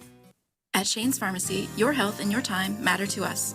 Our team takes pride in providing personal, professional care, from filling your prescriptions quickly to answering your questions every step of the way. Need a little extra convenience? We offer free delivery right to your home or office. Because at Shane's Pharmacy, you're our family, friends, and neighbors, and we're honored to care for you. Shane's Pharmacy. Feel better for less and stay well with us. Call 605-223-9200 or stop by in Fort Pierre. Shane's Pharmacy. Proud to support our local high school athletes. As we welcome you back, it is the bottom of the 5th, and it is a 1-1 tie on the American Family Insurance Brittany Shufflebine scoreboard. And it is going to be 6, 7, and 8, Alec Eilers, Riker Edson, and Aiden Johnson. He might reach his base. It'll go to Porter Hunsley for the 8s here in the bottom of the 4th in this 1-1 game between Pierre and Aberdeen. John McClure alongside Blake Dean. We'll go back and visit a little bit here and ask you Blake Dean's thoughts on that that type of play. We're listening in the top of the 4th inning, but I'll just let you talk and explain your opinion on it. Sure. I think that in a situation like that, I'm grateful that we have the ability to use video replay assistance, as Eilers grounds this one to shortstop to post, who puts one in the dirt, and the first baseman's unable to dig it out, and Eilers will be safe. So a base runner for the Eights on the error as this inning starts here in the bottom of the fourth. But I will say I'm glad we have video assistance, but I think that was maybe a little bit of an overstep or an overuse of video replay assistance to that end, because we were talking about it between innings. It's not like Crow Armstrong on that play was trying to go to third base. He was just, it was very close, and there was a lot of miscommunication about what the call was, and I don't know. I think there comes a point where, in the spirit of the game, you just make the call in the field what the call in the field is, and replay assistance you use in situations where it's kind of more bang-bang rather than using it for all calls. That pitch is upstairs, and the count's now 2-0. And I'll go a step further because, again, if Pete Crow Armstrong stops, which I'm not saying that he should have, if he was able to peek in, see his ball 4, he stops, and he just walks his way to second, he's obviously safe over there. That one will get off the catcher's glove. So to second will go Alec Eilers, and the count's now 3-0 here to Riker Edson. And it is a runner in scoring position with nobody out here in the bottom of the fourth, and the Eights are trying to take the lead for the first time here in Game 2. Here's a 3-0 pitch from Eisenbeis to Edson, who will take that for ball 4. So it's now first and second here with nobody out, and it brings up Aiden Johnson. But in the era now of the ABS, if you peek in, you see ball 4, and you stop running, and the throw goes to second, and they tag you, well, you're safe. But then if the catcher also challenges, it's called strike 3. Are you going to be out at second then? Right. Because you stopped because the call was made the way it was. As Johnson will show bunt, he will bunt that foul over on the third base side for strike 1. So a lot more goes into play of it, and then on top of it, then you also can't, on a 3-2 pitch, ever just slow down, because if then you're also out on an ABS challenge and you get tagged out, even though it was ball 4.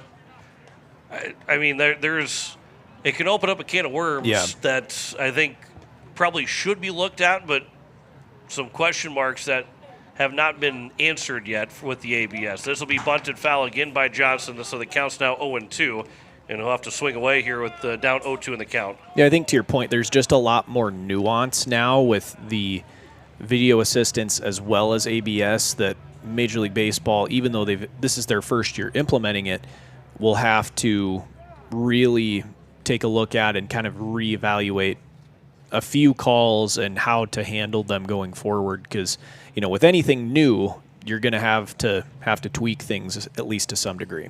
Here's the 0-2 pitch. Here's a ground ball that'll be fielded by Eisenbeis. The pitcher, the throw to third, will get the runner out at third. So Eilers on the fielder's choice for Johnson. He's out at third, 1-5. And the left-hander kind of makes it an easier play going to his right to field it and throw to first. It was the easiest play of them all for any pitcher to make at that point, but certainly a little bit easier for Eisenbeis to make. So there's the first out here in the bottom of the fourth. First and second still, and Porter Hunsley, who doubled in his first trip to the plate, back to lead off the bottom of the third. That pitch will hit the dirt, and it will be over to third. Will go Riker Edson. Johnson ends up staying at first, and the count's 1-0. And so now with first and third, we'll see maybe if they put Johnson in motion. Eisenbeis gave up that double to Porter Hunsley. He came in to score on the RBI single from Hudson Stosher. A pickoff attempt. And back in safely over at first is Aiden Johnson. Porter Hunsley, who gave the Eights the 2-1 lead back in the bottom of the fourth in Game 1, trying to do so again here in the bottom of the fourth in Game 2. Runner takes off. Hunsley with a high fly ball towards left center field. Aiden Johnson will walk back towards first. The runner will tag from third. And coming in to score is going to be Riker Edson. And it's a 2-1 lead here for the Eights in the bottom of the fourth inning on the sac fly RBI for Porter Hunsley. Yeah, another hit and run opportunity for the Eights that ends up working to AT, doesn't go down as a hit necessarily for Hunsley, but goes deep enough to center where center fielder has to range back and make the catch, and there's no chance to get the out at the plate. Here's a ground ball to the third baseman, Malsom. He's got to go quick on the throw and just in time to get Scheffelbein to retire the side here in the bottom of the fourth inning. But the run does score without a hit in the inning, one error, and one man left on base. Porter Hunsley has given the Aids the lead for the second time today in the bottom of the fourth inning in both games of the doubleheader. So 2-1 lead for the Aids after 4. Back in a minute on KCCR, and you're watching it on YouTube at KCCR Sports. When your tank's running low and your stomach is growling, there's one place Pierre trusts, DJ Smittys. Feel up fast, grab ice-cold drinks, selection of fresh donuts, and that perfect cup of coffee to keep you moving. Friendly faces, quick stops, and everything you need right when you need it. So next time you're on the go, make the easy stop. DJ Smittys. Fueled by community, driven by you. For years, you have trusted Larry Fry Heating and Cooling to keep your home comfortable, no matter the season. Now that same commitment to quality service and expert care has a new name. Introducing Kruger Climate Systems. We're familiar faces, the reliable technicians, and the same dedication you've always known, now under a new banner. From essential repairs and routine maintenance to brand new installations, we're here to ensure your home's perfect temperature. Kruger Climate Systems, your trusted partner for a comfortable home. Call us today for all your heating and cooling needs. As we welcome you back, it is the top of the fifth, and now a 2-1 lead here for the Aids over Aberdeen. John McClure alongside Blake Dean on this Wednesday evening. Glad you're with us here on KCCR and on YouTube at KCCR Sports. Eliza Mayer back in the studios. We've got 2 more home doubleheaders, both coming up next week, Tuesday and Thursday against Mitchell, and then also again on Thursday against Huron, before it is a trip to Watertown the Monday after the 4th of July, and then the Gopher Classic to wrap up the regular season. It is 2, 3, and 4. Carson Borg, the first batter. He'll swing at the first pitch for strike 1. A couple of score updates around the states. Sioux Falls West and Brandon Valley in that big matchup, 4-3 right now. Sioux Falls West leads Brandon Valley. That is through 5 innings. That's game 1 of that doubleheader, which again is number 1 and number 2. That is number 2 and 3 in the standings. Brandon Valley number 2, Sioux Falls West number 3. Yankton and Post 320 has not started yet. It's a 7 o'clock start time for that one. Make that an 8 o'clock start time. That one will miss for a ball, and the count goes to now 1-2. That's number 1 versus number 4. Then Yankton will play Post 22 in a doubleheader tomorrow. Here's the 1-2 pitch. That's a fly ball. That'll be foul. That'll get out of play. So when you look at, just talking about those standings right now, you have a win over Yankton 2-0. You split with Brandon Valley. You played 2 competitive baseball games against Sioux Falls West. You split with Post 320. Don't have Post 22 on the schedule, but those top 4 teams, you've got wins against 3 of those top 4 teams, which, again, where this season is for Legion Baseball, there's a lot that's up for grabs to try and win a state championship.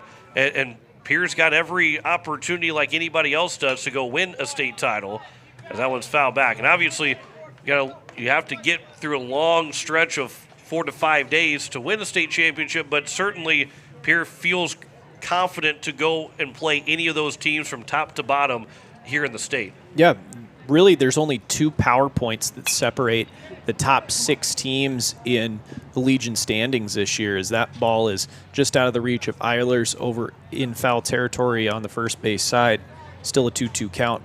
But, those top 6 teams, Yankton, Brandon, West, the 2 Rapid teams, and Brookings, there's less than 2 points between all of those teams in the power rankings. So, and that doesn't include teams down the standings that can make a run. A team like Renner, a team like Pierre, a team like Mitchell, Harrisburg can get hot. Every so often, Watertown's got a record above 500, and they're sitting at the 11th seed right now. Very open field right now for Legion Baseball in the state of South Dakota. Carson Borg will take strike 3. He thought it was ball 4. He tossed the bat before strike 3 was called, and Hudson Schaefer's got himself his 7th strikeout of the ball game. And there's one down here in the top of the 5th, and it brings up Jackson Post to the plate. Another good pitch, painting the corner for Hudson Schaefer for that first out here in this top of the 5th inning. Jackson Post, who's 0 for 1. He walked in the first and ground out to second. There's a ground ball up the middle. It'll be fielded by Carter Shufflebine behind the bag. Quick throw to first is in time, and a good play by Shufflebine behind the bag at second near the outfield grass. And 2 quickly down here in the top of the 5th to bring up Joe Cogley to the plate. Yep, nice play there by Carter, and a good job by Schaefer to get that second out quickly after the strikeout on just the first pitch there. So 2 outs here now in the top of the 5th, and Schaefer is really dialing in, pounding the zone, being effective about limiting the pitch count at least to some degrees. He's going to trade baseballs again. But as he settled into the ball game, he's really, started to be around the zone a little bit more, and he's been really effective, especially here in this 5th inning so far.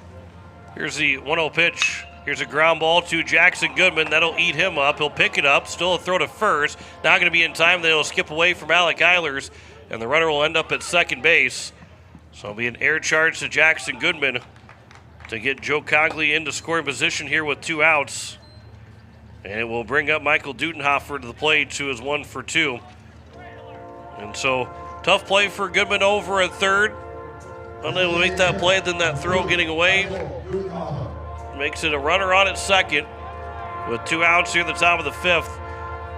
Dudenhofer's got a chance to tie the ball game up with a base hit.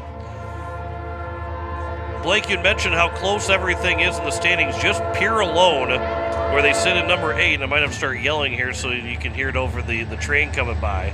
But Dudenhofer, who will step to the plate. Here's the first pitch from Hudson Schaefer to Dudenhofer. That'll miss for ball 1. They are less than 1 point away, 1 seed point away from jumping all the way to 4th place.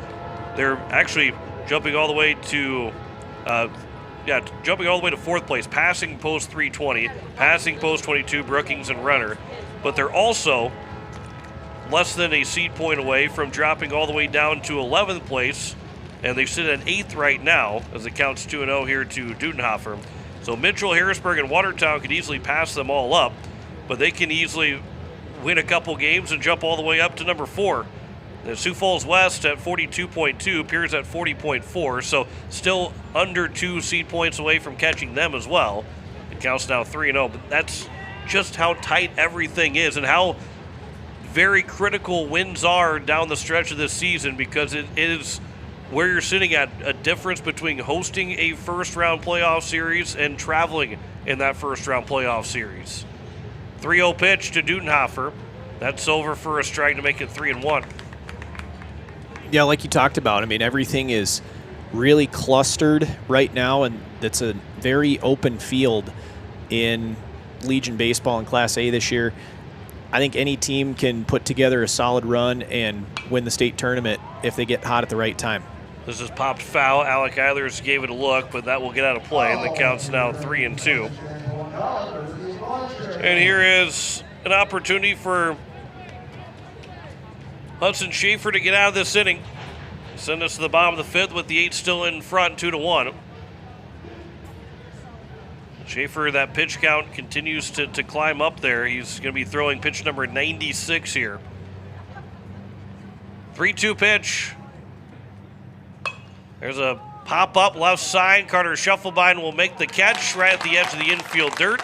And that will take care of the top of the 5th inning. No runs, no hits in air, and 1 man left on base. We head to the bottom of the 5th. Pierce still leads at 2-1 over Aberdeen. Back in a minute on KCCR, and you're watching it on YouTube at KCCR Sports.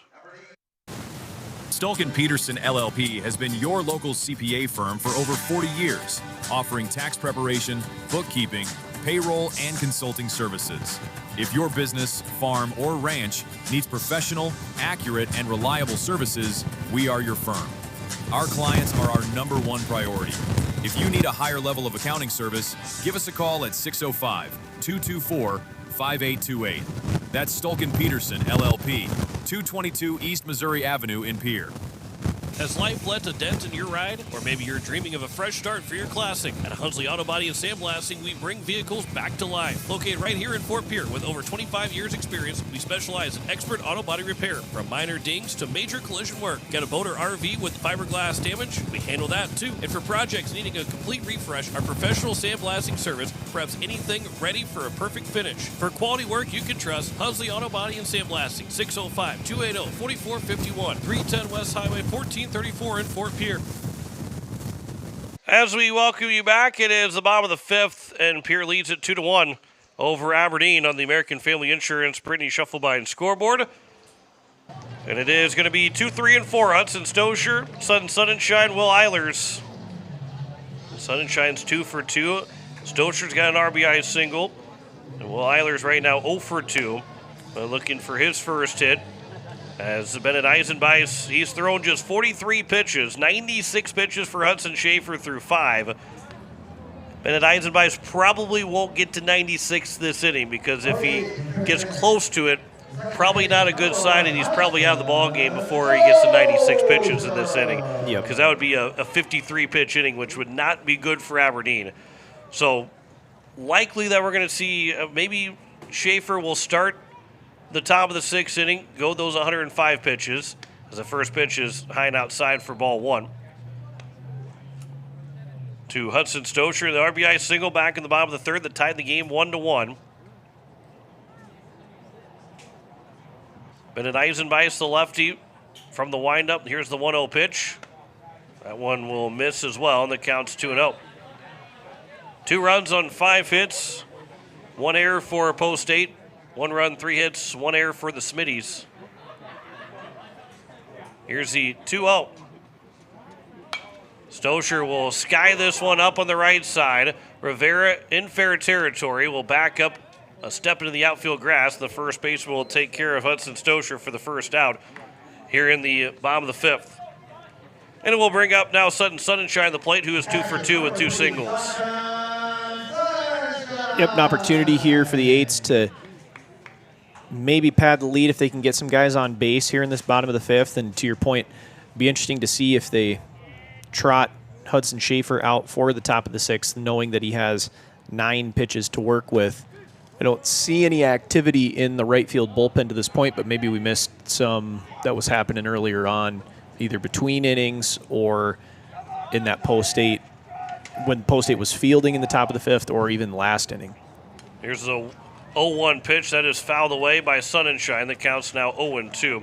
We did see Wheeler Malsum in that for the Aberdeen Smitties not go to the bullpen. I don't think that would be the case for anybody from the Eights, but he did not go to the bullpen and just went straight to the mound after he was the lone guy on the bench. Here's the 0-2 pitch. That one is fouled away off the end of the bat. Cued over to the first base dugout, and the count's remaining at 0-2.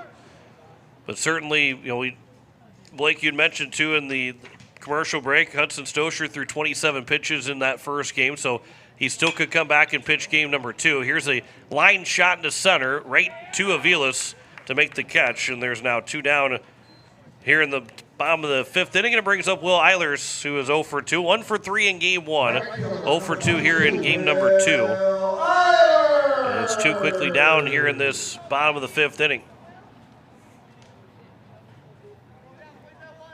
But there's Porter Hunsley that's available. Carter Shufflebine's available to throw after pitching on Monday. Here's a line shot towards center again, and right to Aviles. Alfonso Soriano hop to make the catch, and that will take care of the 5th inning.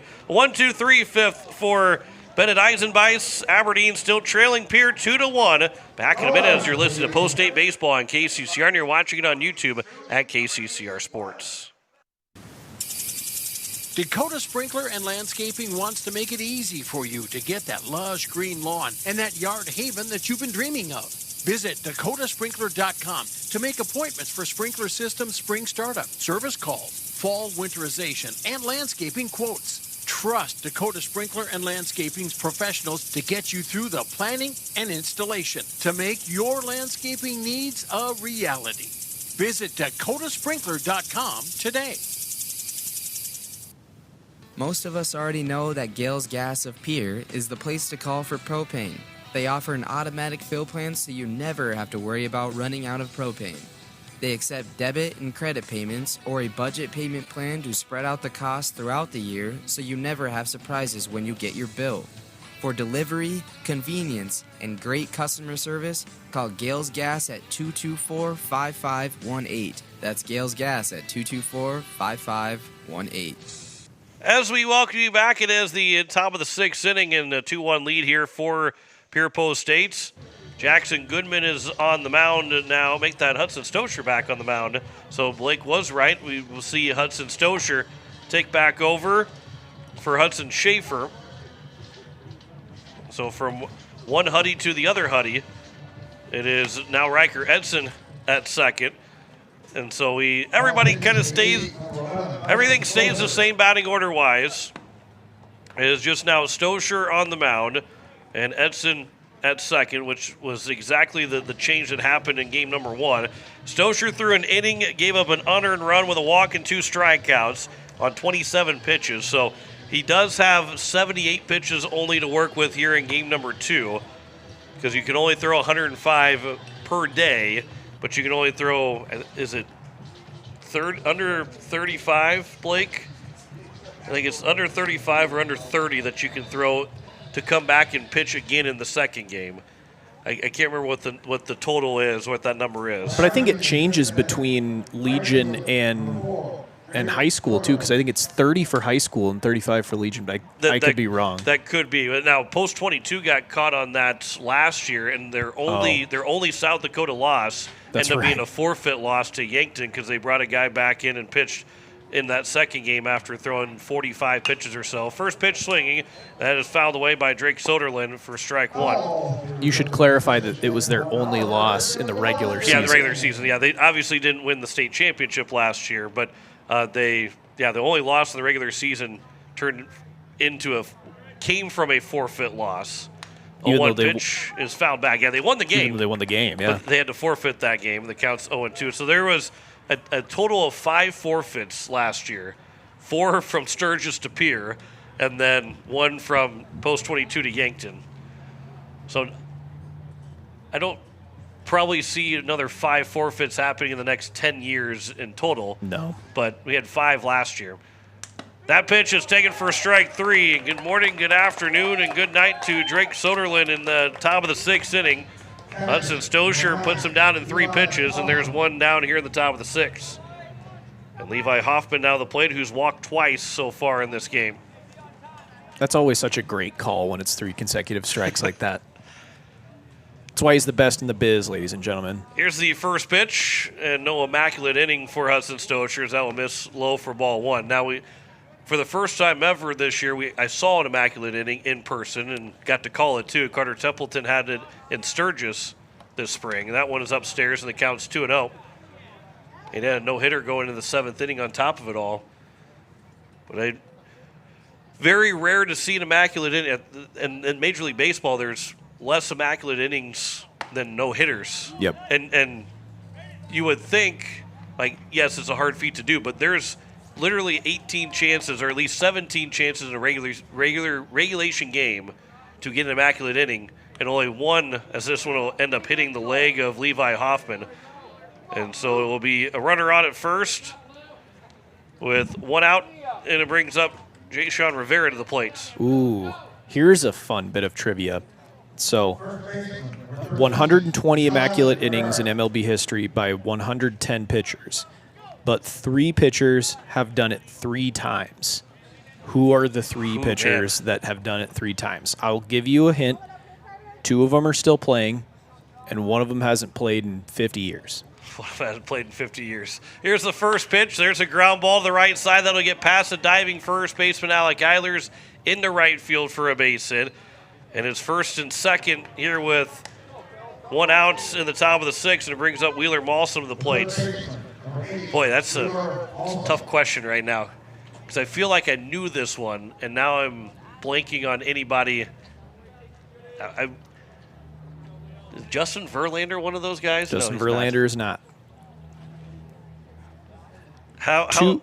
Go ahead. I was saying, how obscure are the two guys that are still playing? Here's a ground ball that'll be up the middle. Step in the bag is shuffle by for one. The throw to first. Eilers is out at first. Eilers was able to get the out still of Wheeler Malsom.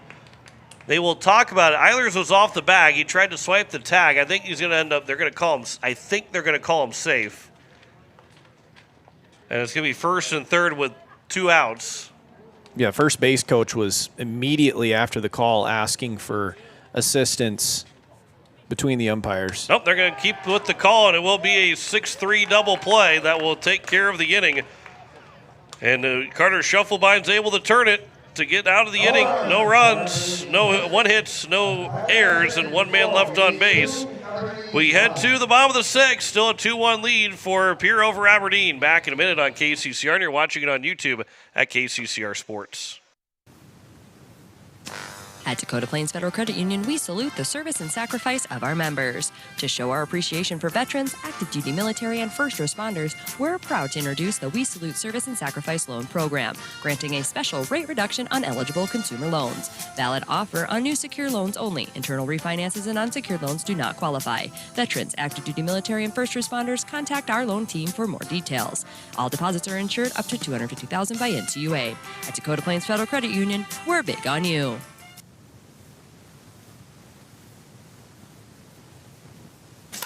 Wagner Auto in Pierre has been hitting home runs for over 100 years, delivering quality vehicles and top-notch service to our community. Whether you need a rugged truck, a dependable SUV, or a fuel-efficient car, we've got the perfect lineup to keep you on the road. Proud sponsor of this season's baseball action, we're here to help you drive home a great deal. Stop by today or visit WagnerAuto.com. Wagner Auto, South Dakota's oldest auto dealer.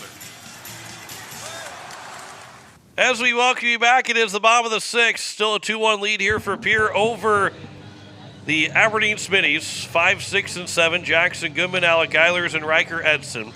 He might reach his base. It'll go to Aiden Johnson. And I'm still thinking, as you are listening to KCCR Pierre, a Riverfront Broadcasting Station, still thinking about these pitchers of who those 3 could be.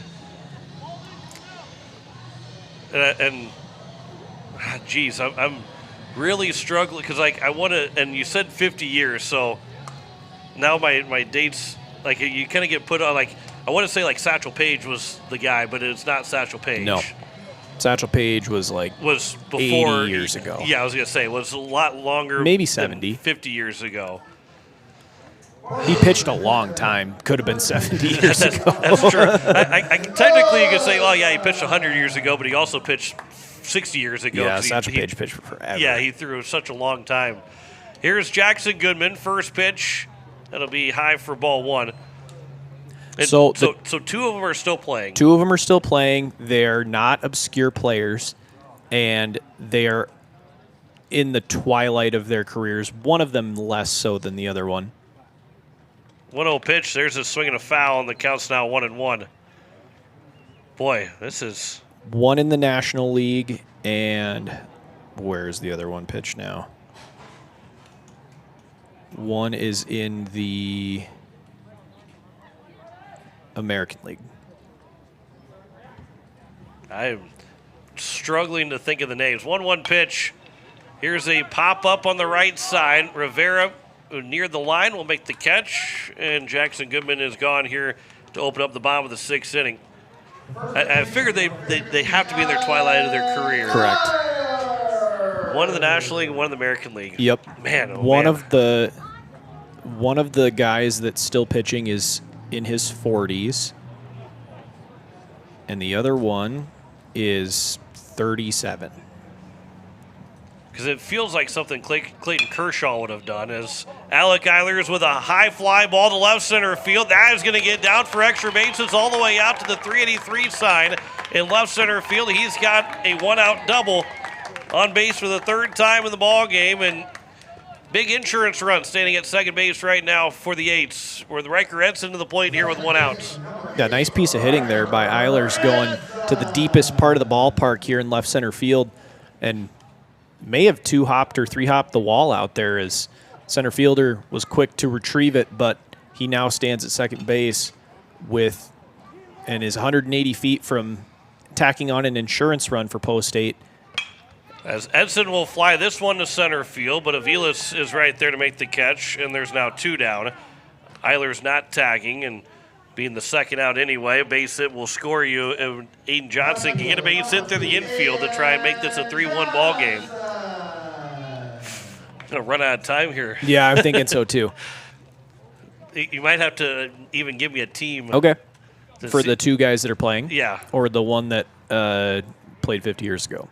Was it Nolan Ryan for the? I don't think 50 years ago is still right. Nope. Nolan Ryan, I think, finished up his career in the 90s. I was going to say, so it still feels like the 90s should only be about 10 to 15 years ago, but it's 30 years ago at this point. As Aiden Johnson fouls the first pitch away for strike 1. I'm going to kick myself when all 3 names are said. Here's the 0-1 pitch. To be fair, it might be 60 years ago. Here's a base hit to right field for Johnson. Alec Eilers will round third. The throw coming home. It'll be in time, and Eilers is going to be tagged out for the 3rd out here in the bottom of the 6th inning. And Eilers not necessarily gave up on the play, but obviously you can't be running into the catcher. Old school days, the pitcher from 50 years ago that had the 3 immaculate innings, that's definitely a guy getting barreled over. But now Eilers would have been ejected for something like that. So a base hit for Johnson, but Alec Eilers is thrown out trying to score for the 3rd out. No runs, 2 hits, no errors, and 1 man left on base. To the 7th we go, a 2-1 lead for Pierre over Aberdeen. Back in a minute on KCCR, and you're watching it on YouTube at KCCR Sports. When the South Dakota wind howls and the rain pours, is your home ready? Introducing Pierre Roofing and Gutters, the newest name serving Pierre, Fort Pierre, and surrounding communities. Owned by Karsten Erickson, the same expert you've trusted for years at Karsten Erickson Roofing and Construction, we're expanding to keep our community covered. From full replacement to seamless gutter installs, Karsten and his team deliver. Don't wait for the next storm.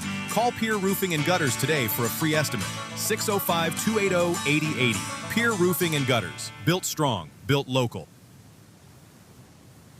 As community bankers, BankWest employees are deeply committed to supporting local causes, growing the local economy, and creating local opportunities.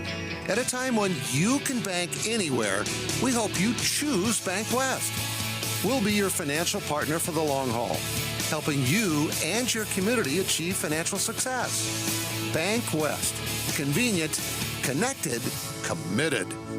Member FDIC. As we welcome you back, it is the top of the 7th, and the Eights have a 2-1 lead over Aberdeen, and it is the top of the order for the Smittys. Jalen Aviles, Carson Borg, and Jackson Post. So during the commercial break, we've gotten 2 of them right. Jeff Adele got 2 of the 3 with the Chris Sale and then Sandy Koufax. Yep. So those are 2 of the 3. And now we still got to I got to remember trying to figure out that last one. There's a swing and a miss to Jalen Aviles here in the top of the 7th. 2-1 advantage here for the Eights. The RBI single by Hudson Stosher tied the game in the 3rd. And the sac fly RBI from Porter Hunsley in the 4th. They've given the Eights that lead, and now they're trying to hold on to it. 1-1 count here to Jalen Aviles, top of the order in this top of the 7th inning. 1-1 pitch is a ground ball to the right side. This will be fielded by Edson. The throw to first is not going to be in time. Alec Eilers was moving over to try and make the play. And Stosher just a little bit late, but Aviles quick-footed down the line. And it is a leadoff single. And now do you play small ball with one of your best hitters in Carson Borg to try and get him into scoring position? Borg, who is 0 for 2 in this game. He's 0 for 3 in game 1, 0 for 5 in total. But he's coming in hitting a .444. And he's got 17 runs driven in. He is going to show bunt. He will drop it down. The throw will go to second. Scooped up by Shufflebine, and he is out at second. Aviles is out, and a great pick by Shufflebine at the bag at second for the first out here in the top of the 7th inning. That is an impressive play from the shortstop trying to play first baseman to make sure they get that first out. And the sacrifice fails for Carson Borg. And it is 1-6 on the fielder's choice. And it brings up now Jackson Post. And that's a huge play in this ball game too, John, because that keeps the tying run out of scoring position, because if Scheffelbein doesn't make that play, you don't get an out, and so you at the very least, have guys first and second with nobody out on that play. So huge play to dig that one out of the dirt and stay on second base for out number 1. There's a swing and a miss by Post, and the count's now 0-2. And the confidence of Hudson Stosher to make that play and throw it to second. And then the pick by Scheffelbein at the bag.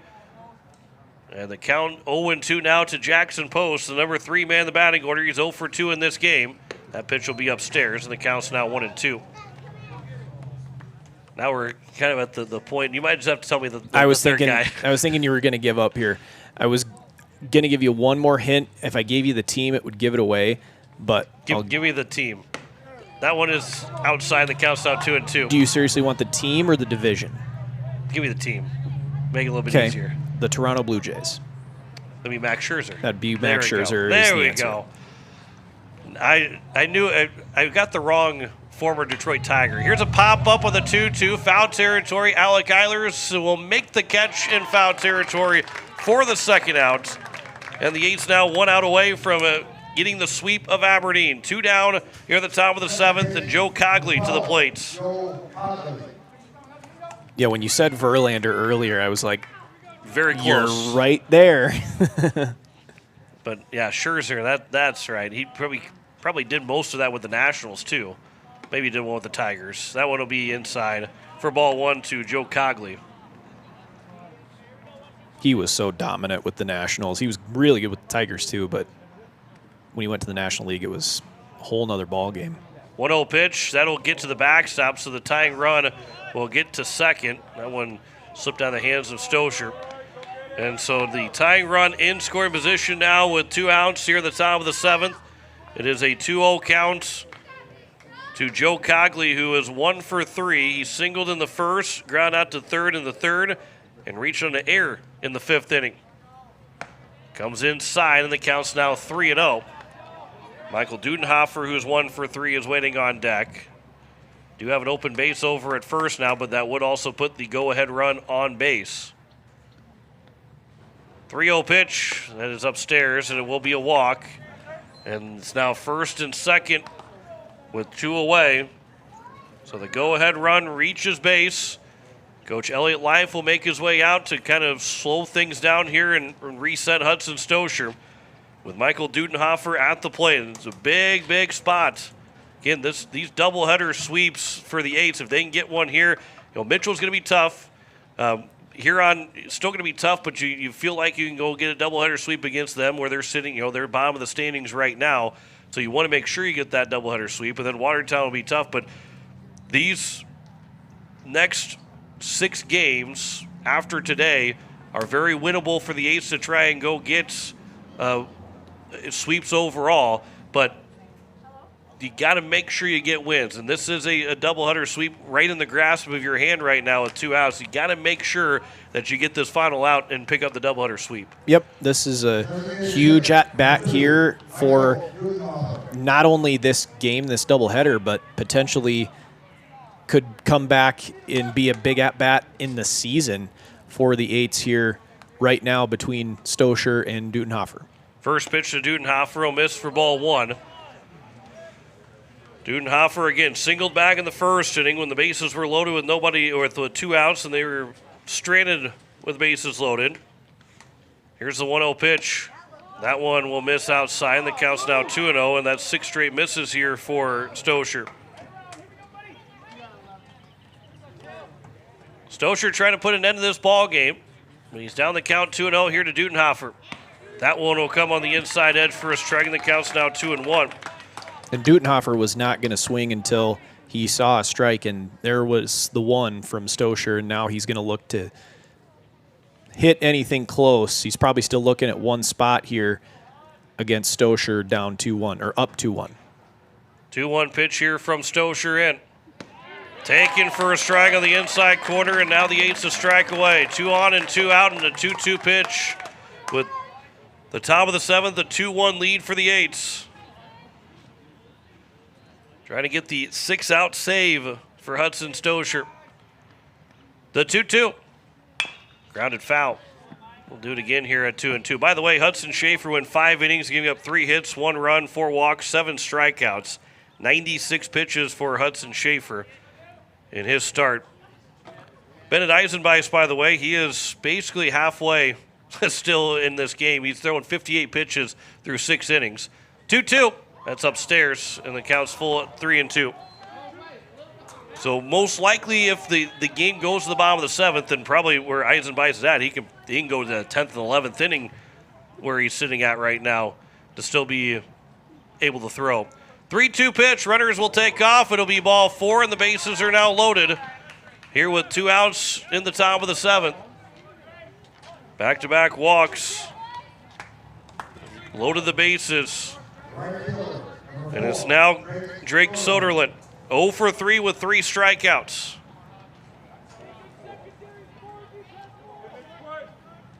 He's in golden sombrero territory right now. There's not many times where I'd like to see a kid get a golden sombrero, but I think right now would be the one time.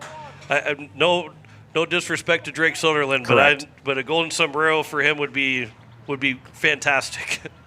Be just fine by your play-by-play guy and your radio assistant over here. Here's the first pitch. That'll be upstairs for ball 1. No, it is a strike. Looks like it's going to be up above the zone, but it is an 0-1 count. Color commentator, why couldn't I think of that? 0-1 pitch. That one's at the knees, and the count's now 0-2. You're just thinking about the golden sombrero too much. I was. It's very fresh on my mind, and it's definitely on my mind number 1 right now too. Borg at third, Calgary at second, Dudenhofer at first. The 0-2 pitch from Stosher. Swing and a miss, roll Eights, and the Eights will get the 2-1 victory on the 4th strikeout of the game of Soderlund. Stosher gets the 2-inning save, and Pierre will hang on. No runs, a hits, no errors, and 3 men left on base. Pierre wins it 2-1. Come back in 2 minutes to wrap it up here from Hyde Stadium. You're listening to Post State Baseball on KCCR, and you're watching it on YouTube at KCCR Sports. As community bankers, BankWest employees are deeply committed to supporting local causes, growing the local economy, and creating local opportunities. At a time when you can bank anywhere, we hope you choose BankWest. We'll be your financial partner for the long haul, helping you and your community achieve financial success. BankWest. Convenient, connected, committed. Member FDIC. AGE Corporation has been building South Dakota for over 60 years. For all your site work, construction, and crane needs, AGE is there for you. If you need a boat dock and dock lighting, AGE has what you need. Visit their website, agecorp.com, or give them a call at 223-2732. AGE Corporation, providing high-quality services without sacrificing safety. Visit agecorp.com or call 223-2732. Your morning shouldn't start in chaos. At Pierre Closets, we create custom closets, laundry rooms, mudrooms, and more designed to change how your day starts, lowering stress, lifting your mood, and helping you get out the door on time. Manufactured locally in Pierre, our solutions are built around how you live. Reclaim your time by reclaiming your space. Call Pierre Closets at 605-223-5855 for a free in-home design consultation. Pierre Closets, organized for life. When you're in the need for high-quality replacement auto parts, look no further than Zander Auto Parts and Machine Shop in Pierre. Zander's has been servicing the Pierre area for over 40 years. Their professional parts techs can get you the parts you need and get you back on the road. Stop by Zander Auto Parts and Machine Shop at 500 West Sioux in Pierre or call 224-9221. Zander's, your source for domestic and foreign auto parts and accessories. As we welcome you back, it is a final score in Game 2. Pierre Post State wins it 2-1 over the Aberdeen Smittys. John Wickler alongside Blake Dean, and it was a battle in Game 2. It turned into a little bit more of a battle in Game 1 than maybe people thought at the point of the bottom of the fourth inning when the Eights were able to take a 10-1 lead, or a fifth inning when they took a 10-1 lead.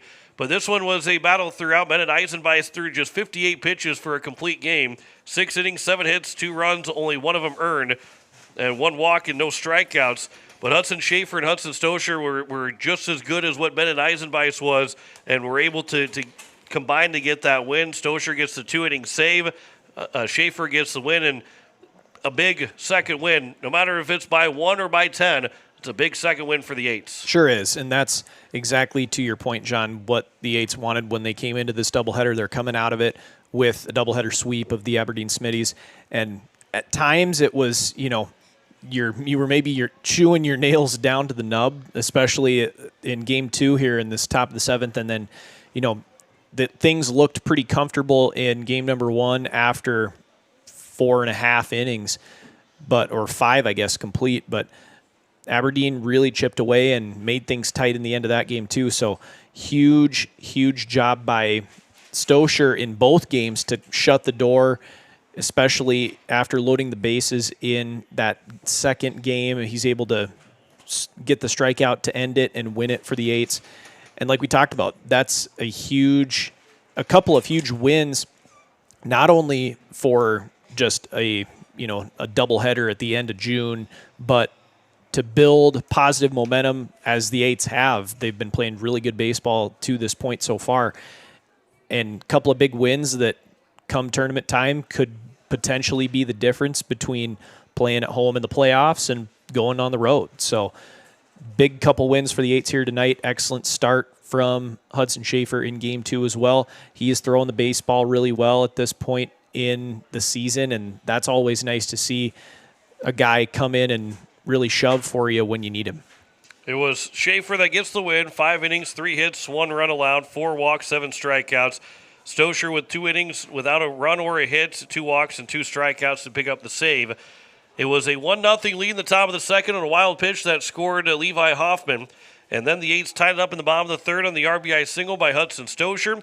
In the bottom of the fourth, it was a error to lead things off for Alec Eilers. He ended up being thrown out on a fielder's choice on a first and second ground ball, but Riker Edson, who drew a walk, ended up at second, got over to third, and then Porter Hunsley with a sacrifice fly to make it a 2-1 game.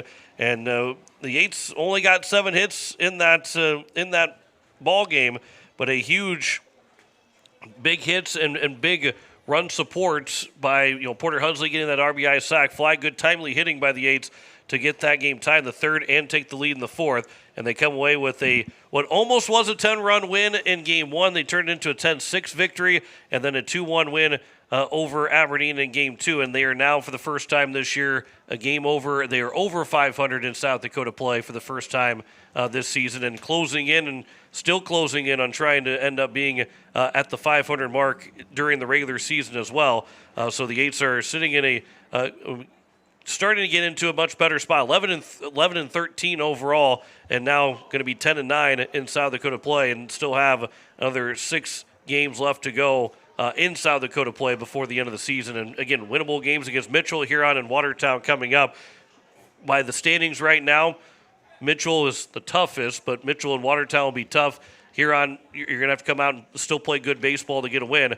But certainly this Eights team can continue to build up the standings, because again, there's not a lot of room for those teams above Pierre to be comfortable. If they start to lose a couple games, Pierre can easily jump them. They don't even have to win games the rest of the way. Pierre can just sit back and watch teams lose above them and start jumping up past teams depending on how things shake out. Yeah, they sure can, and that's exactly where you want to be at this midway point of the season, where as long as you're playing winning baseball, you let things take care of themselves later on down the line. So, this is a point of the season where Pierre is doing exactly what they need to do. They're beating the teams that are in front of them, and they're letting things take care of themselves on the back end because, like I said, that's really all you can do at this point.